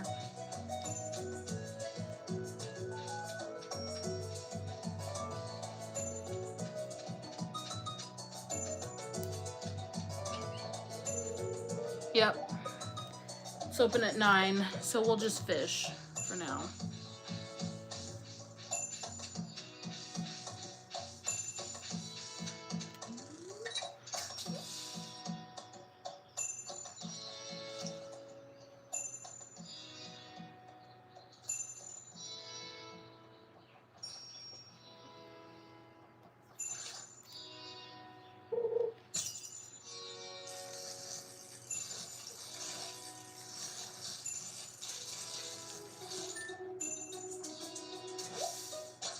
Bullhead.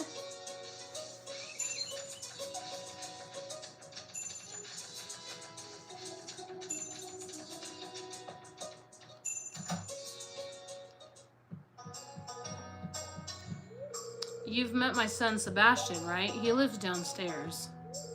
He's a little shy, but I'm sure he'll warm up to you if you're nice to him. Hey, you brought me that item I asked for. It looks perfect. Here's a little something for your trouble. We got 150 gold out of that, which is nice because we definitely need gold. We helped the community a little bit. Helped our chances at becoming friends with Robin a little bit. And now we can go to Pierre and have a little bit more money to buy carrots with.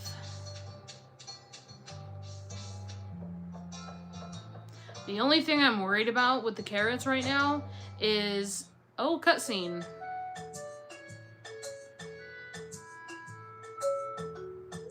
Welcome to Pierre's. How can I help you? Oh, here we go. We're not going the Pierre way this time. I've never done the Joja way. Ahem, says Morris. Come and get it, folks. Coupons for 50% off your purchase at Joja Mart. Oh, he's bold. He's bold going into somebody else's store and doing this. He's literally taking the customers right out of the store. Well, any takers? Every last one of them. Every last one of them. Straight up took them all out of Pierre's store. But I can't match those prices. I'd be selling at a loss.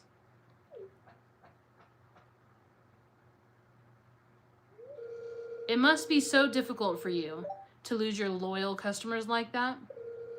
But can you blame them?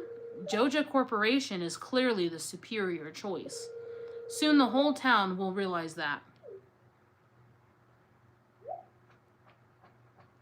evil. Evil, evil, evil. And I always feel bad for Pierre, so I always want to go to the, his route.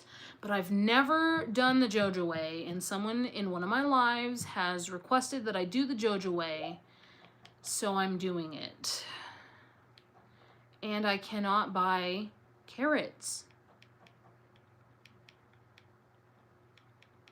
He doesn't have anything for the carrots. All right, we're gonna do it. We're gonna go to JoJo Mart, and we're gonna see if JoJo Mart has carrots. It also might just be out of season. So, we're gonna stop and pick up this flour. At the very least, we can sell it. All right, here we are. Cola, furniture catalog, wallpaper, a light, parsnips, beans, cauliflower, potato, tulip, jazz. Kale, no, they do not. But let's go talk to him at the counter. Welcome to JoJo Mart. How are you doing today? Membership is now available. With a JoJo membership, you'll be able to make improvements in the community with the help of our dedicated personnel. For a fee, of course. Oh, and another thing. Mayor Lewis promised us that if anyone else joined up, he'd let us turn that old community center into a JoJo warehouse. Isn't that wonderful? Ooh, that line hurts because of Poppy Playtime.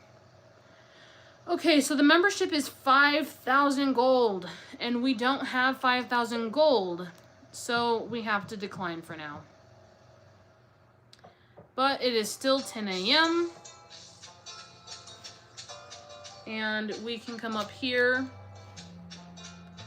and go to the mines. I lied. We have to go down so that we can go up.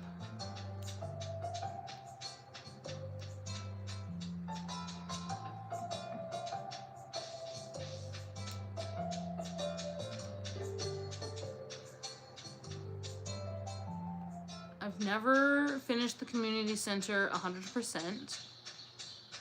And I've never not done that pathway. And I know I keep saying that, but please don't destroy my tent. It's happened before. I won't. In fact, I'll give you a flower. This is a great gift. Thank you.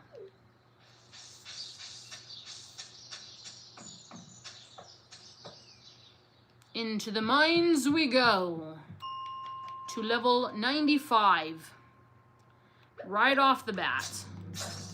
We got our dude here.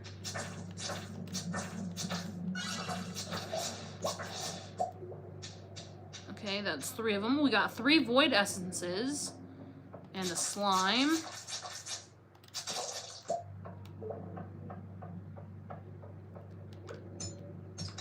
We have another dude over here. Our little shadow dude. I don't know what they're called. I wish I did, but I don't.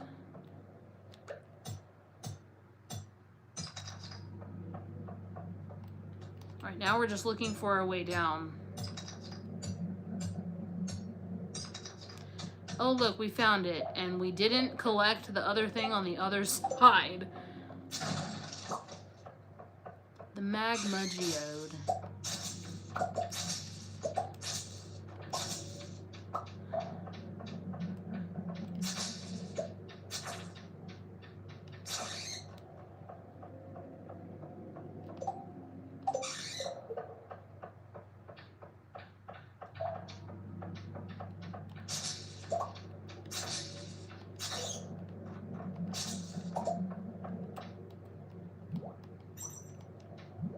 I'm literally trying to pick up the quartz. Oh, the inventory is full.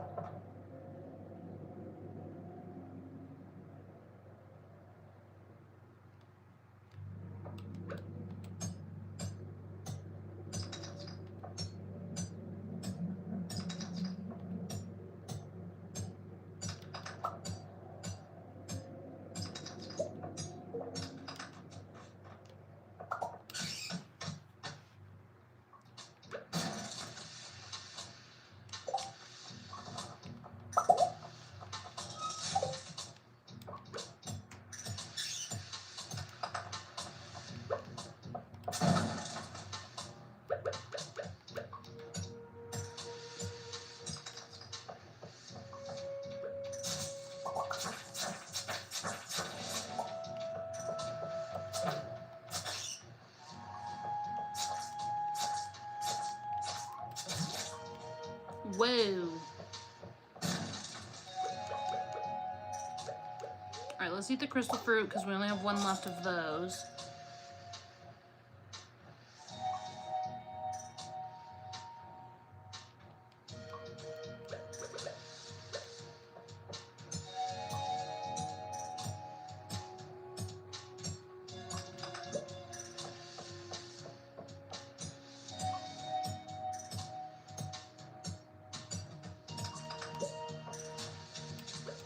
Oh, you were hiding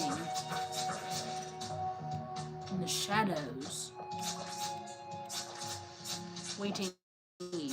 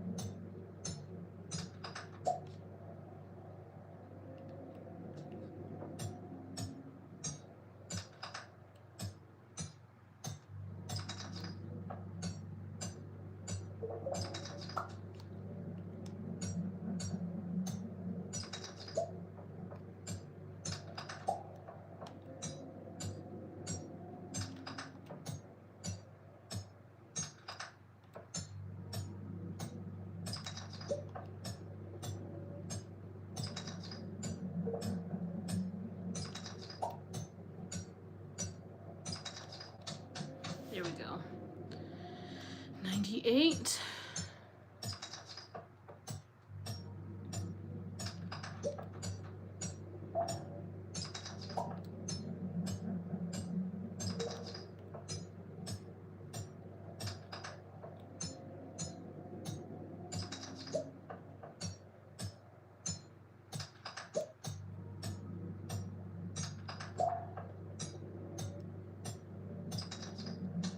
Ooh, we can go straight to 99. Okay, why are my geodes not... Okay. It's because my inventory's full, but I can empty it a little bit. I just try to eat a rock. I'm almost out of carrots. I only have 2 carrots left.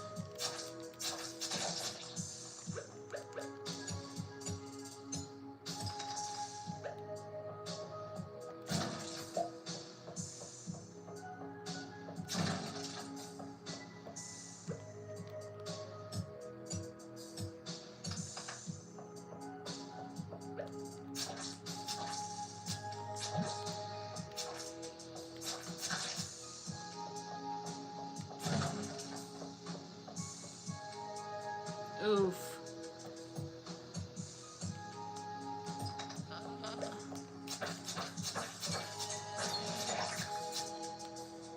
I didn't think I was gonna make that, but I did.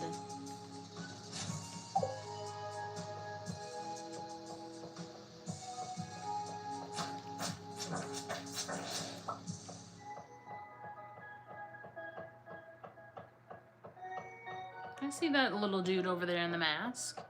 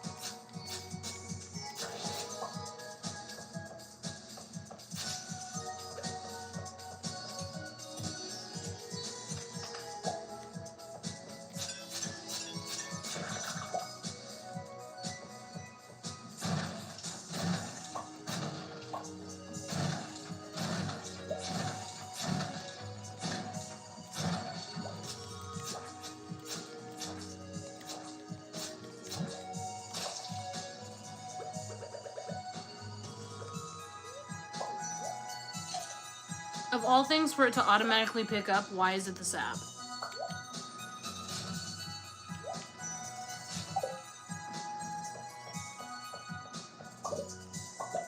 I wanted it to be the copper. There we go. And then we can get rid of the daffodil and the stone so that I can have my geode. Excuse me. There we go.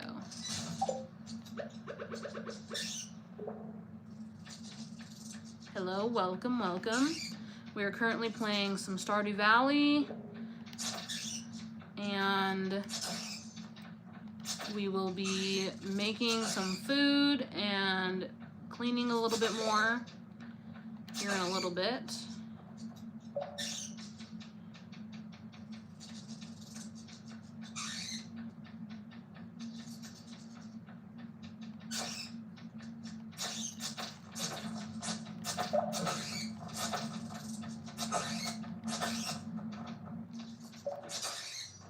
Alright, we need to hurry up and find a ladder because it's 12:10 a.m. and we're on level 99, so I'm not leaving without going to level 100. And if that means we're passing out, well, I guess we're passing out.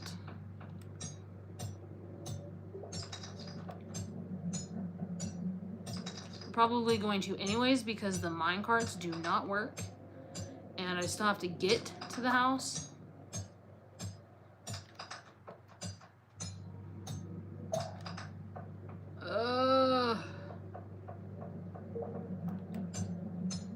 And there's only an hour before we pass out.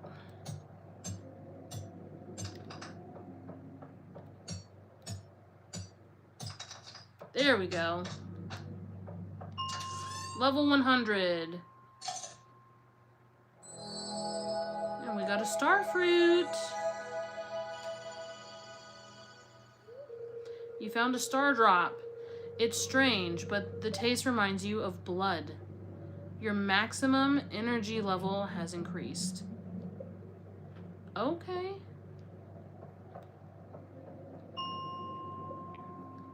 Level 100. It's 120, 130. We're not gonna make it home, but we're gonna try.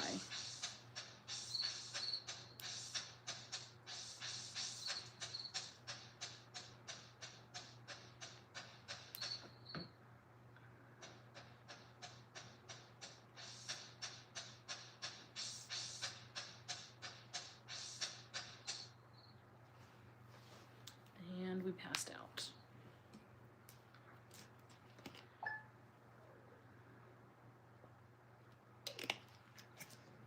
Harvey took some money for the hospital. Rose, someone dropped you off at the clinic last night. You passed out from exhaustion. You've got to take better care of yourself and go to bed at a reasonable hour. I've billed you 163 gold to cover your medical expenses. Dr. Harvey.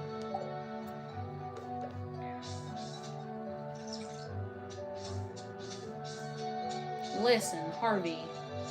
We are getting to level 100 in the mines, okay? Priorities. Okay, so... First of all, I want to see if we can plant these. We can. I'm over here saving them because I thought we could eat them, and then I realized we can't eat those. We have to plant them.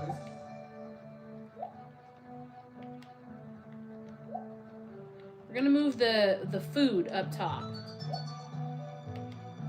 It just makes the most sense. Because the food is what we're gonna need in an instant.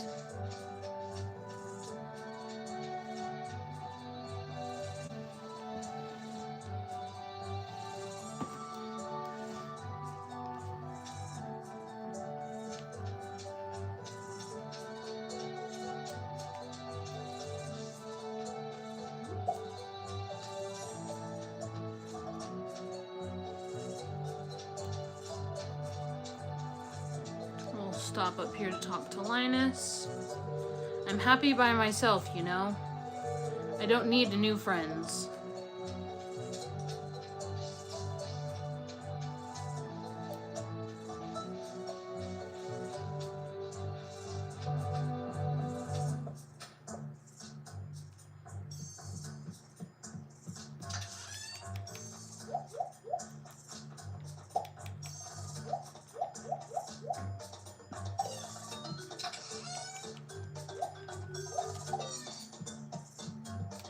Alright, level 100.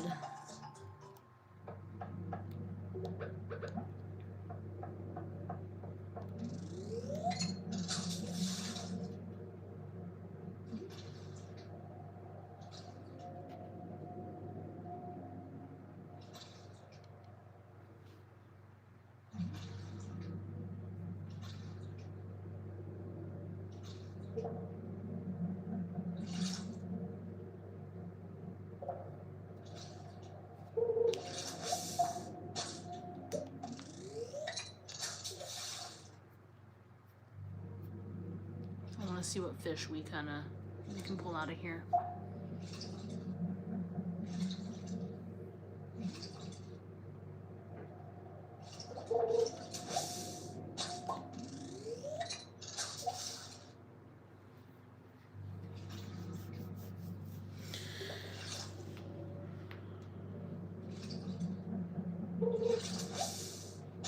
So far, trash.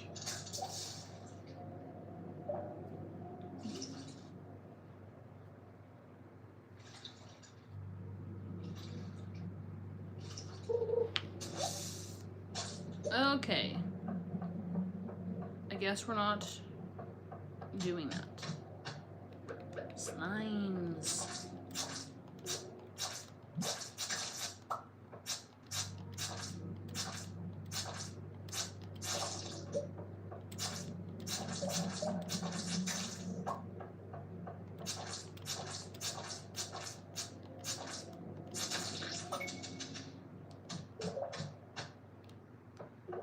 Ooh, we've got some mushrooms. These are great for making the life elixir, which is also great to have in the mines. There's more, so I'm gonna go collect them before I go down.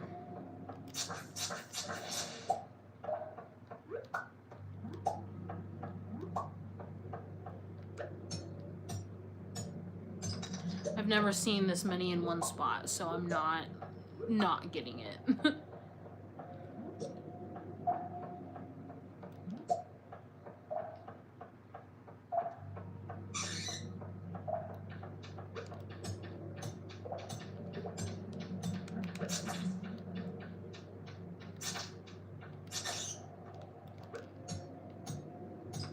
My inventory is already full. Oh, that's right. We did some fishing.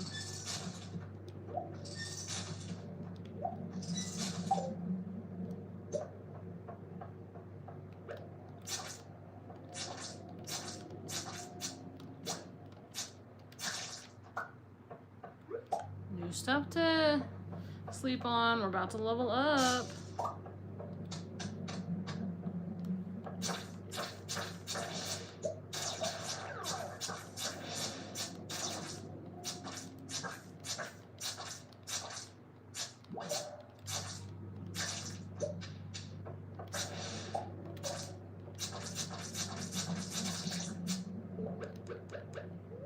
A potato.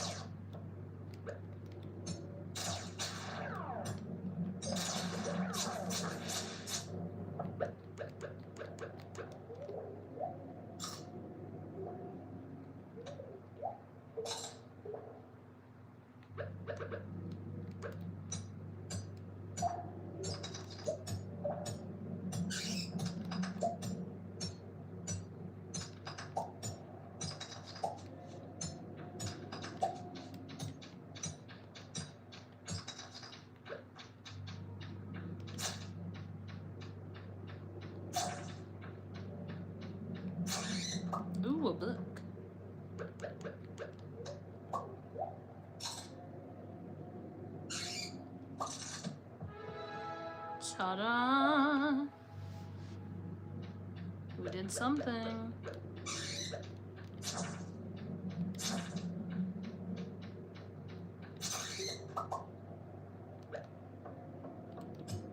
I think we mastered an ability or something like that.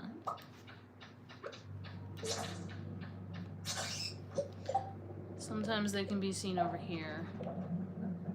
Monster Compendium. So that's one I already had. So I don't know if that was the same one or a different one.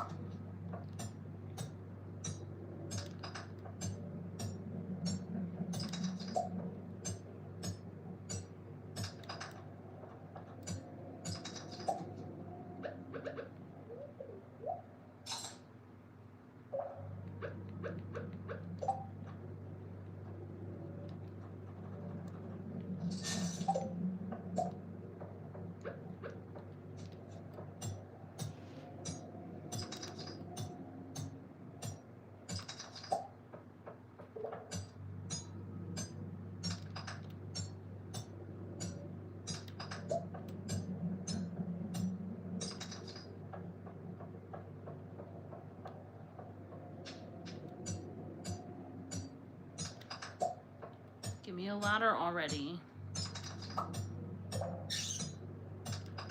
Thank you.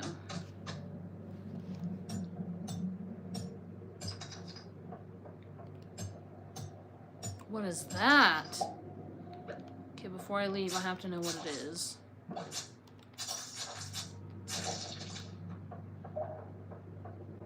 Where are you?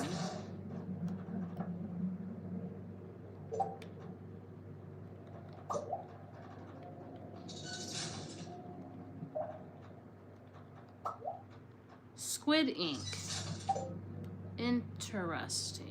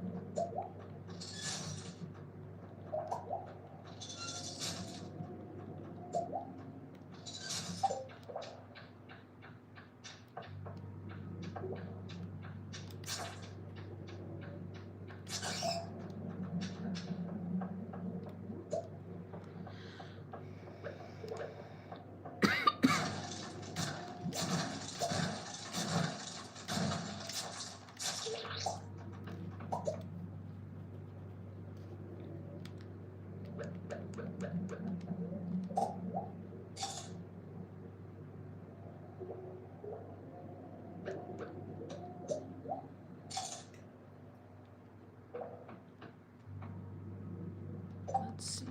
Is there anything else we don't need? The Joja Cola.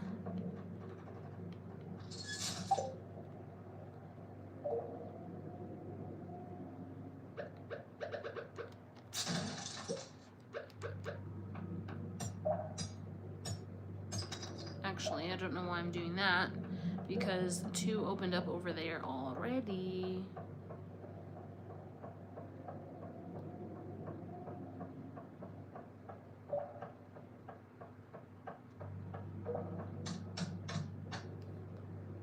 Yay, we made it to another level.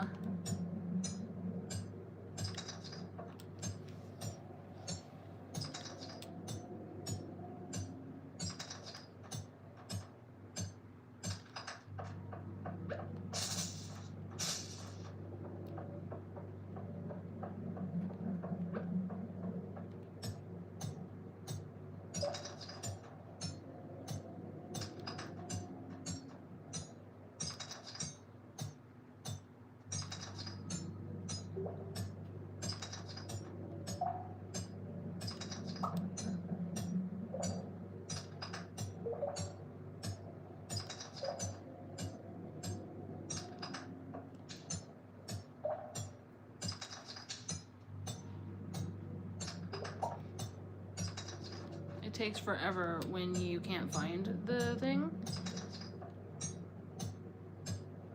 And you have to break all of the rocks to find it.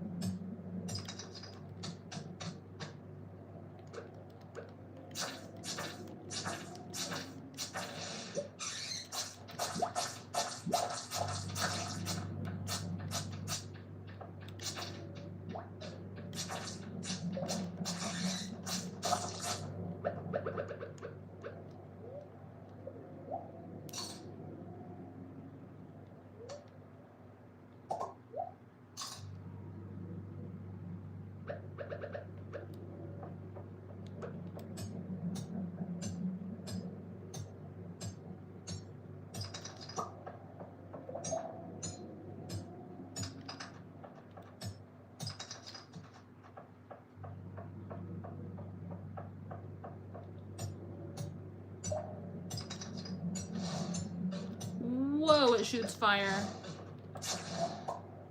But it also gets one hit, so...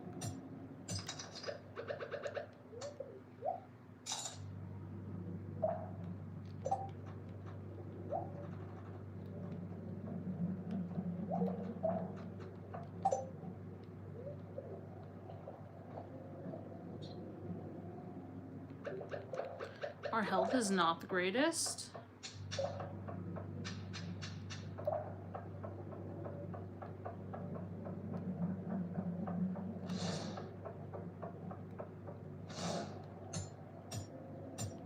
Crap, I can't get to him. Okay, there we go.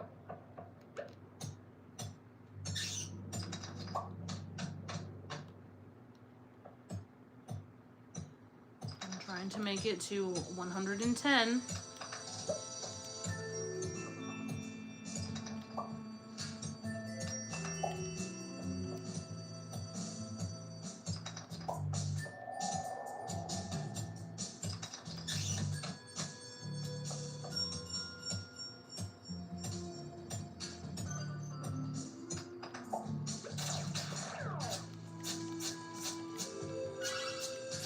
Oh my god, can you actually hit him?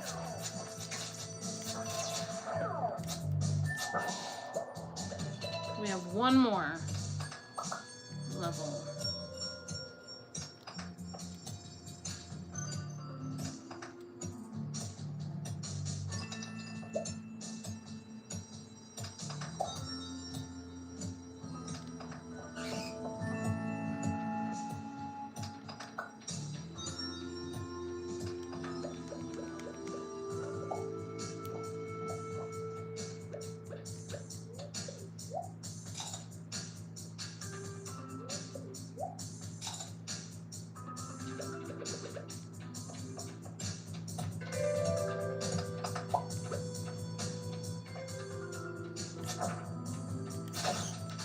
Yay! +4 defense, +4 immunity.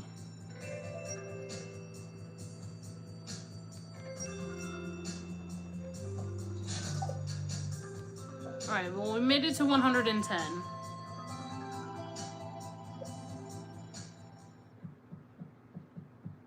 And we have a little bit more of a head start than before on getting home on time. But not by much.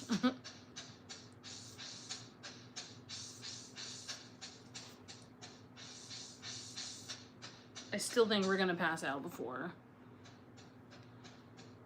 we get to the bed.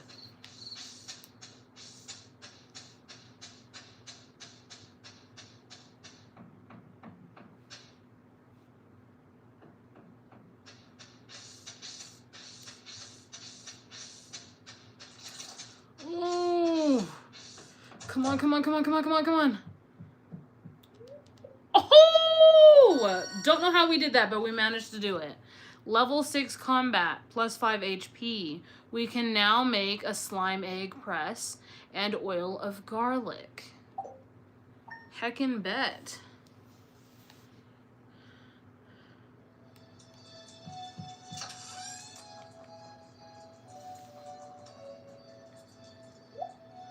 And we got us some squid ink.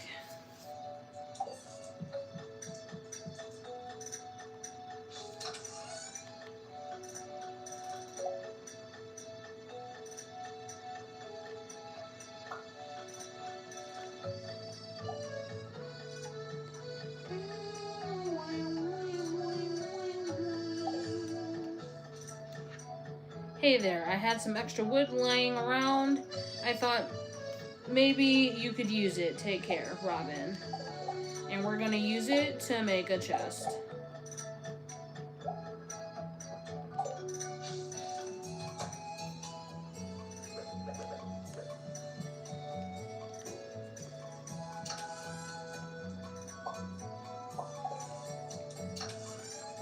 That way, so all of the Gunther items can go in that chest for now. And then the food items can go in its own chest. Plus, like, the miscellaneous stuff. I don't know what we would use the squid ink for. So right now, it's just gonna go in that chest with the other one.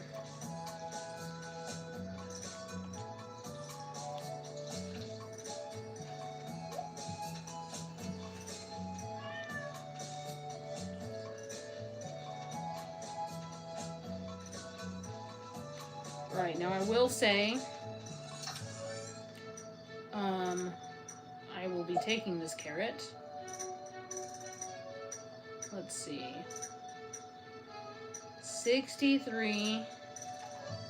Are we gonna get better than the 63? 75, yes, so we're gonna take that.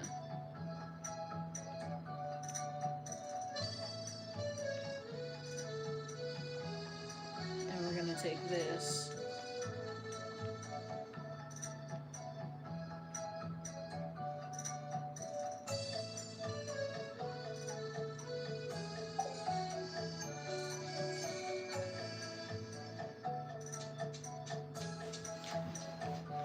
Well, it is Sunday the 28th, and the next day is going to be a new month.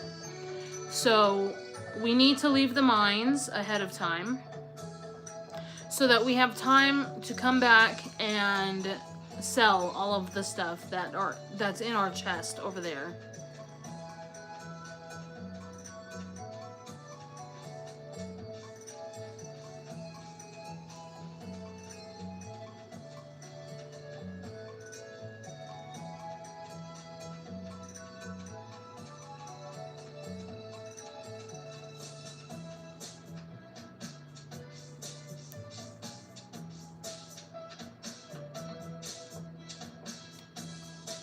So we did a pretty good job for the first month.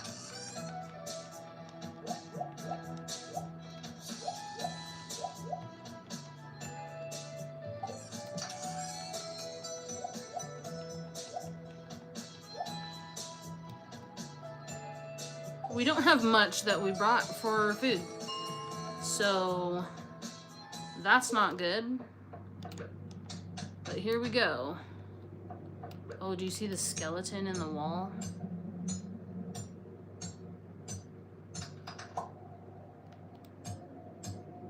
Oh, it's a crab.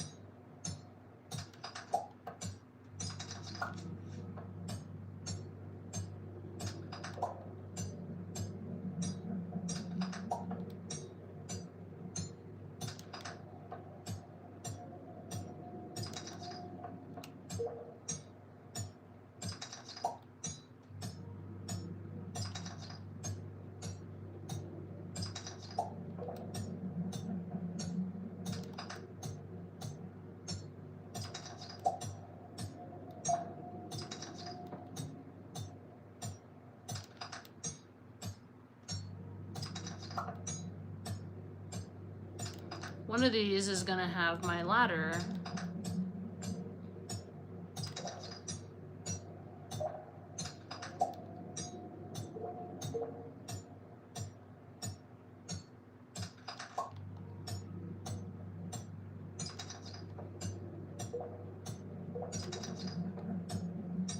Haha, I see a ladder.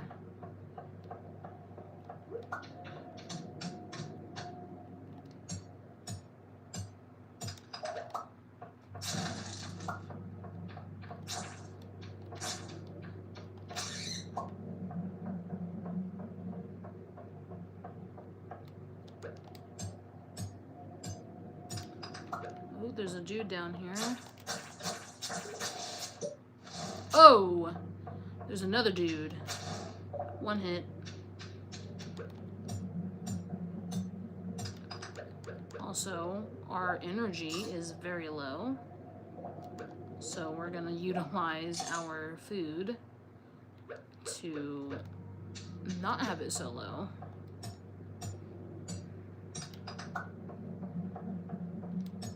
Was it the smartest to come down here with not a whole lot of food? No, it wasn't. But between not having a whole lot of crops up front and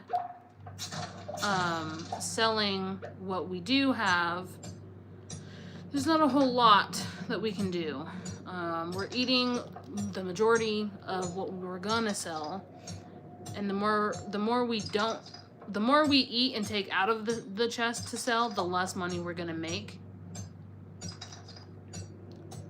But obviously we need to eat, so.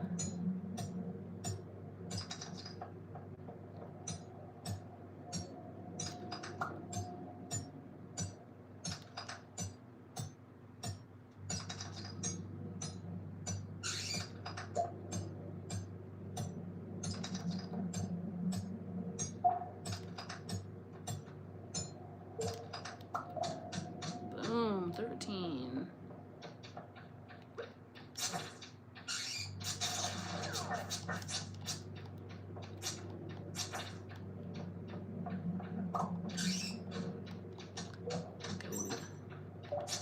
Wow, did it follow me?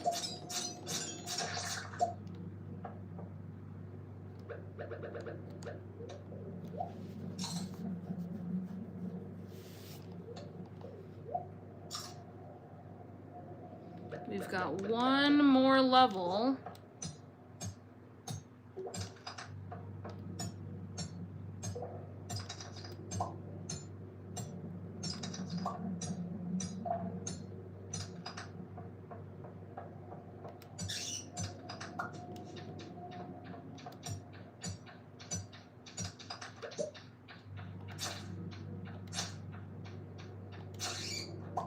Alrighty.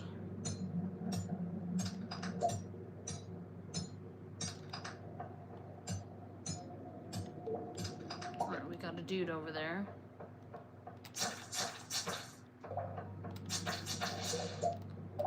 Alright.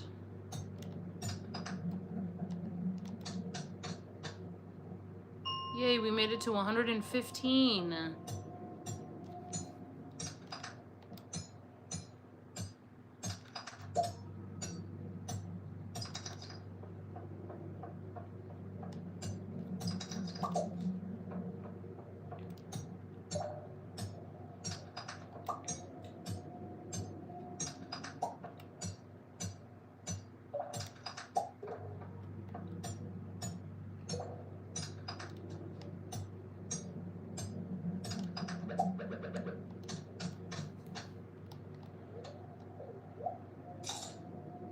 That is our last bit of food.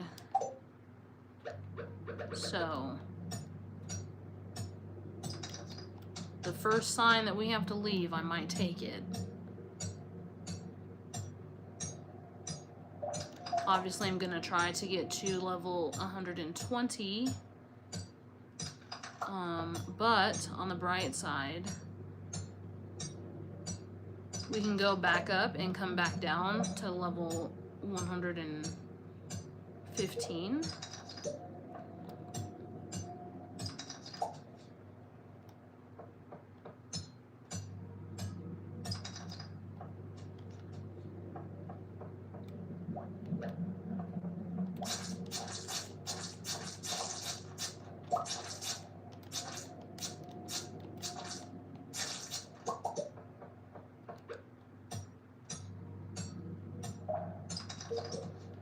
Ooh, we found some rubies.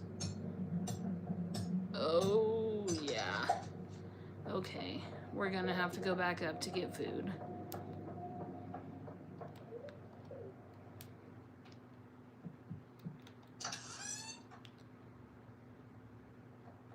Why did I put the cauliflower in there?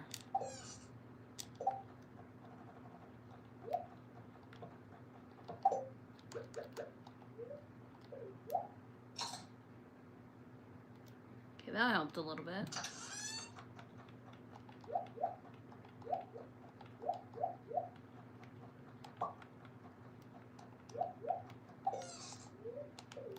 You can eat the sap? Oh, -2 energy, so don't eat the sap.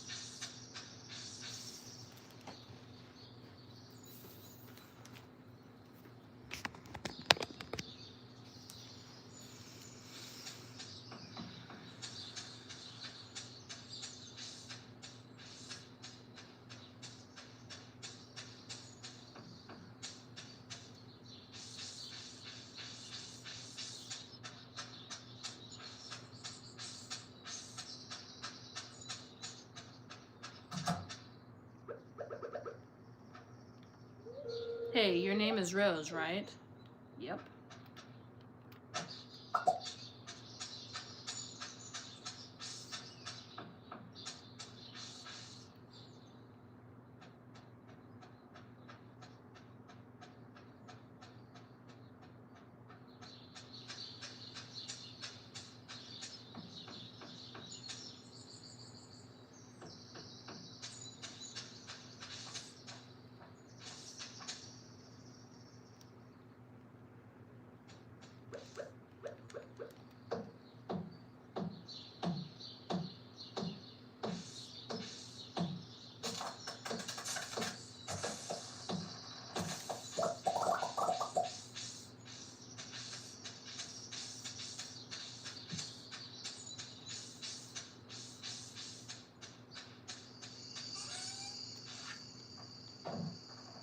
Now's our time to sell the stuff that we've set aside to be able to do just that. Except I didn't mean to put this in there.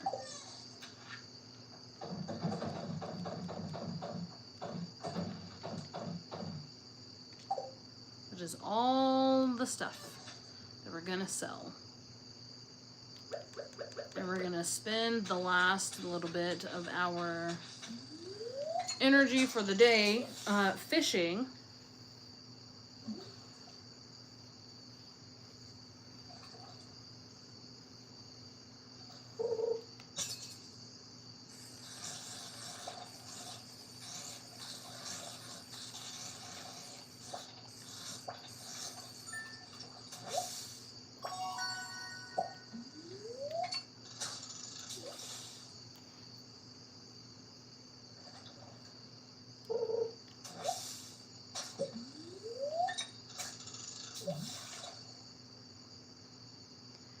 Now we can do one of two things.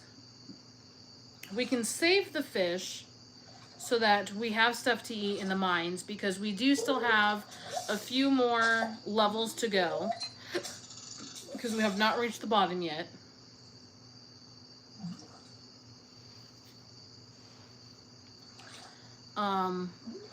Or we can sell it. We can sell them to help give us some more money to go off of.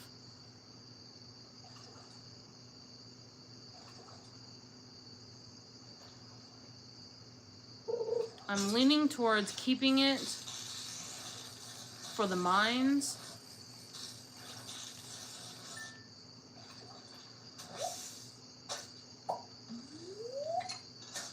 Not that I don't want the gold, because I definitely do, so that I can get some crops.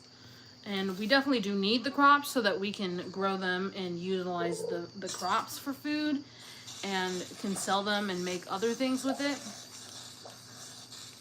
But while we're trying to do something like the mines, it's a lot easier when you have less to worry about on your farm, because then you can get to what you're trying to later. Like, you can, you can get to what you're trying to get to a lot sooner.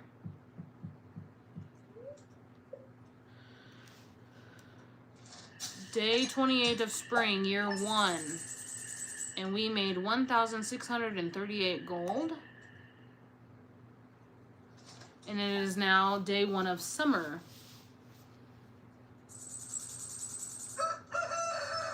So now we have a grand total of 3,110. So we still don't have enough to join JojaMart.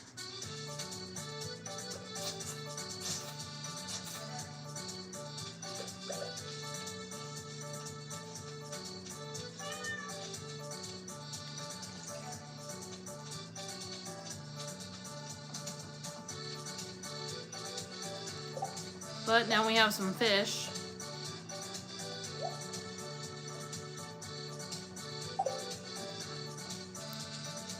Do I think it's enough fish? No, not really.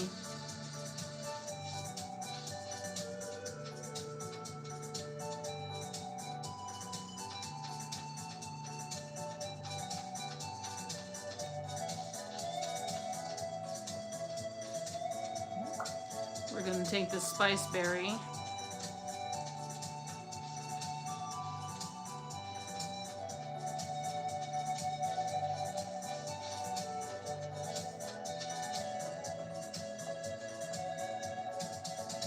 And we're gonna see if we can't get to the bottom of the mine.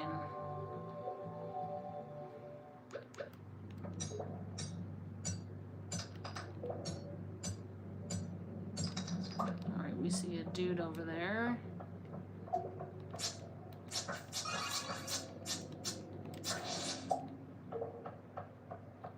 Alright.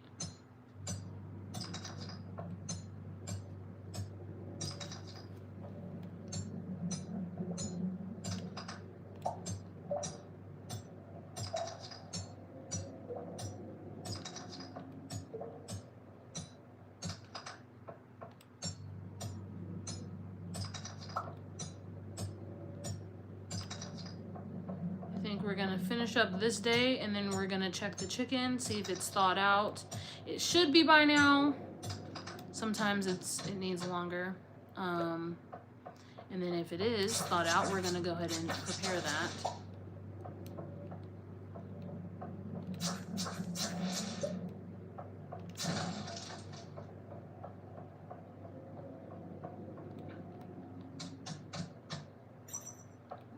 Ooh, a fire quartz.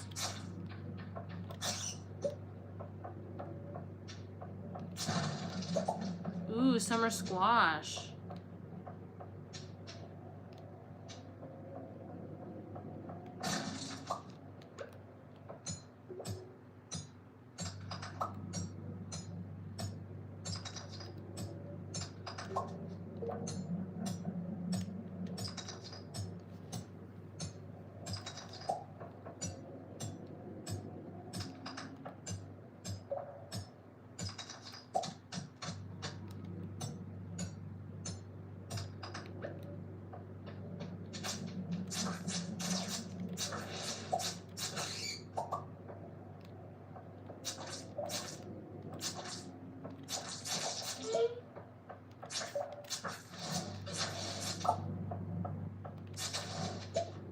Ooh. Inventory is full.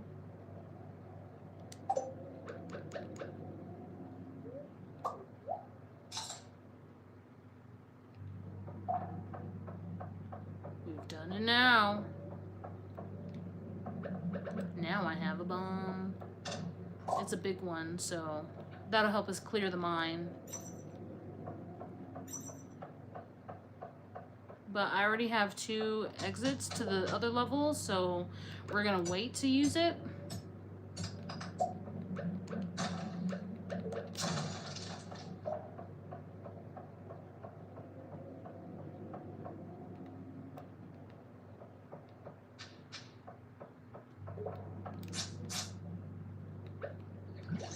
I just watered the rock.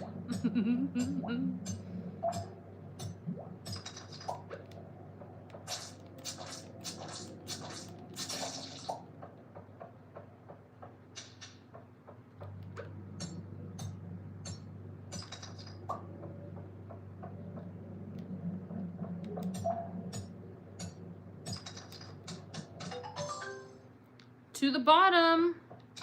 We got a trophy, and you found the skull key. You're not sure what it's for, but it seems important. It's been added to your wallet. We did it, guys. So now we have to discover the purpose of the skull key.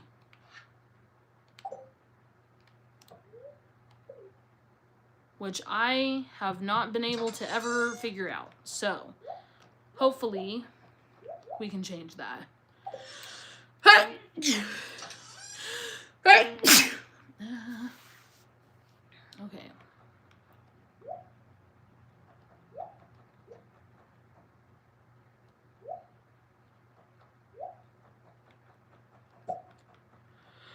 You can put that down there. We'll take these with us. Let's go visit the people over here and see if we get anything for going to the bottom. Oh, it opens at 2. Alright, so we'll do some fishing until it opens, and then we'll go in.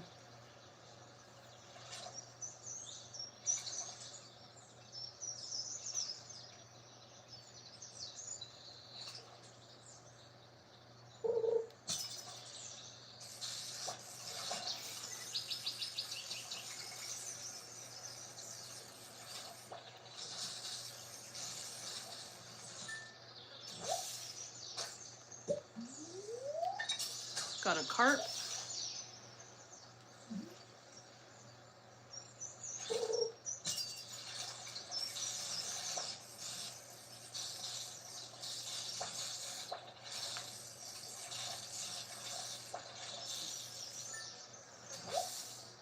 A chub.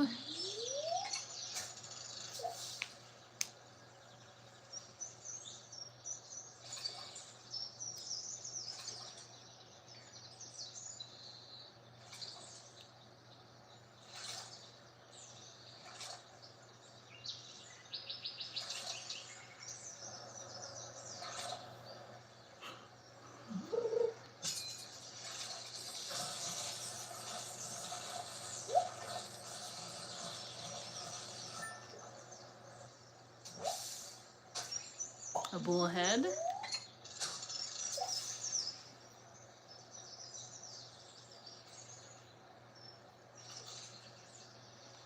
And it's 2, so we can go in.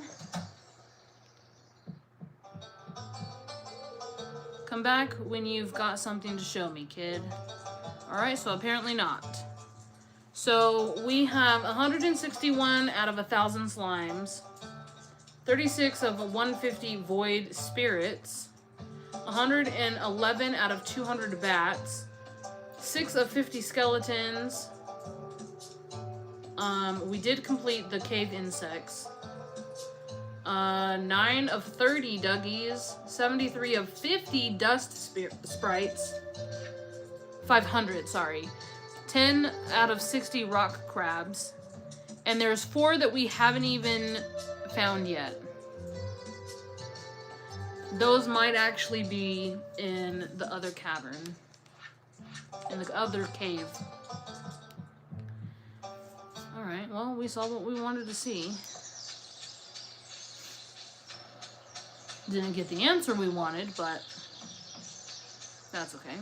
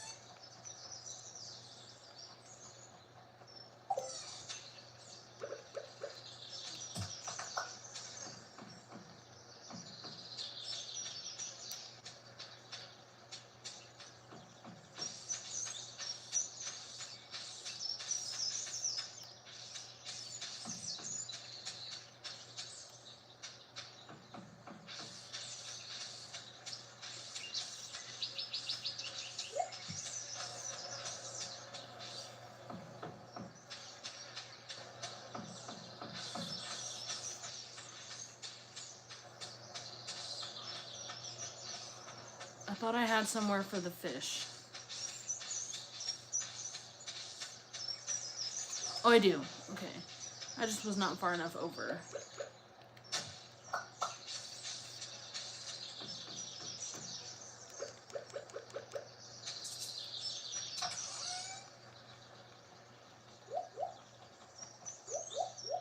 Well, I mean, we do have some stuff.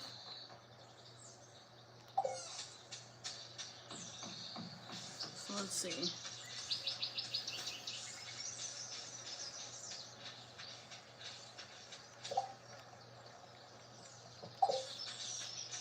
We've got 2 summer squashes that we can plant.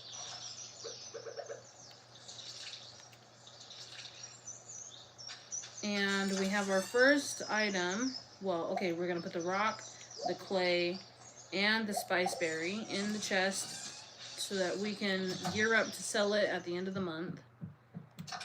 We're gonna find where we put the other ink squid? Squid ink.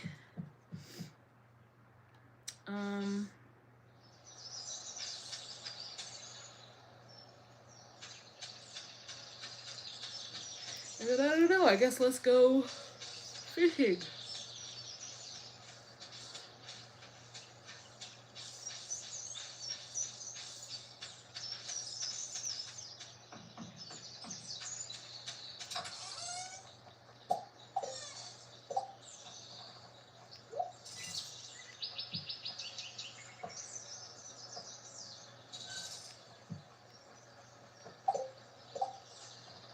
Oh, it's a bamboo, so we can't even use the bait yet because it's not letting us add it on. Oh well, that's fine.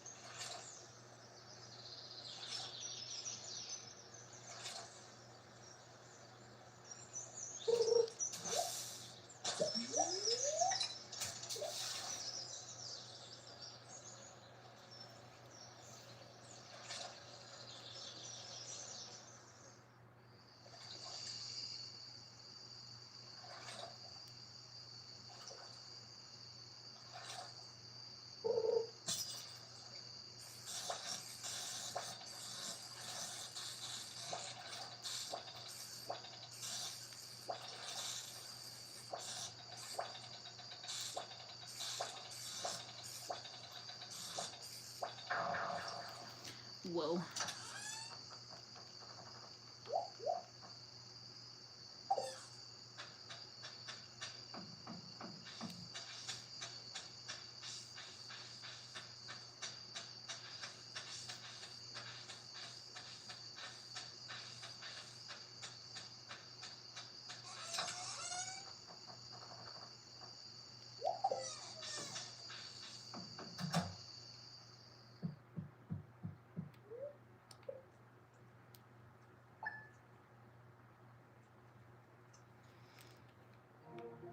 Okay. We are going to move on to some other stuff.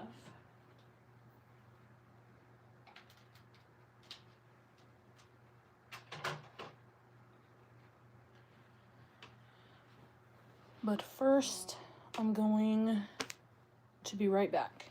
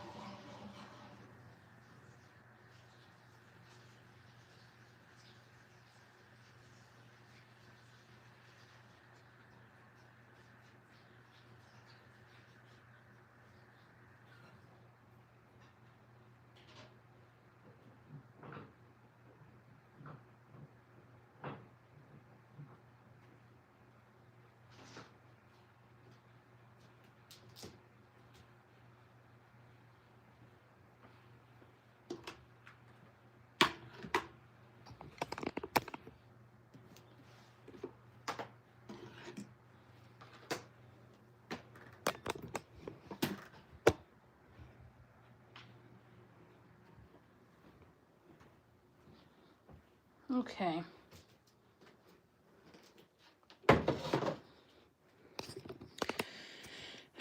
We are now going to be cooking.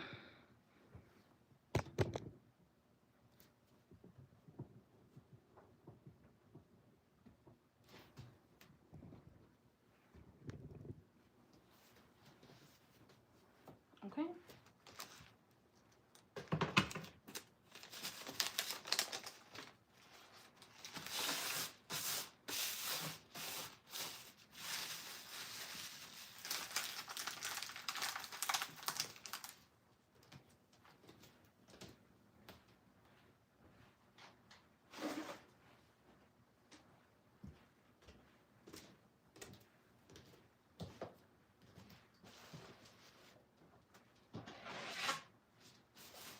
So first, we want our cutting board.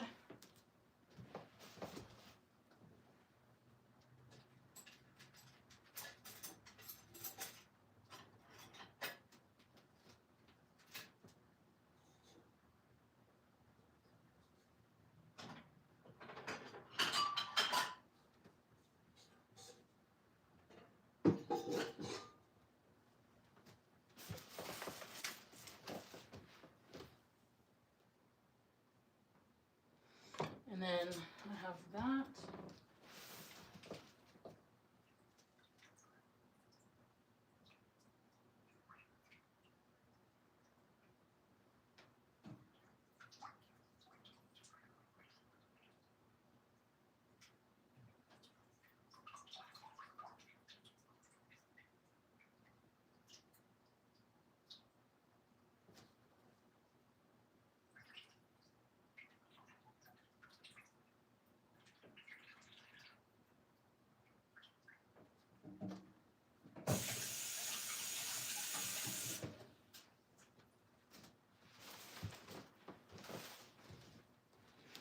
Alrighty, so the chicken is thawed. So we're just going to cut off the fat.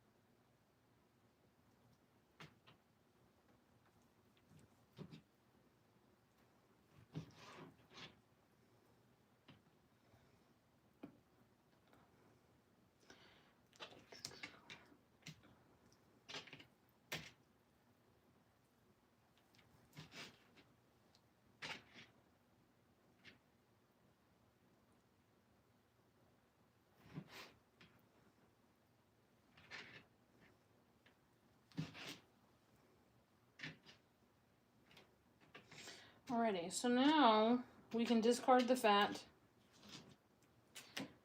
and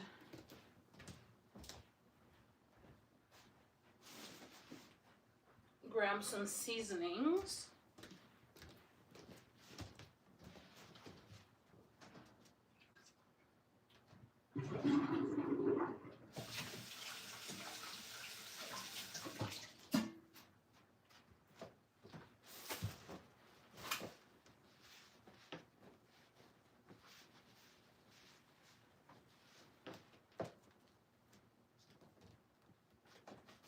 So we're going to do some garlic powder and some onion powder to start.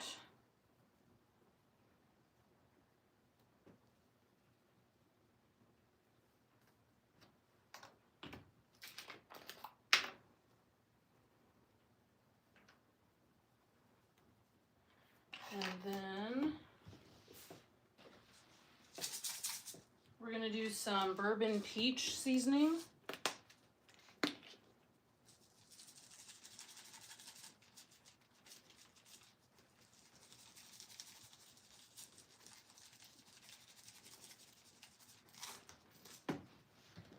And then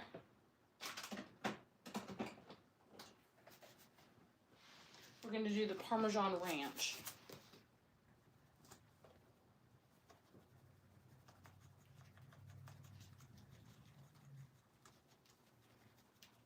And then you want to take a fork. Whoa, whoa, whoa. No one said to do all that.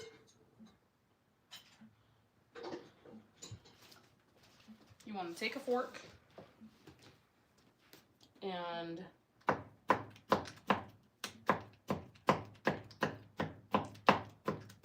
poke holes in the chicken so that you can push the seasoning into the chicken.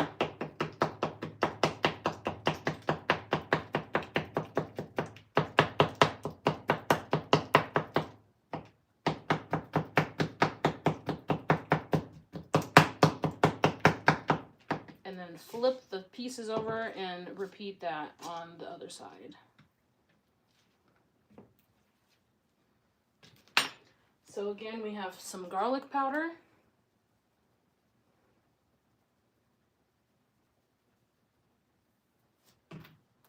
We have some onion powder.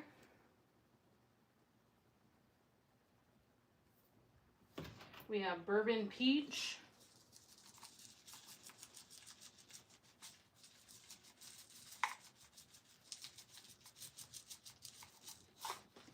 And Parmesan ranch.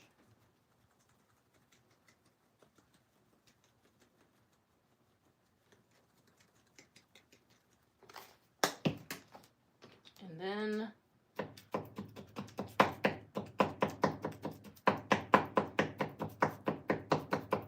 use your fork.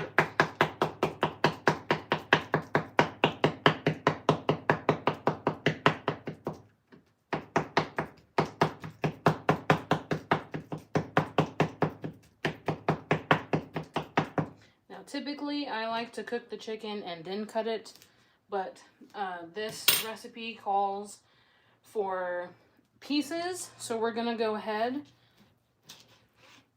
and cut our chicken into pieces.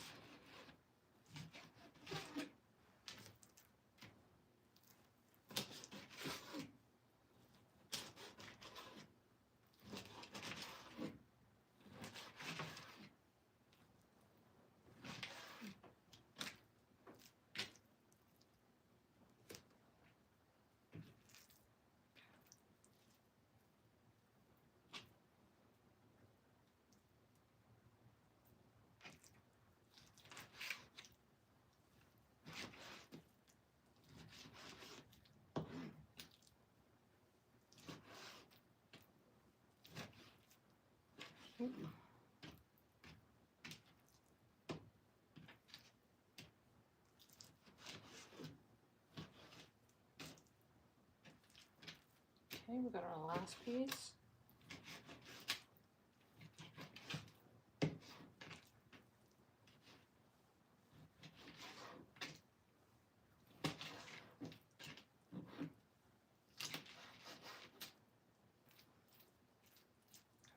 All right.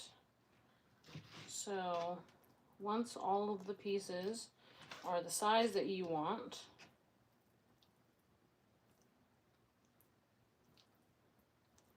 we're going to transfer everything on this cutting board to a cooking pan. So I'm actually going to discard the knife.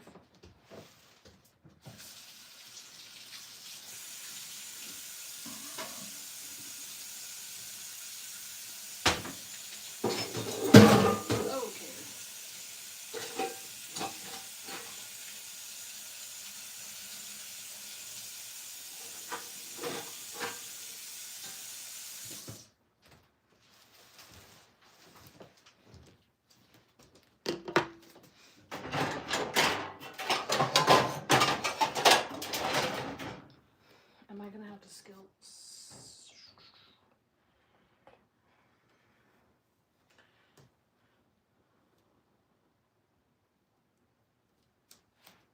Yes, I am going to have to cover it.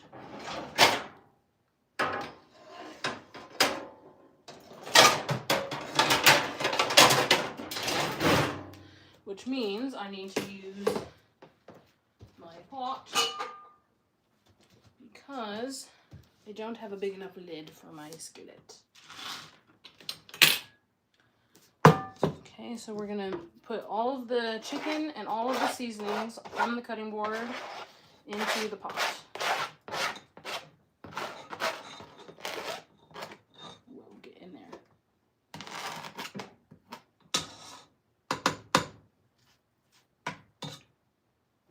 And then you just want to slowly cook that.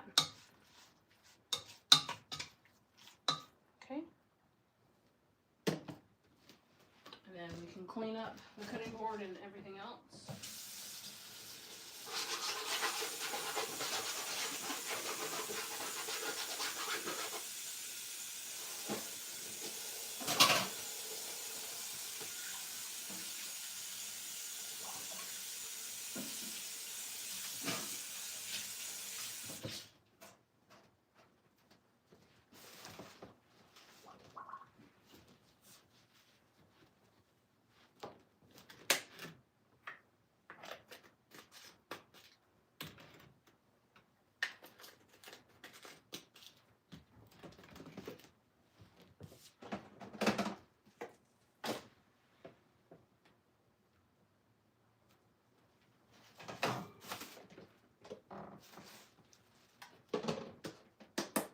One, two, three, four.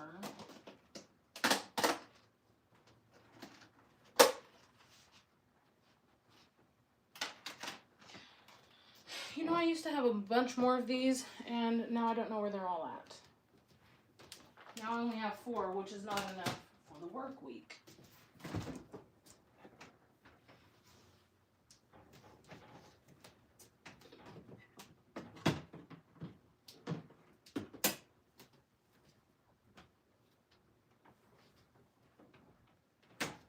Alright, well, I did find something.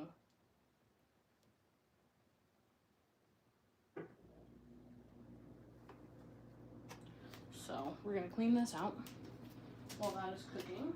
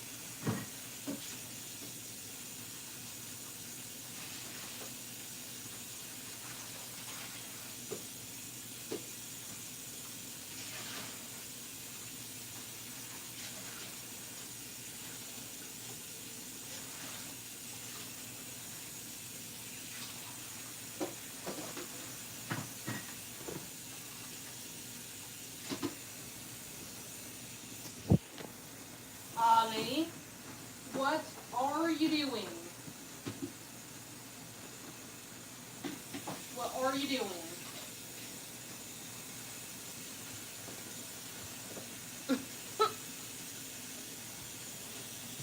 No, kitty.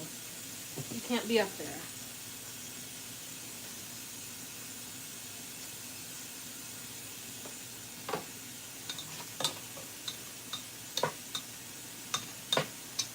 Give our chicken pieces a stir.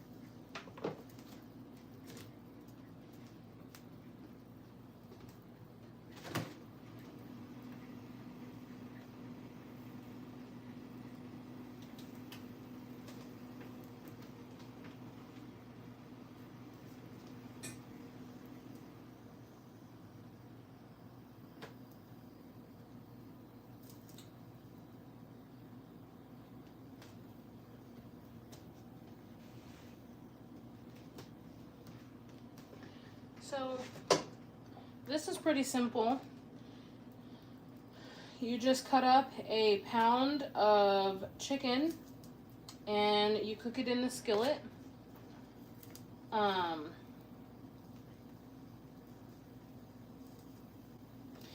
then you add 2 cups of water, your pasta, your seasoning, and you stir it to a boil and you reduce heat. You cover, simmer it for 8 to 10 minutes or until most of the water is gone. And then you stir in the Velveeta cheese.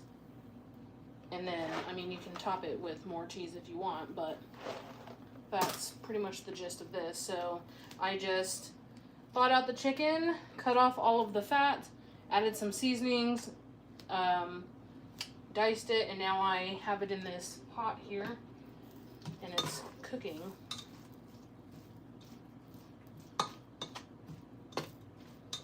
And then when this is done, I can add my water and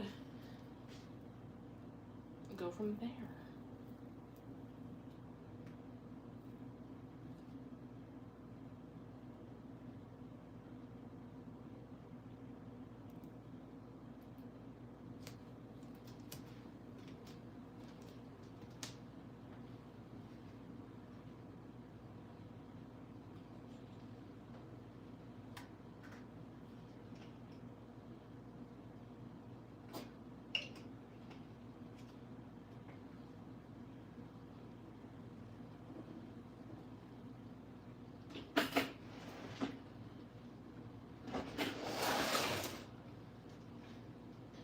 Now, in the meantime,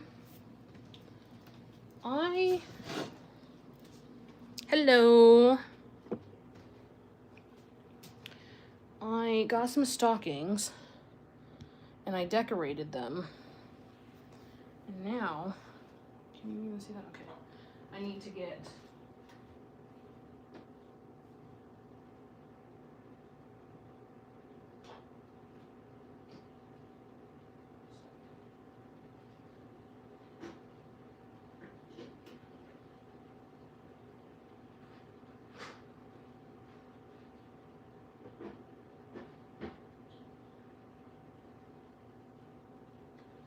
okay, so I got the nails and I got the hammer.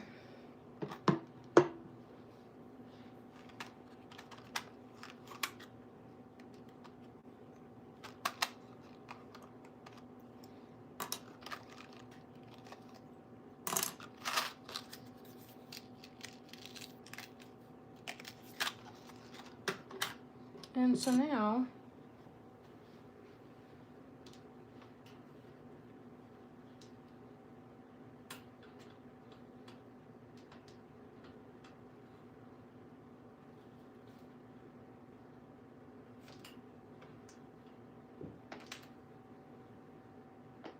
put it way up there.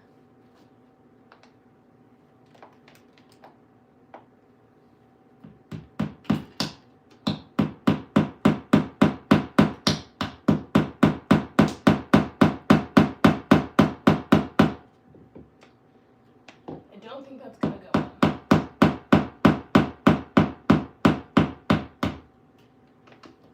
Very far. Okay.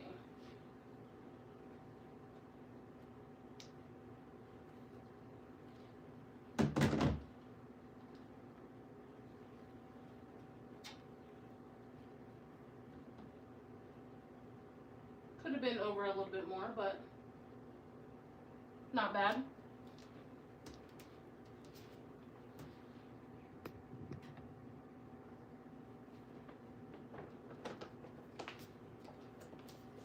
Leave it alone, Ollie. I'm gonna come check the chicken real quick.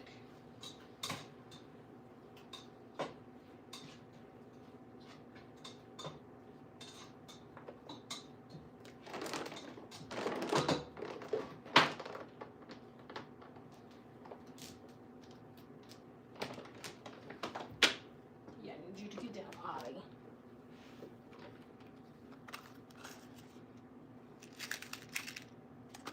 Okay, let's do our next one. Let's move this for now.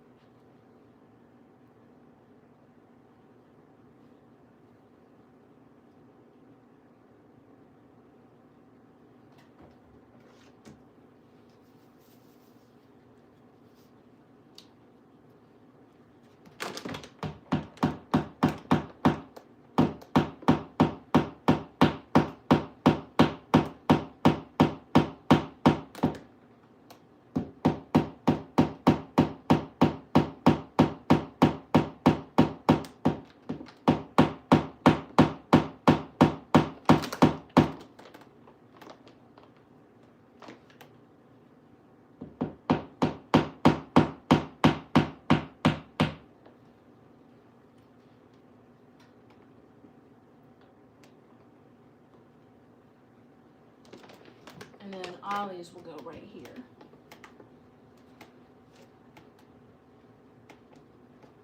So I'm going to put a nail right there.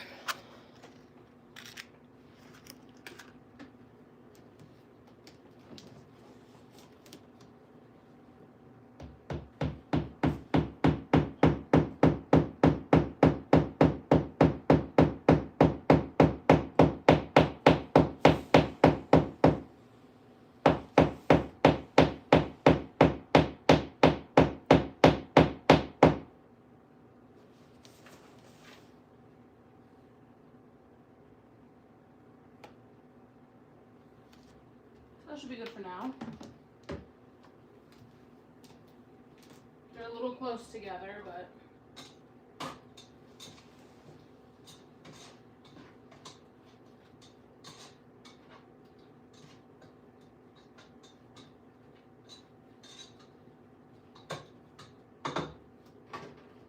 I've also got a lot of them, so I might end up putting more over here as well, but for now, I do have that one. Okay, so now I'm going to put, oh, I guess I should maybe have one of these.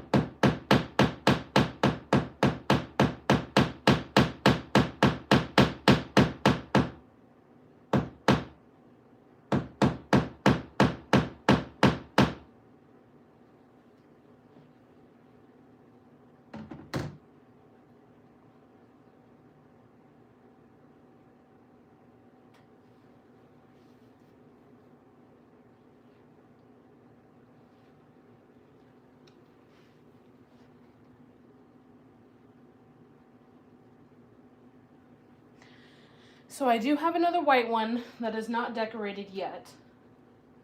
And I do have another one.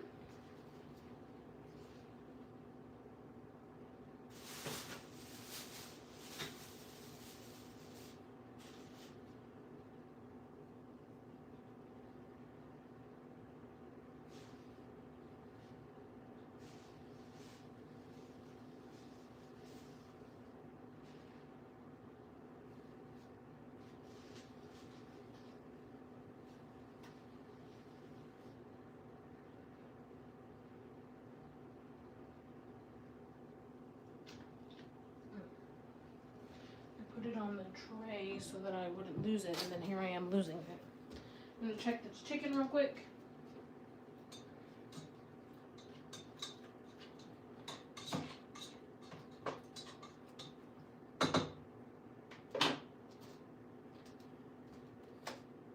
Flip on that light.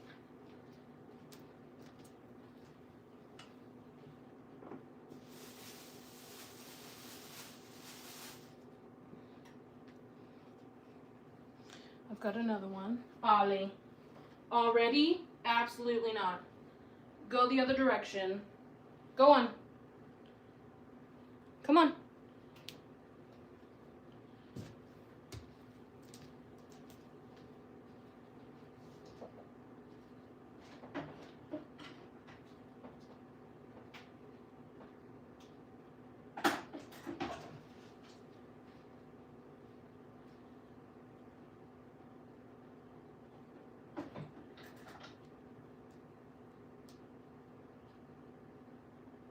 Thank you, Ollie.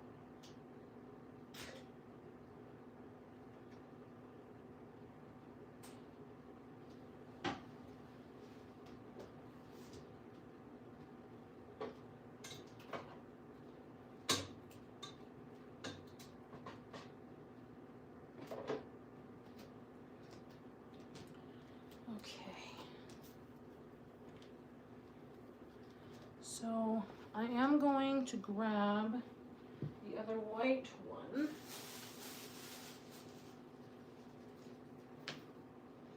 So I can at least get it a space on the wall.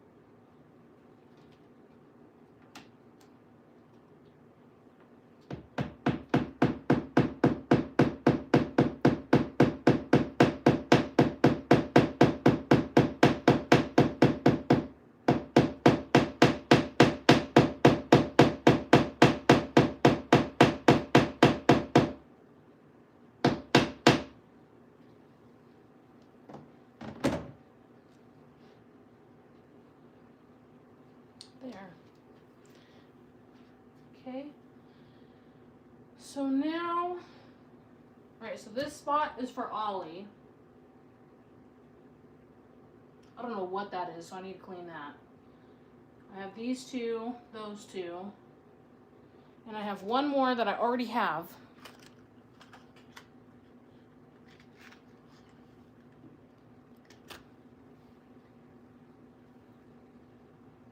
So I'm thinking, yeah, Ollie.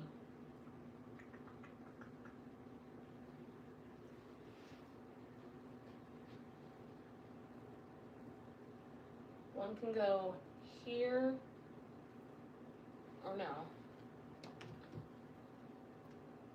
One can go here. Or I can just kind of,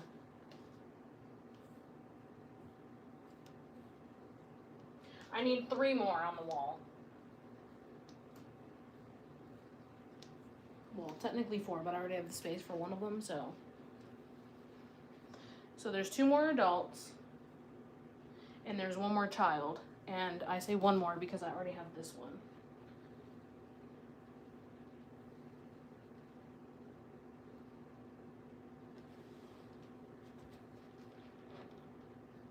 No, Ollie, absolutely not. Go the other way.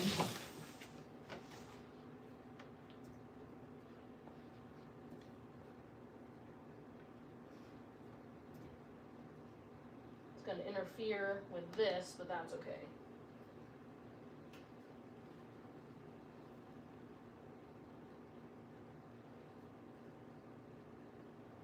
And then that will be clean. I missed the top of that.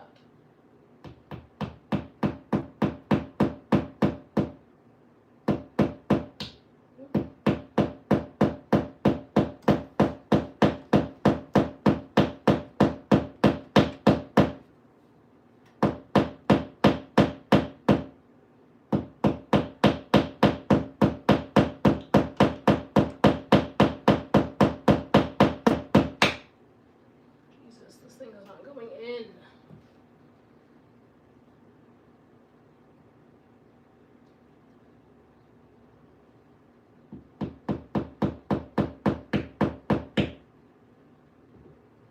Doesn't sound like it's going to.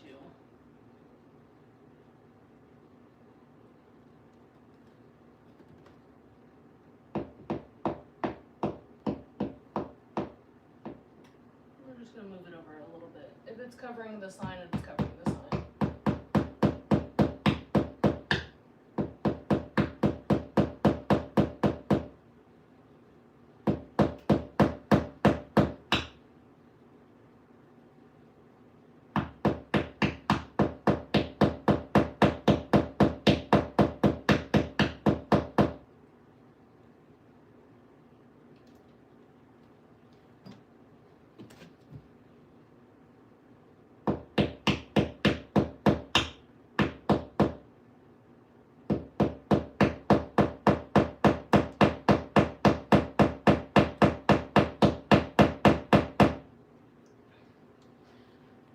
one's gonna not work, I don't think.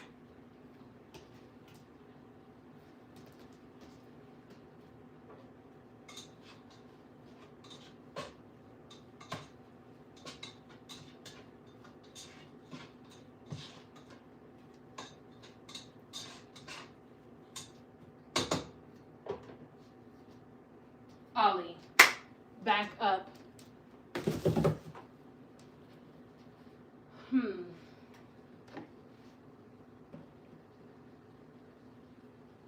don't think it's gonna actually go in much further. Freaking God. I need a new one. That one is bending.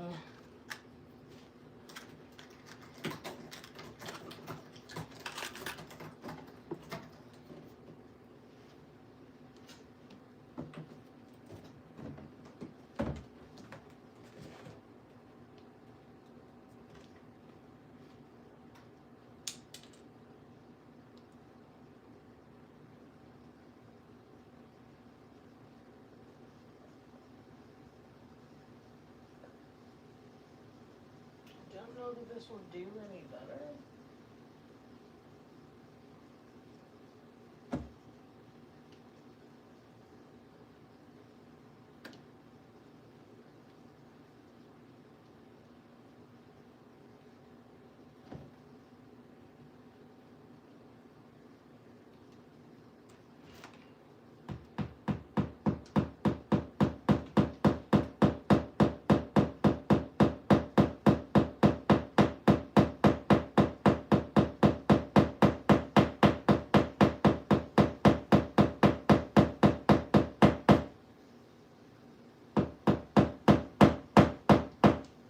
Sounds like it's not gonna go. I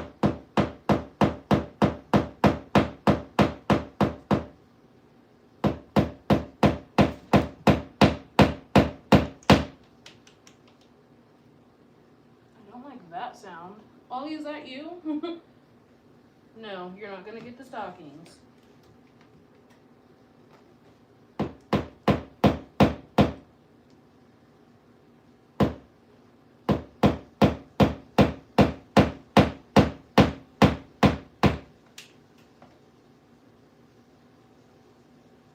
I know what it is. It's whatever that mess is coming off the wall.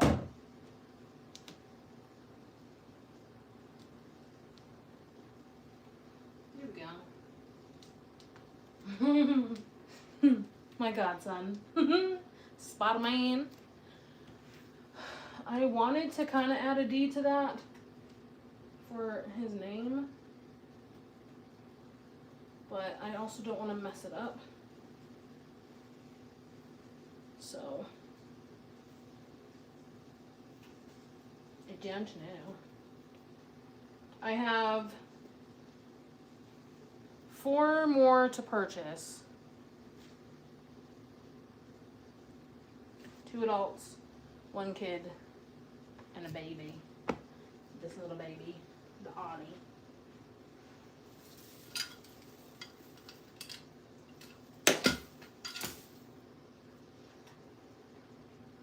And my Halloween tree.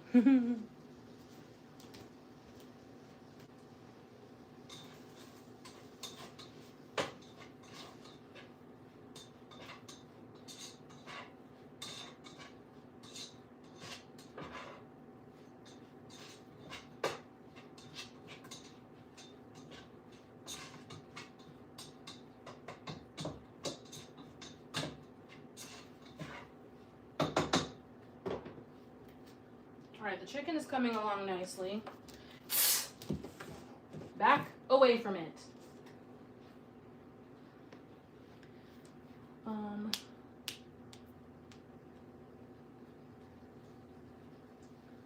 So chicken is nicely coming along. Ow. I keep stepping on the thingies with my bare feet. Hold on, I'll read your comment in a minute. Gotta throw away the goat head.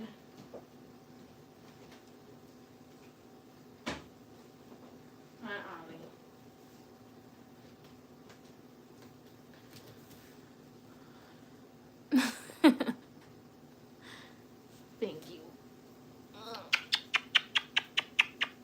Say hi, Ollie. He said, put me down. Oh, oh, oh. Don't get up here. Thank you.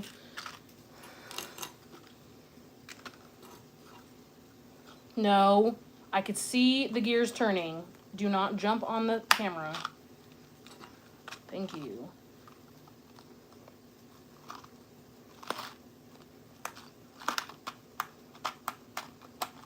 Okay. So.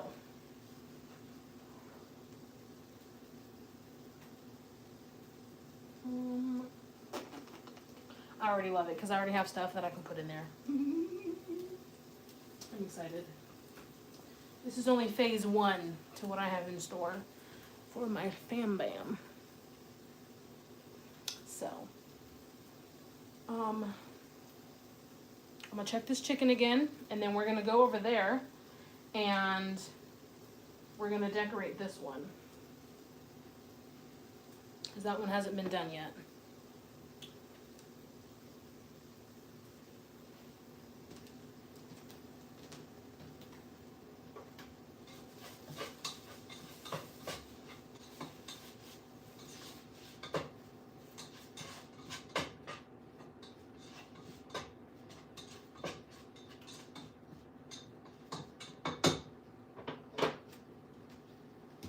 And I'm upset because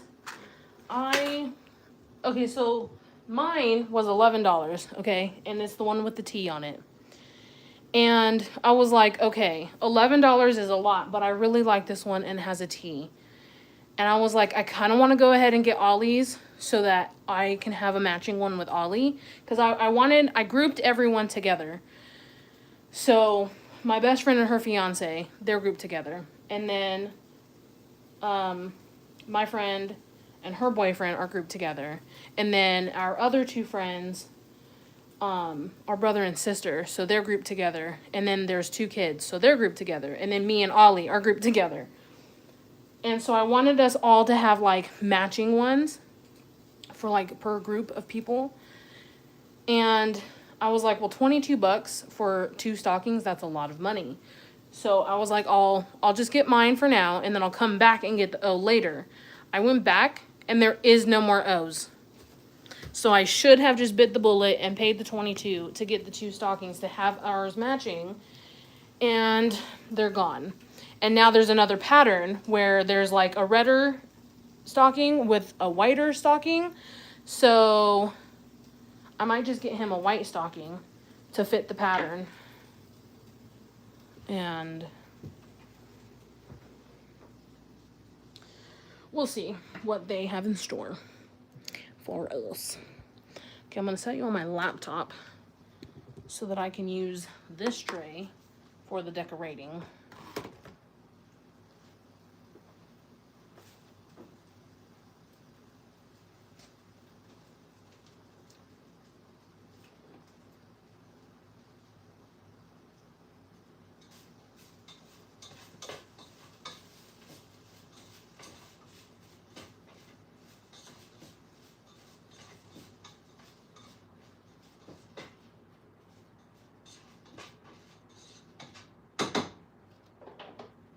So the chicken is almost done.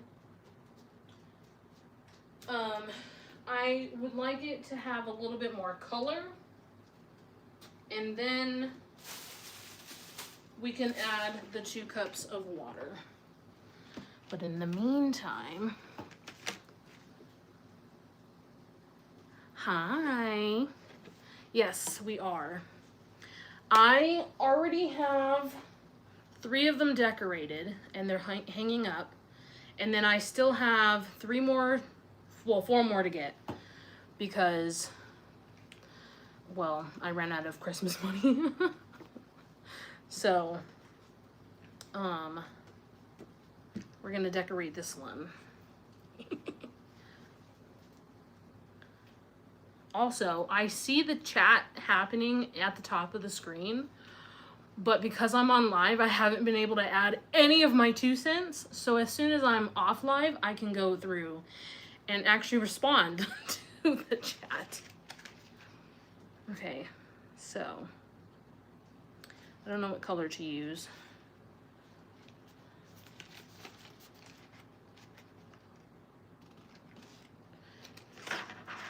There's a lot. Hello? Get out of the box. Okay, so there's red. I haven't been able to use red at all yet.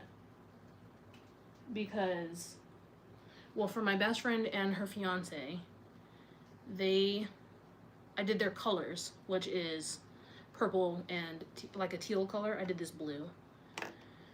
And then, well, Autumn's is a red stocking, and her favorite color is my favorite color, which is why she got the red stocking. So I did orange, because that goes onto the thingy. Yes, I am doing stockings. It's phase 1 to my ultimate plan.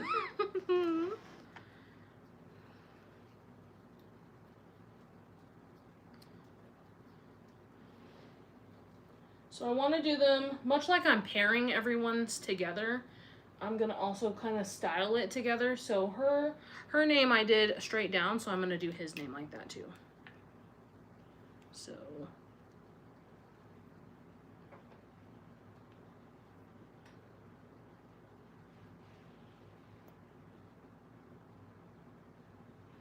oh my god, it's so pretty.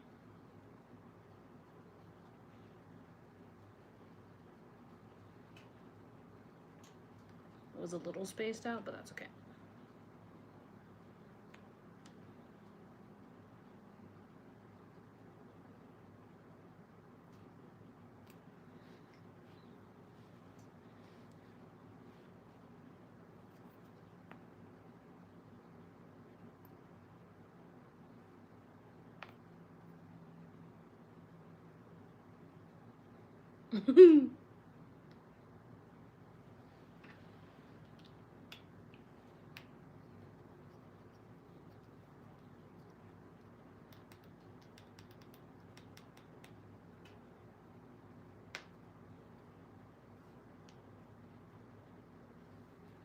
Okay, so on hers, I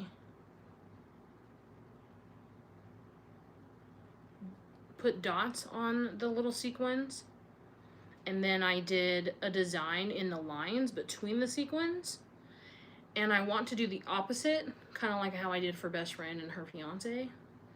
So I'm gonna do the lines on his and make a little pattern out of the dots. But first, I'm checking the chicken.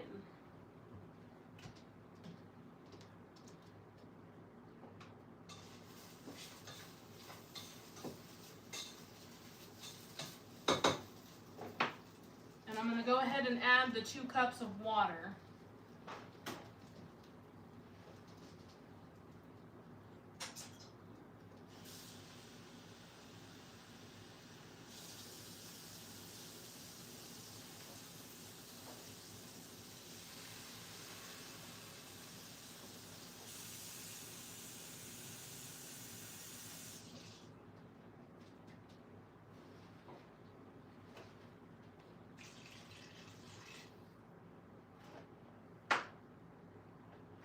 The pasta and the seasoning.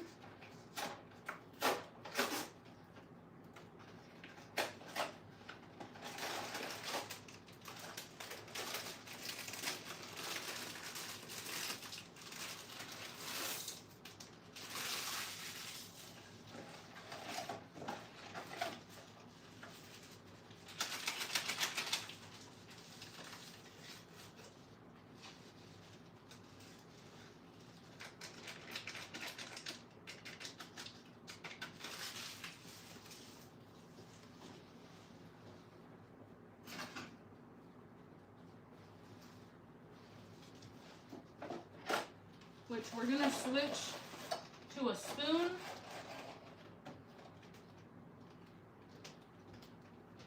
I don't know why I left y'all all the way over here trying to talk to you from across the room, the house.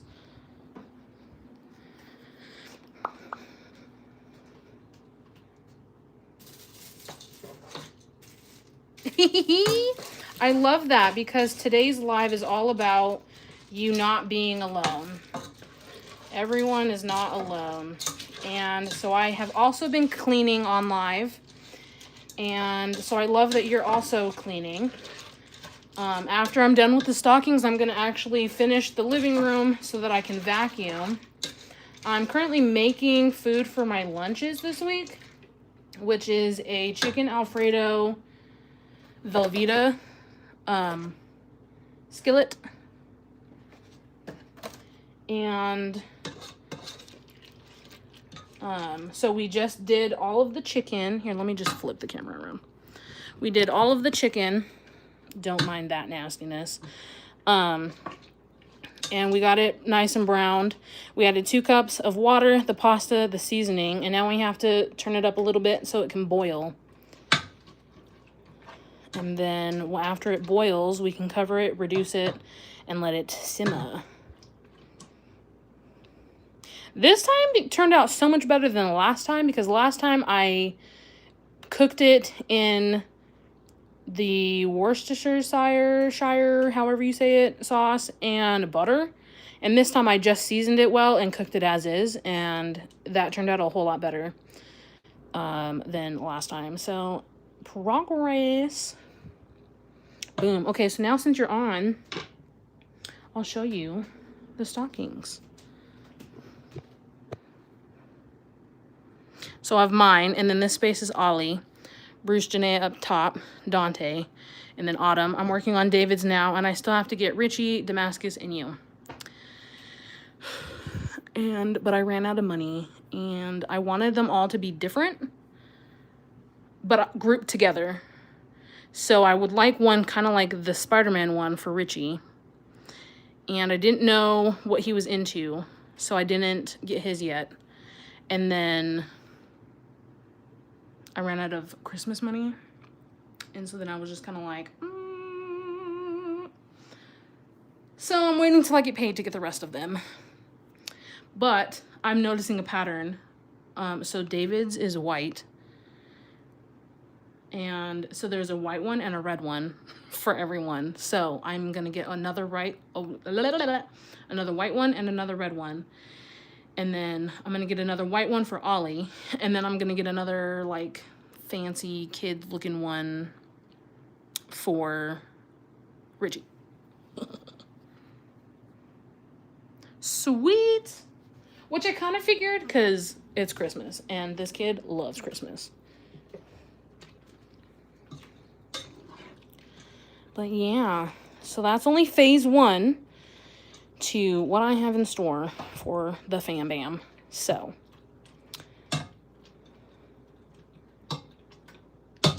we're just waiting for that to heat up. So we're gonna come back to the stocking and continue working on that a little bit. Move, remote.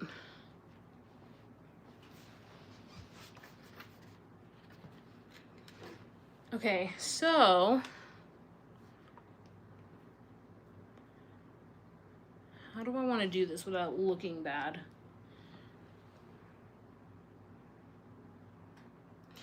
I actually see a pattern in the lines, so I think this will be okay.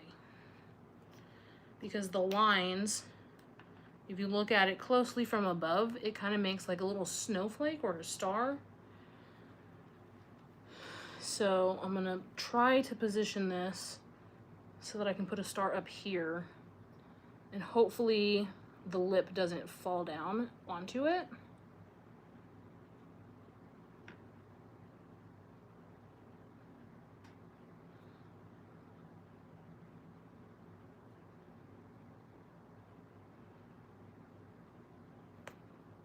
There we go.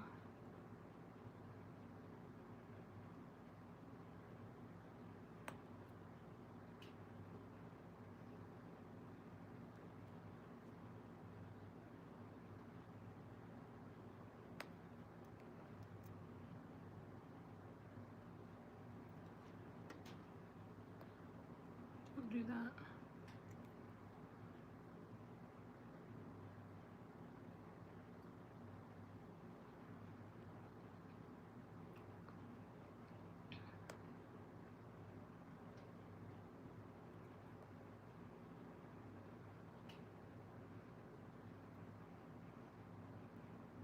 Almost forgot to connect this piece.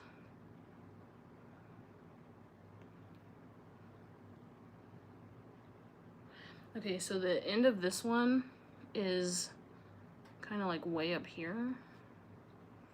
So I need to actually extend this one a little bit more.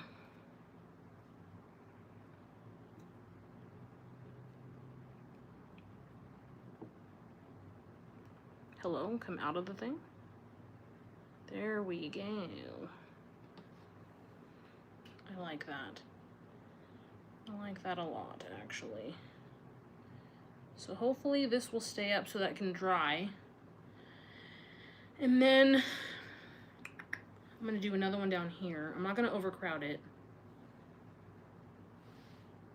because I didn't overcrowd hers. And then I'm gonna go at it at a different color, and I'm gonna do the dots so that it's semi-matching.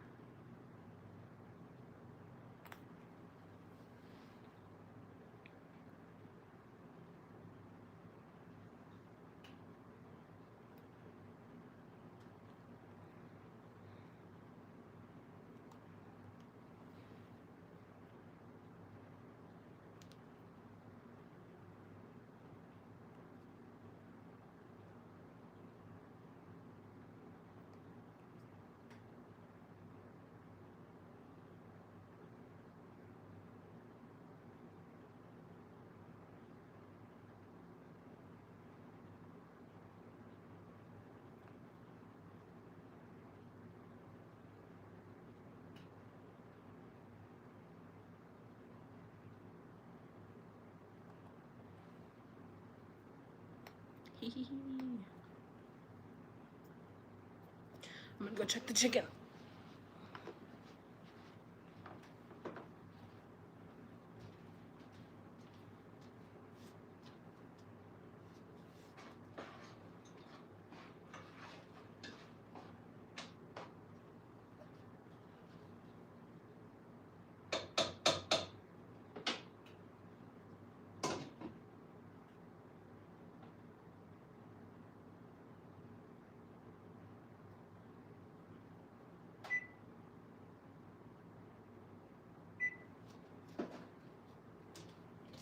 Alright. Now hopefully, frequently doesn't lose my brain. Aw, thanks. And we can stir that, because it's got to boil or simmer for 10 minutes or 8 minutes.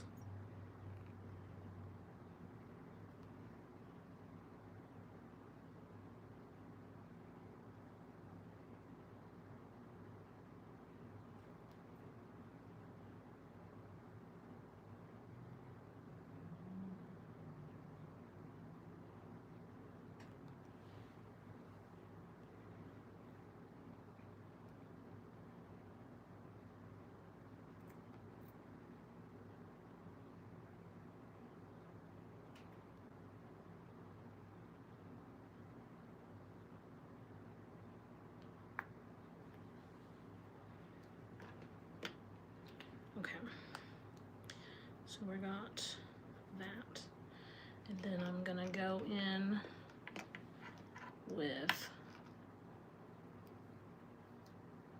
this color, and we're gonna fill in some of these dots.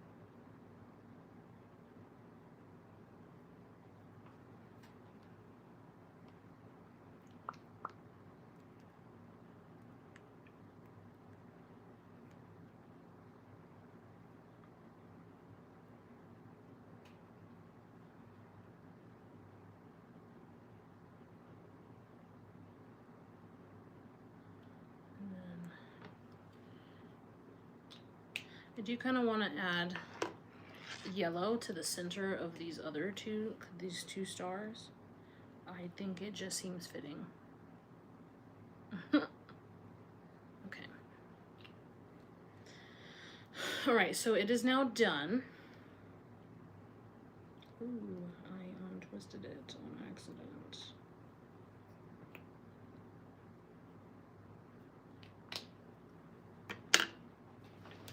And now I'm gonna go stir.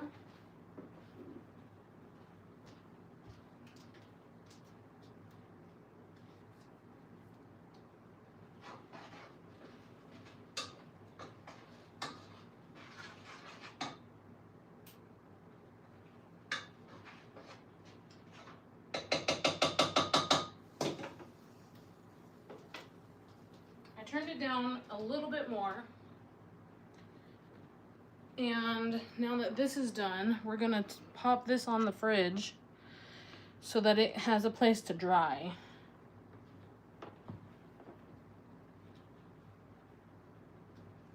And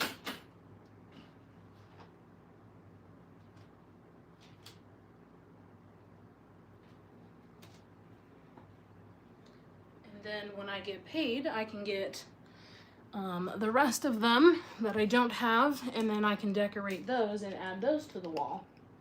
So it's coming along. My plan is working.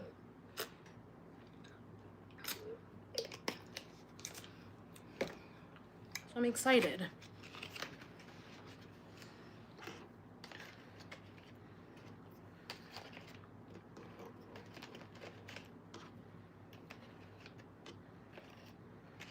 And we have Thanksgiving coming up, so I'm excited for that. I'm actually gonna make a mini Thanksgiving just so that I can take it to work that week. And so I'm excited for that.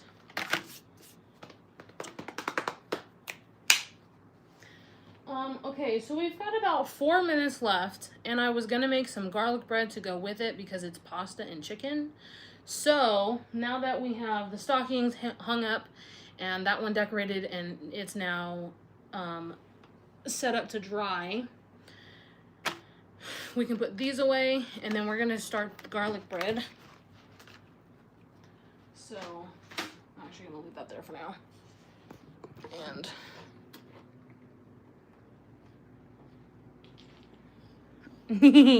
yeah,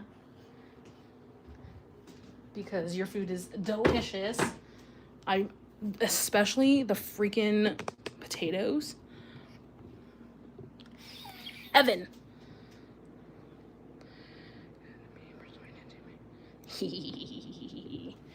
Yes, please. Which reminds me, I owe Aya some Smokies because she did something else for me. So I owe her again, I'm pretty sure. Alright, we're gonna clean this foreman for a minute real quick, but I need to turn it on so it's not caked on there. In the meantime, let's give this a stir. I think this is gonna be ready for the sauce, if not already, in 2 minutes. So I don't think we're gonna need that extra time. Let's get this over here so we can.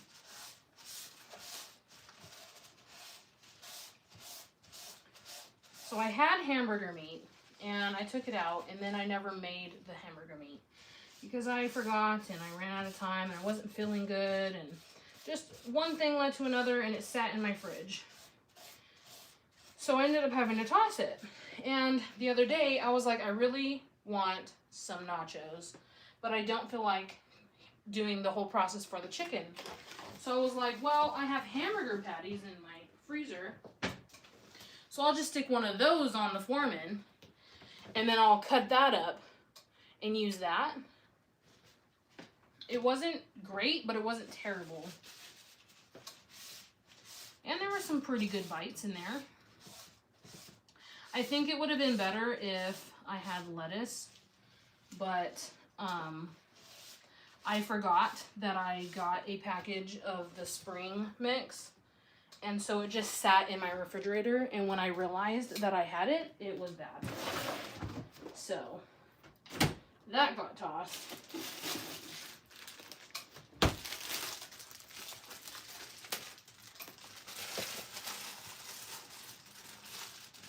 Okay, so we're gonna put some garlic breads on here.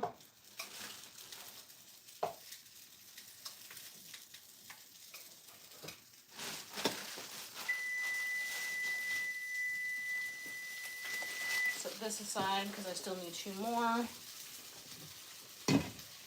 Our chicken is done, or our pasta. Now I'm pretty sure we just need to add the Velveeta. Remove from heat. Stir in Velveeta cheese sauce. Delicious.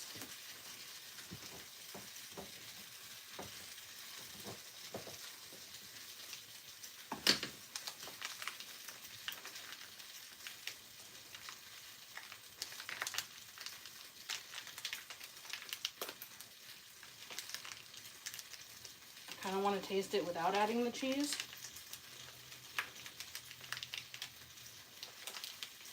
So I think after I squeeze this in there, before mixing it, I am going to try the pasta without the Velveeta.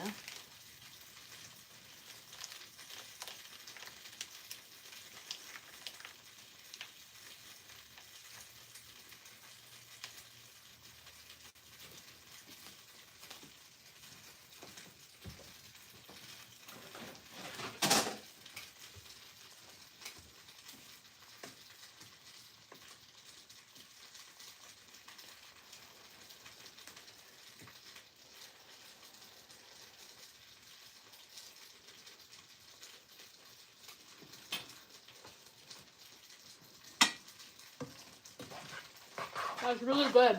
And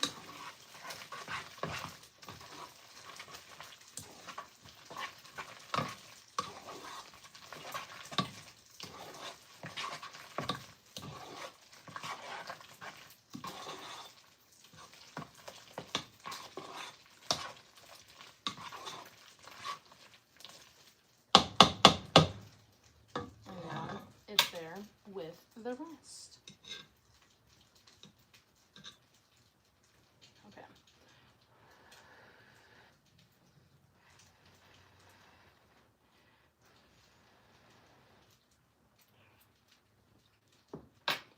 Oh my god. That's delicious.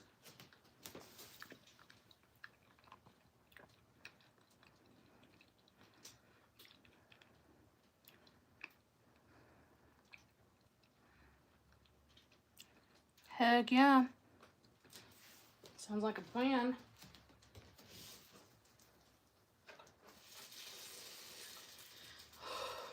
These garlic breads smell so good.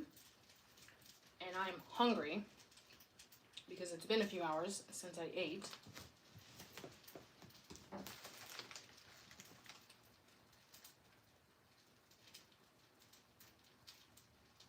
Which means I think we're gonna do food to eat right now before we do the vacuuming, which is fine. Where did I put the containers? Oh, they're over here.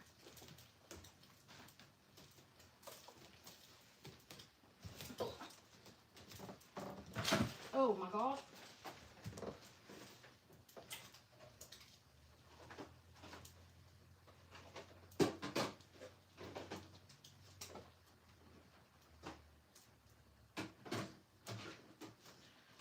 Alrighty, so these are for my lunches. So now I'm going to take pasta and I'm going to divvy it up between all of these over here.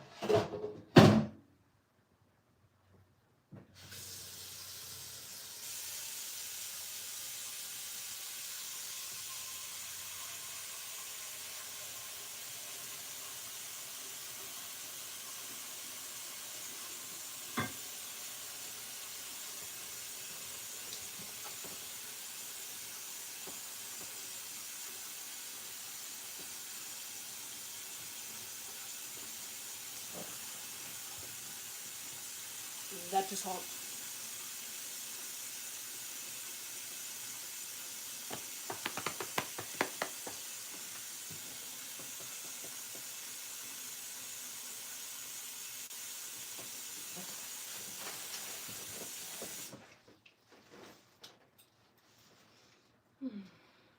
Okay.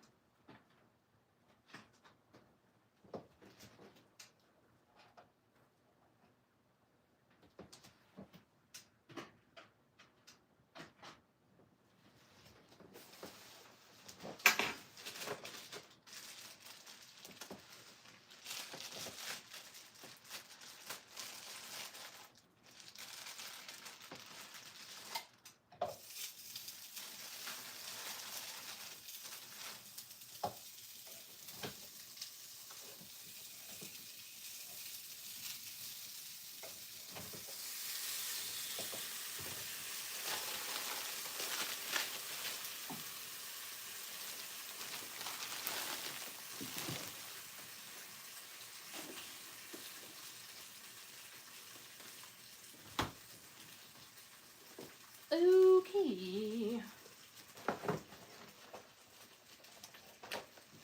So now that is done.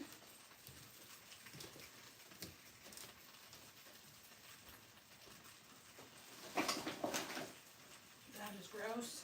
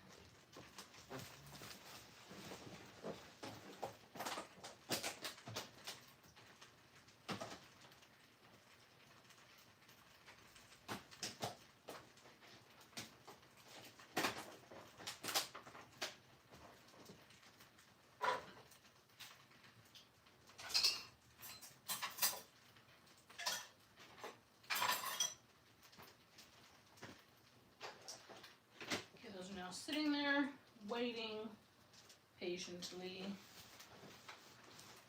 Move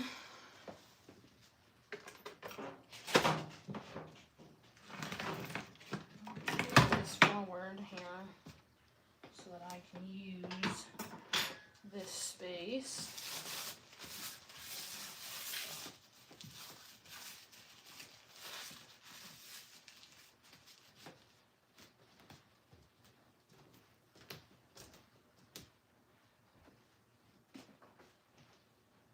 Oh, good. I slipped on another go-ahead.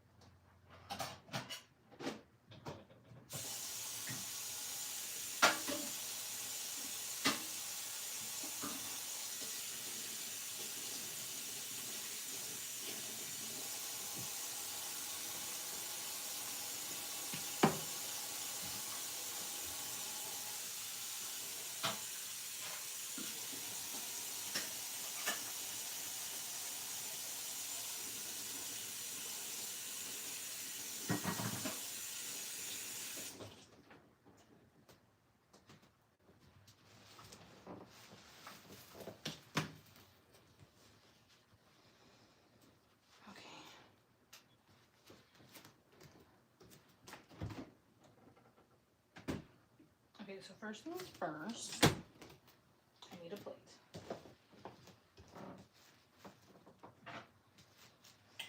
I have the plate, and I'm gonna have you guys hold the plate.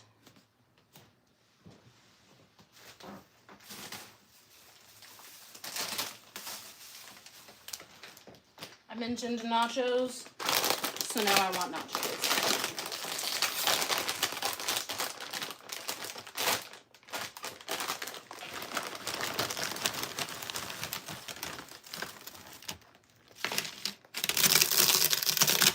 It's easier for me to crush them. Ooh, this is a good one.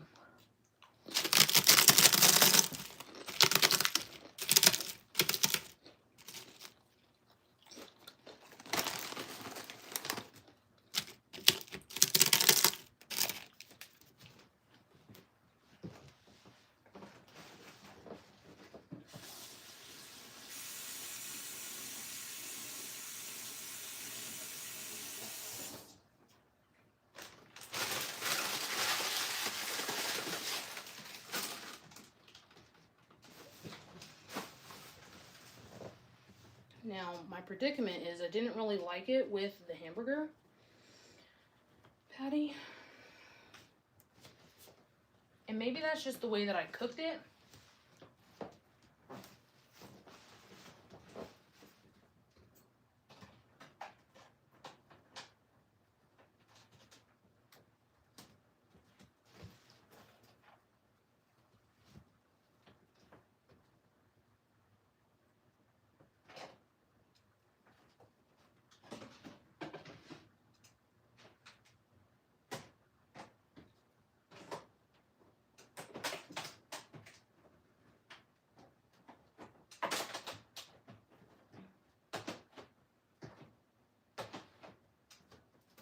Okay, now that needs some time to cool down.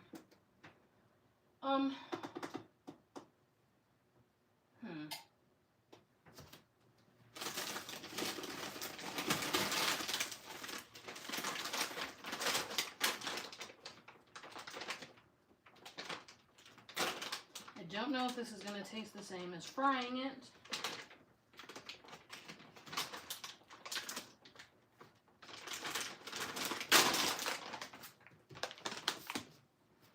Because I would like to not fry it, but I do have these.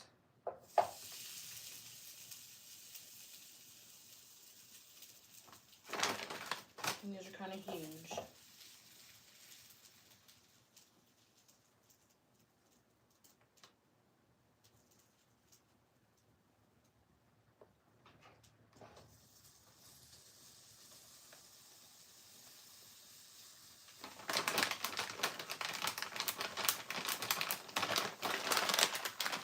I don't know.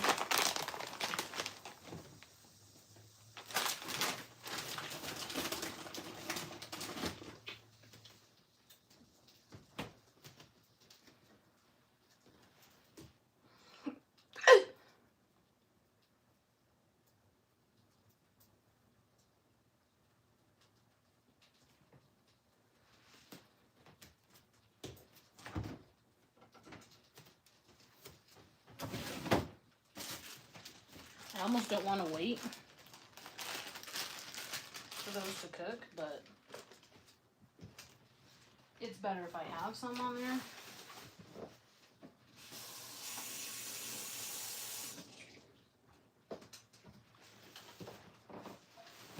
Let's cut up some onion.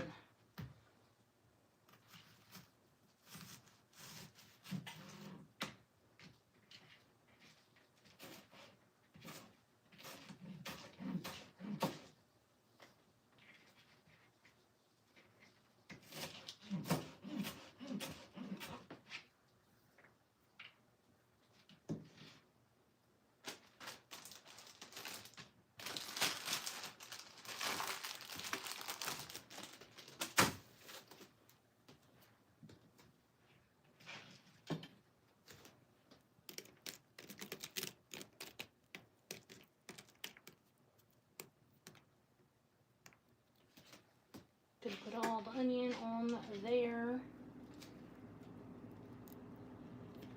How do you guys like your nachos?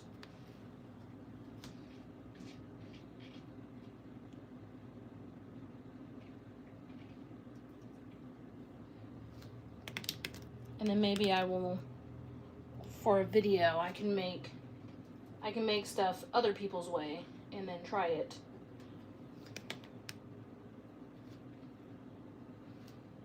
And then I can give a shout out to people as well. And say like, oh hey, so and so likes their thing this way, so here it is.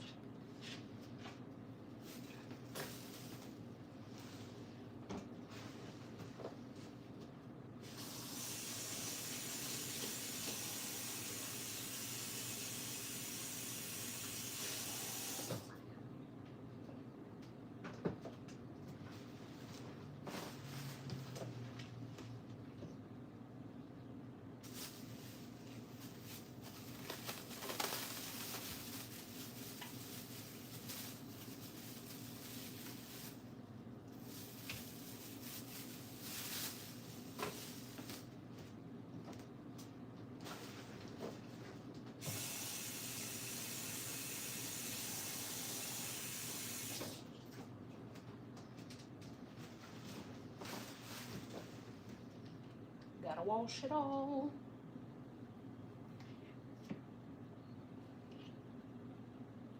I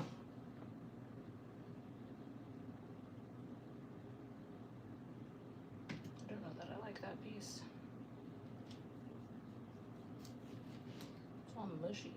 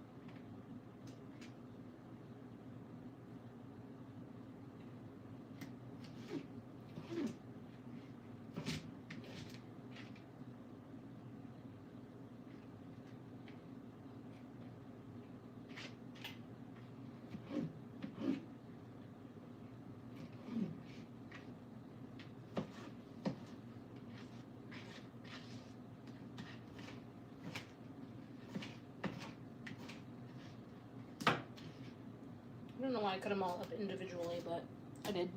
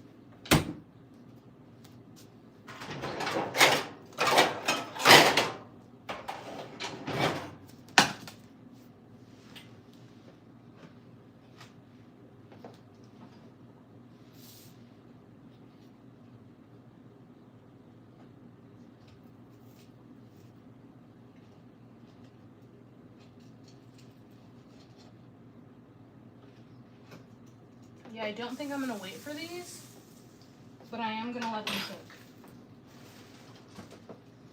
Just because I want to see if it'll work out in the end.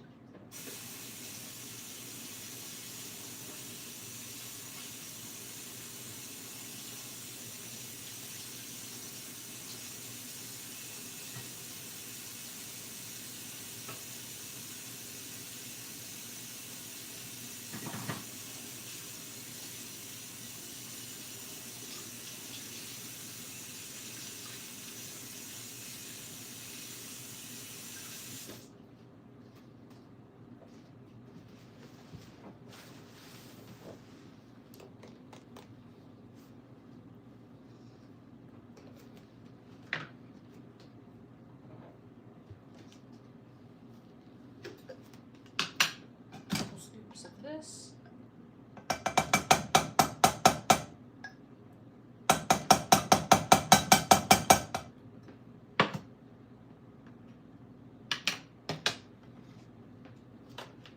That heated up.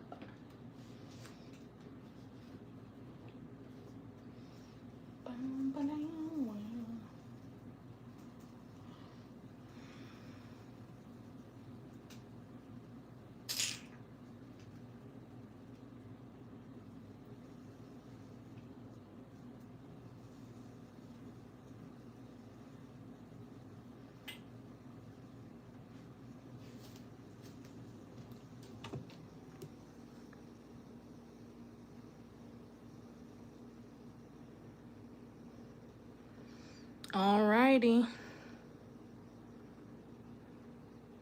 See you later.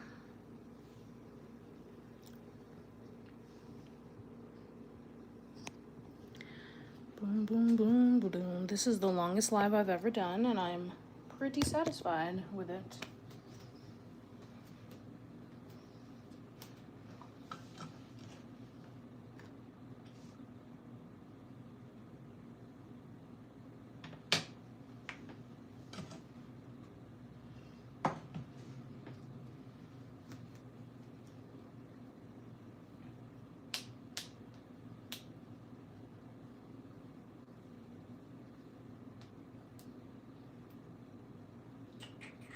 Alright, so we got the stockings hung up. We have the one decorated and is drying. We put laundry away. We cleaned the dishes and most of the living room. We made lunch. We're making dinner. And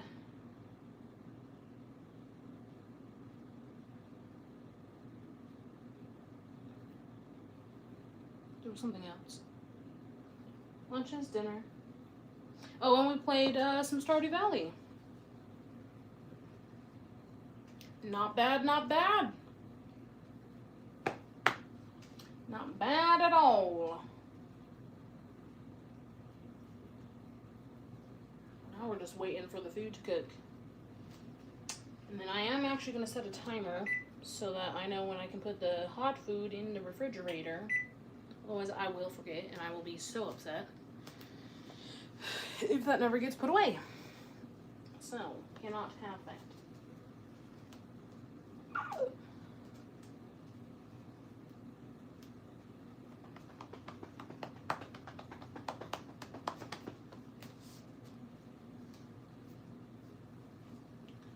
We're gonna go ahead and get this moved.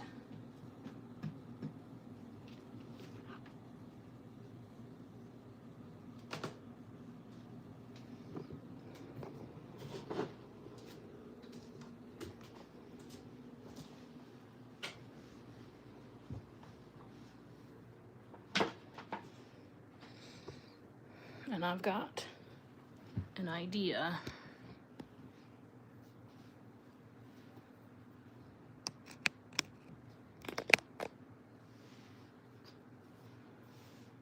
So this will be interesting.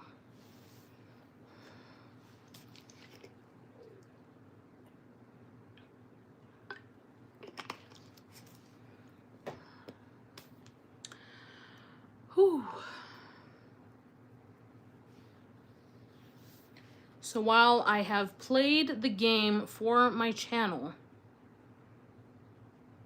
I would like to play the game for the live.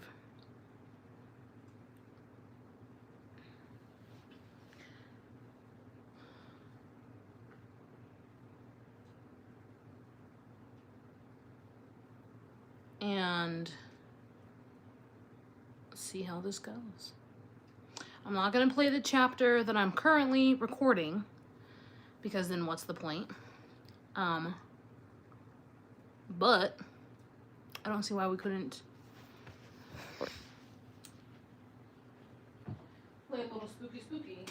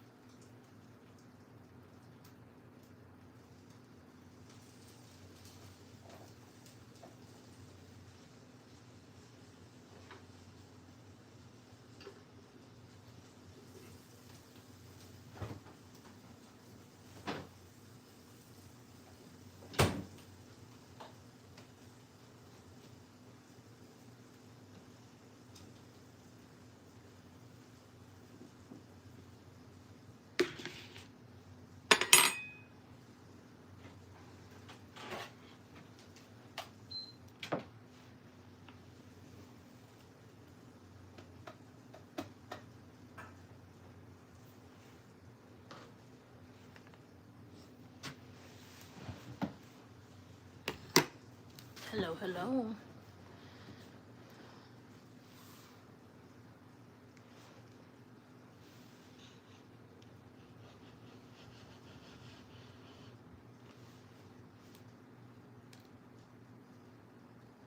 I pressed the button and I didn't.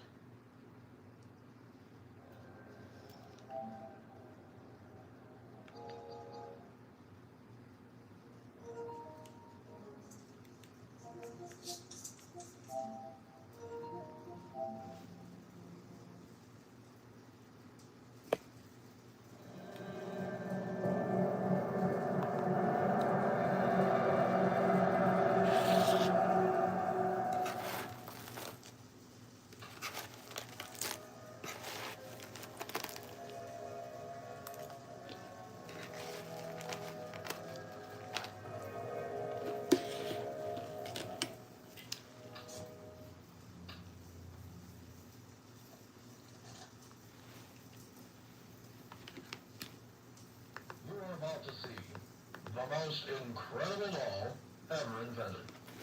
Her name is Poppy, and she is the first truly intelligent doll in the world. A little girl can talk to her. Poppy gives her answers. She is the first doll actually able to have a conversation with a child. Hard to believe? Just watch.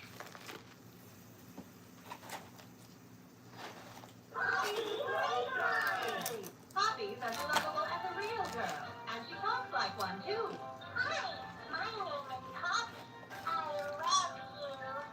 Can you help me polish my shoes? Why, of course, Poppy. Just like a real girl, Poppy always wants to look her best. Perfect. Thank you. Her hair is sturdy and won't come out when you brush it, and smells just like a poppy flower. Is there anything else you'd like to say, Poppy? I'm a real girl. Just like you. What's the time? Playtime! And if you've ever wanted to see how all of the nation's favorite toys were created, Playtime Co. is now offering factory tours at just $2.99 a person. An entire hour in the most magical toy factory on Earth. What are you waiting for? Come visit the factory. We can't...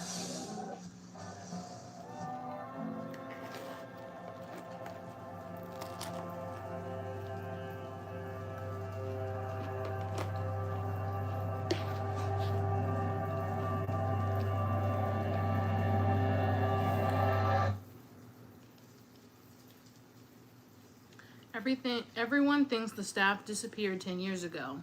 We're still here. Find the flower.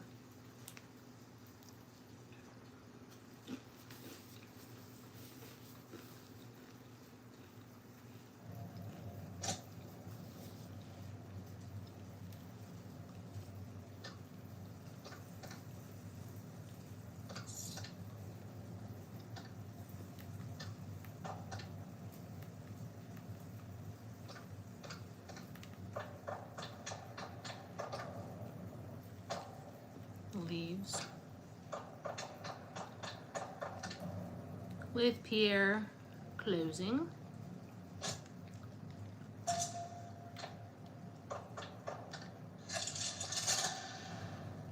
Hi, my name is Leigh Pierre, and I'm the head of innovation here at the Playtime Co. Toy Factory. If you're seeing this, then you're trespassing. Yeah, we play this little tape on loop whenever we close the factory for the day. So, trespasser, just to make you aware, while we pride ourselves primarily on our high-quality toys and excellent child care, we also pride ourselves on our security. For example, this facility is full of hidden motion triggers, which, once set off, will turn on the factory's emergency alarms and directly contact the authorities. And that's one of the more tame aspects of our security system. No spoilers. So, you've got my warning. It's not too late to turn around. I just hope that you're certain whatever you're doing is worth it. Mm-hmm.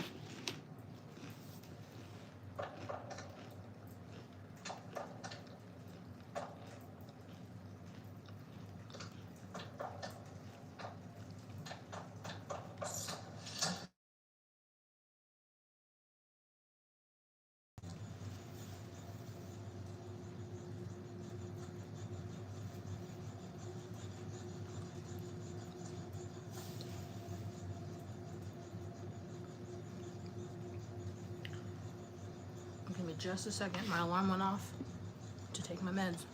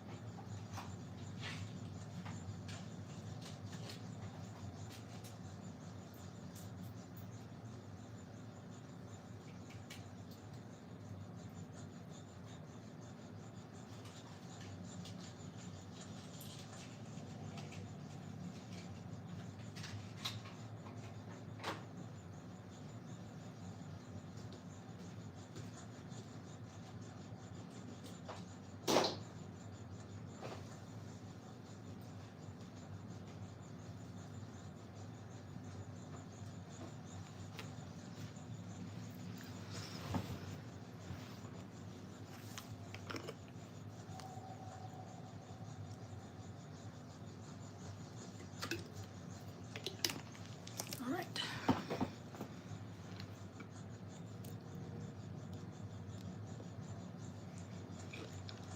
Green, pink, yellow, red.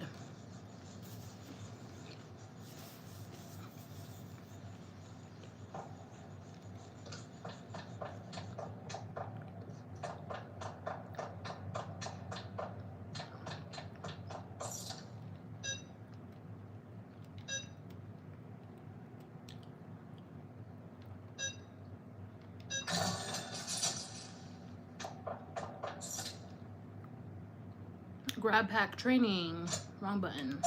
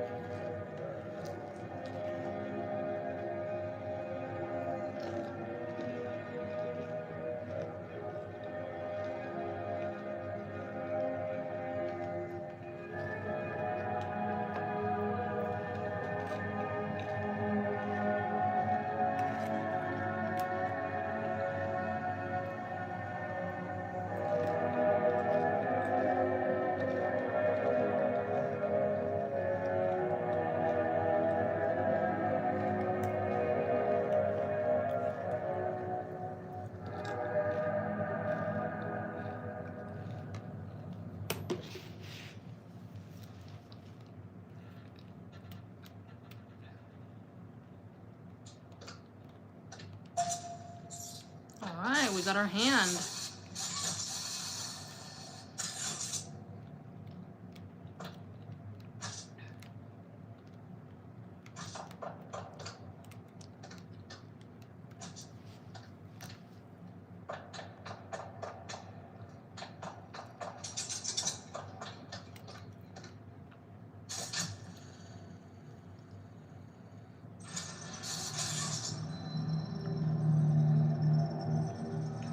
He is. Dun dun dun. Huggy Wuggy. Playtime Co. has designed hundreds of distinct toys, but none connected with people more than that of Huggy Wuggy. Our founder, Elliot Ludwig, aimed to create a toy which could hug you forever. As is always true, Playtime Co.'s 4-step process to creating the most life-like toys was a success. Knowing everything I know, I don't like that explanation. With a bit of string and polyester, our lovable blue pal Huggy was brought to life. Huggy Wuggy has gone on to be Playtime Co.'s most popular and best-selling toy so far.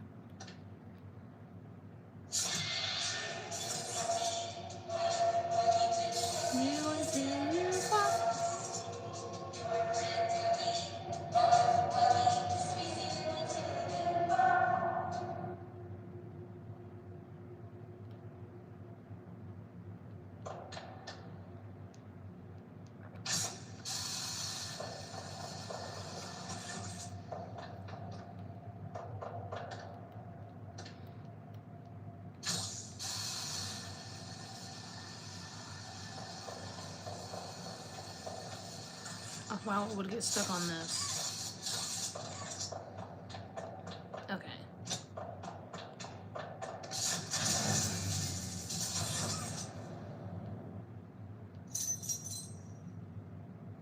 And then he just has the key.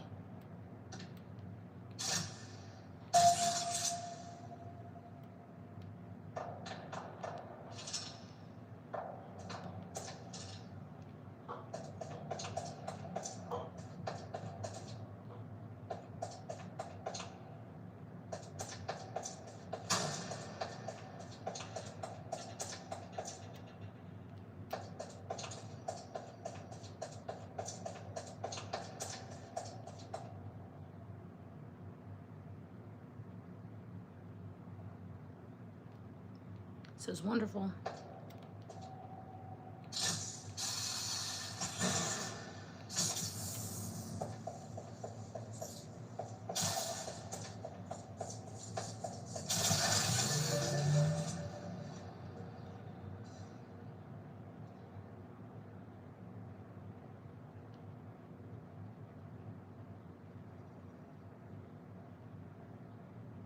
The way that these are set up is made to look like the toys themselves were bleeding.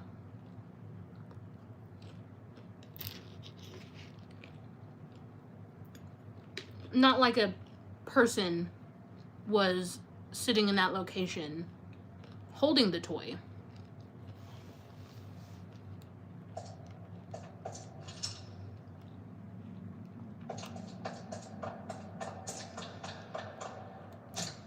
Huggy is gone.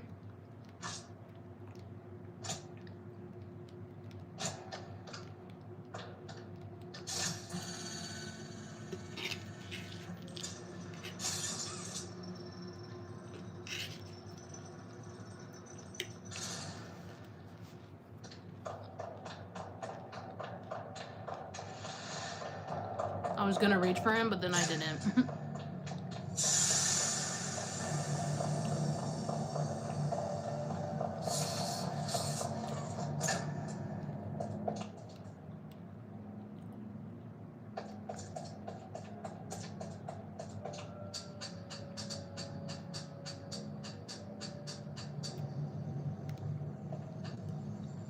Remember to take breaks. Breaks longer than 10 minutes are not permitted.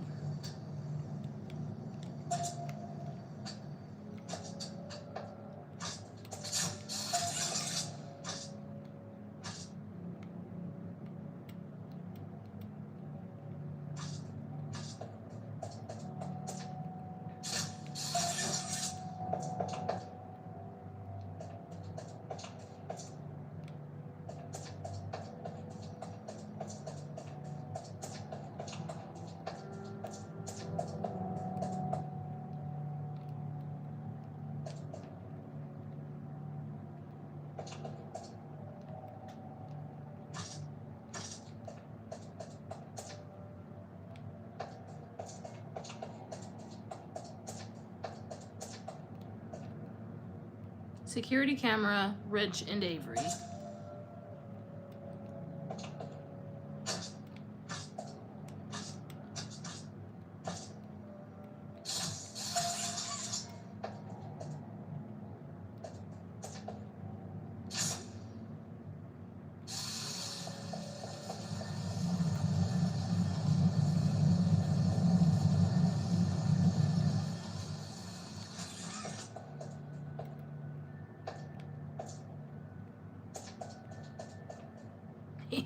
Busted up there, busted. I'll show you in a minute.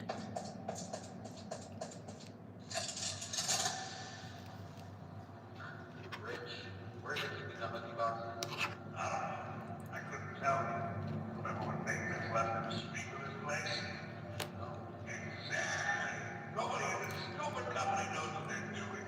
Oh, I swear I haven't seen a single box in this place since they started flooding the storehouse, orphanage, and shop. Right. Nice book. Odd break.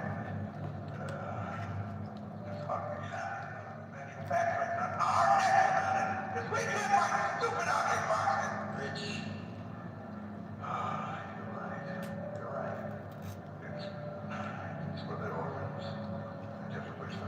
boxes. Must be more available. Ready for a minute.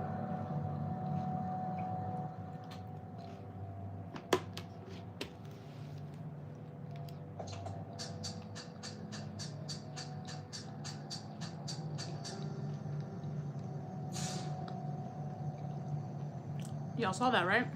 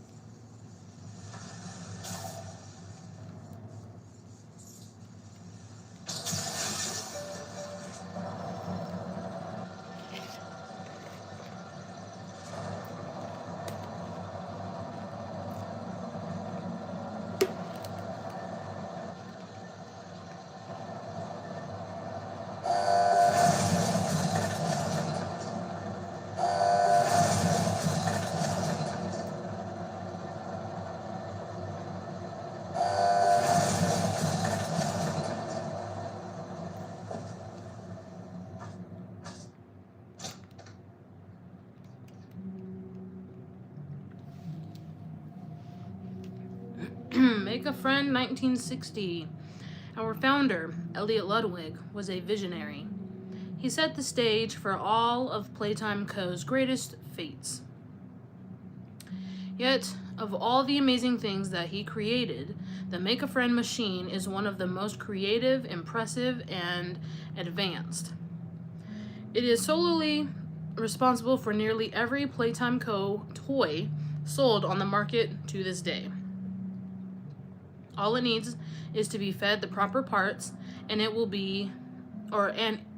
then paint, assemble, and do a quality inspection of the toy all on its own. Gone is the need for complex sorting or back-breaking labor. This machine can do all that and more.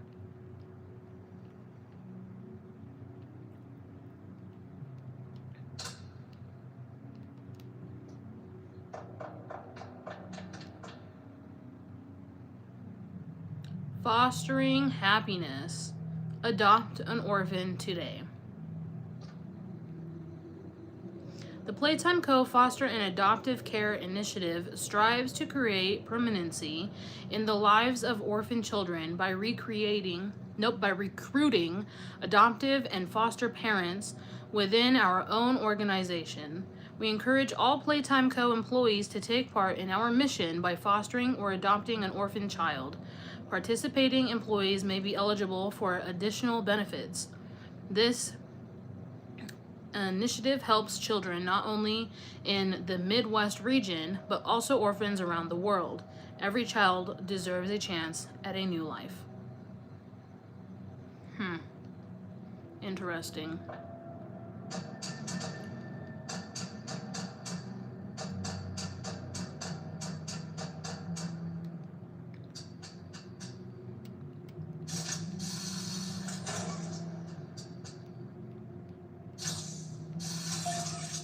Fortunately, we can't read that, but it's something about Stella. So, Stella, what made you want to work at the Playtime Co. factory? Playing with toys when I was young was so magical. I could go straight from my bedroom floor to anywhere in the world. It was such a great feeling. And being able to work at a toy factory, somewhere that can provide kids with that same experience, that's a pretty great feeling too.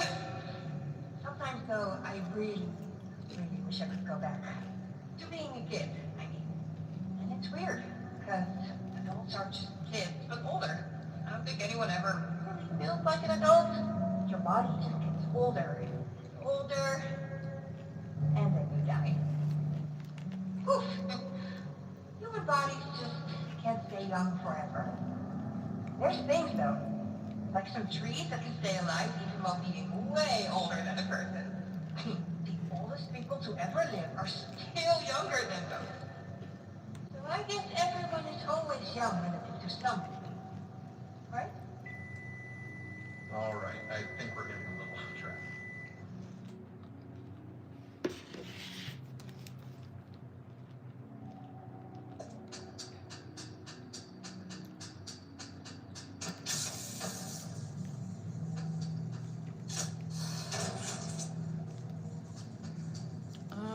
Actually, I don't.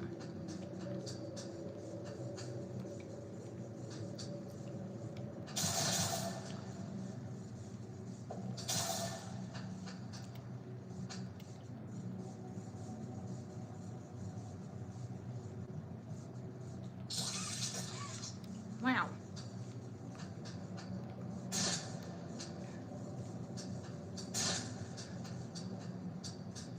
Okay, I'll do it first.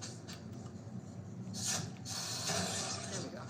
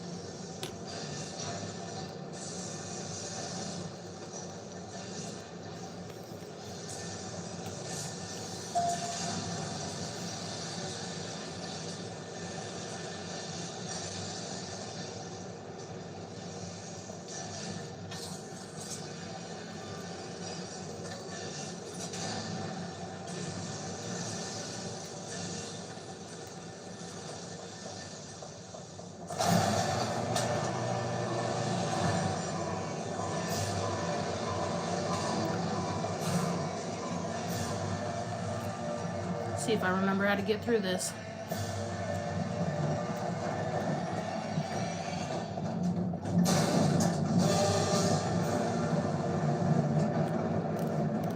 Stop.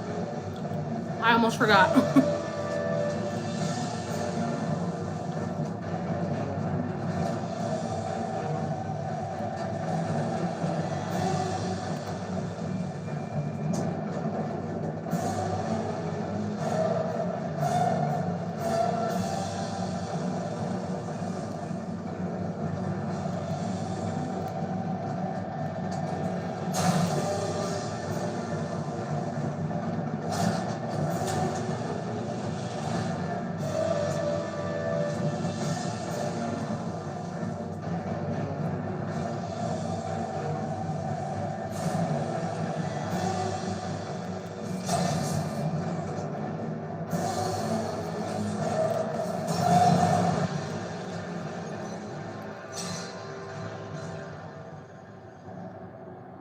Whoo!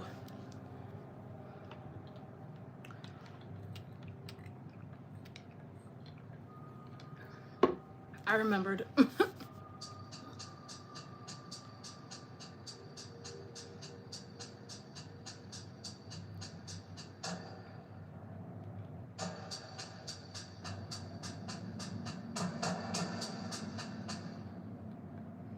Damn.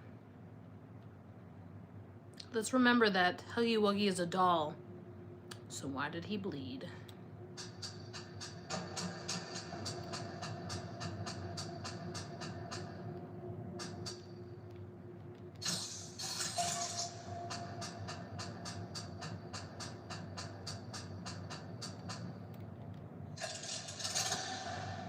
Final log in relation to experiment 1006, the prototype.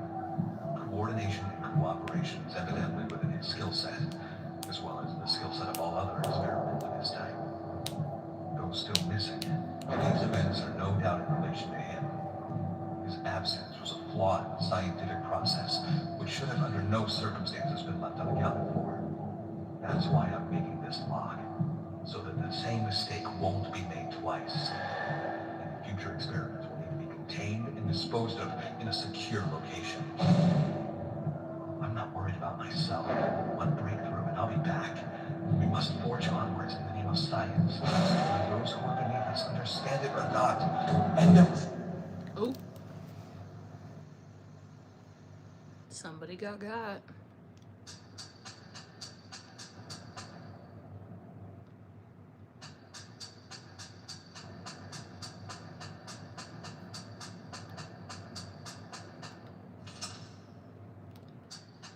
So these things right here is basically what the tunnel that Huggy chased me through says, except the tunnel also says Danger Elliot. And as we know from the posters and the little billboards, he's the founder of Playtime Co. So whoever wrote these is saying that he's a bad person. But it's danger, stop, no, go back, run.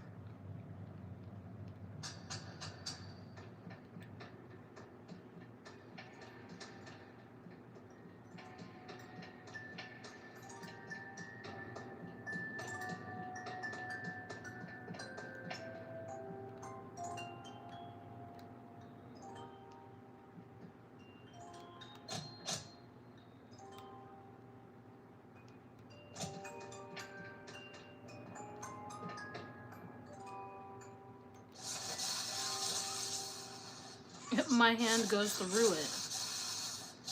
Interesting.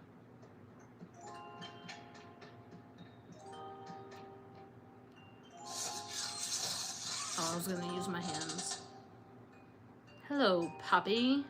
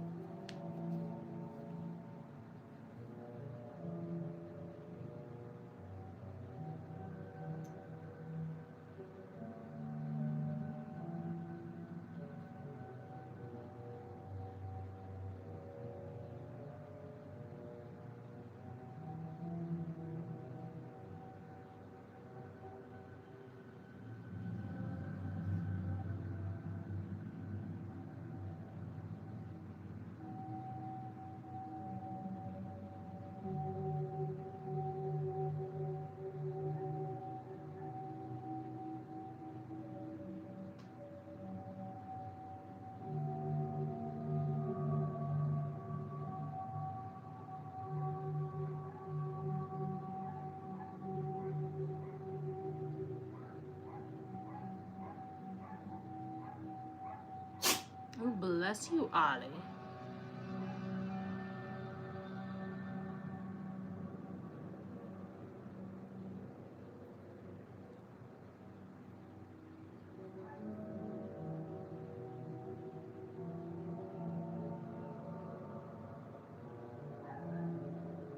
Now, I did play these games for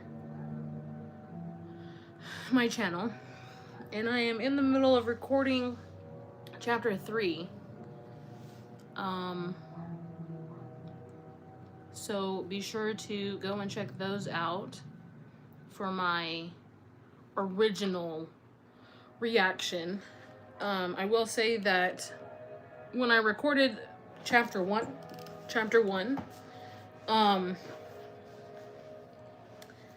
I had an older TV, and the lighting on that TV really sucked, so the videos are a little dark in the beginning, but the editing is there and the reaction is there. So definitely I am proud of these videos. So be sure to go and check those out. And tomorrow, when I get off work, I will be going live again for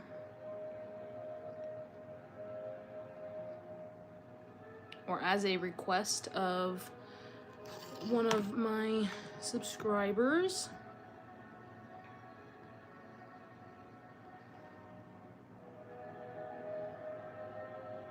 Let's see.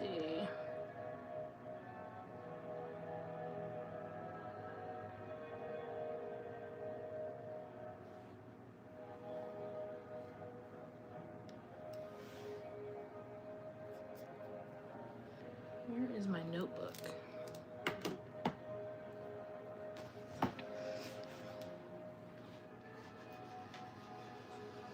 I have found it.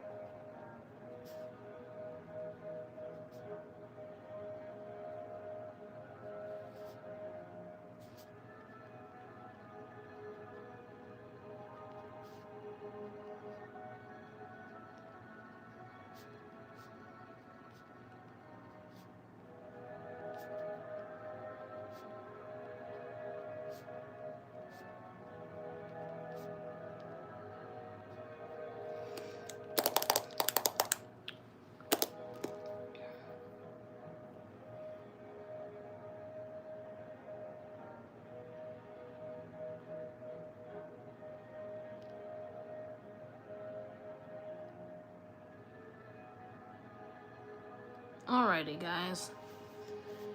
I think after an all-day live that I am a little burnt out. Got a lot accomplished today, so that's nice. Before we go, I do want to rehash the purpose of this live. And that is, you are not alone. Whatever you're facing, whatever you're battling, whatever you are struggling with right now, you are not alone. And sometimes it is very difficult to remember that you're not alone, and it's difficult to find that light, that happiness. And it is there. Even if it doesn't really seem like it, it is there. And I'm here. And the community that I am forming is here. And you're not alone. And I want everyone to remember that. So, stay tuned for another live tomorrow night. And be sure to check out my Poppy Playtime videos on my channel. And if you enjoyed this live, don't forget to leave a like, a comment, and hopefully a subscription. And I will see you guys later. Bye.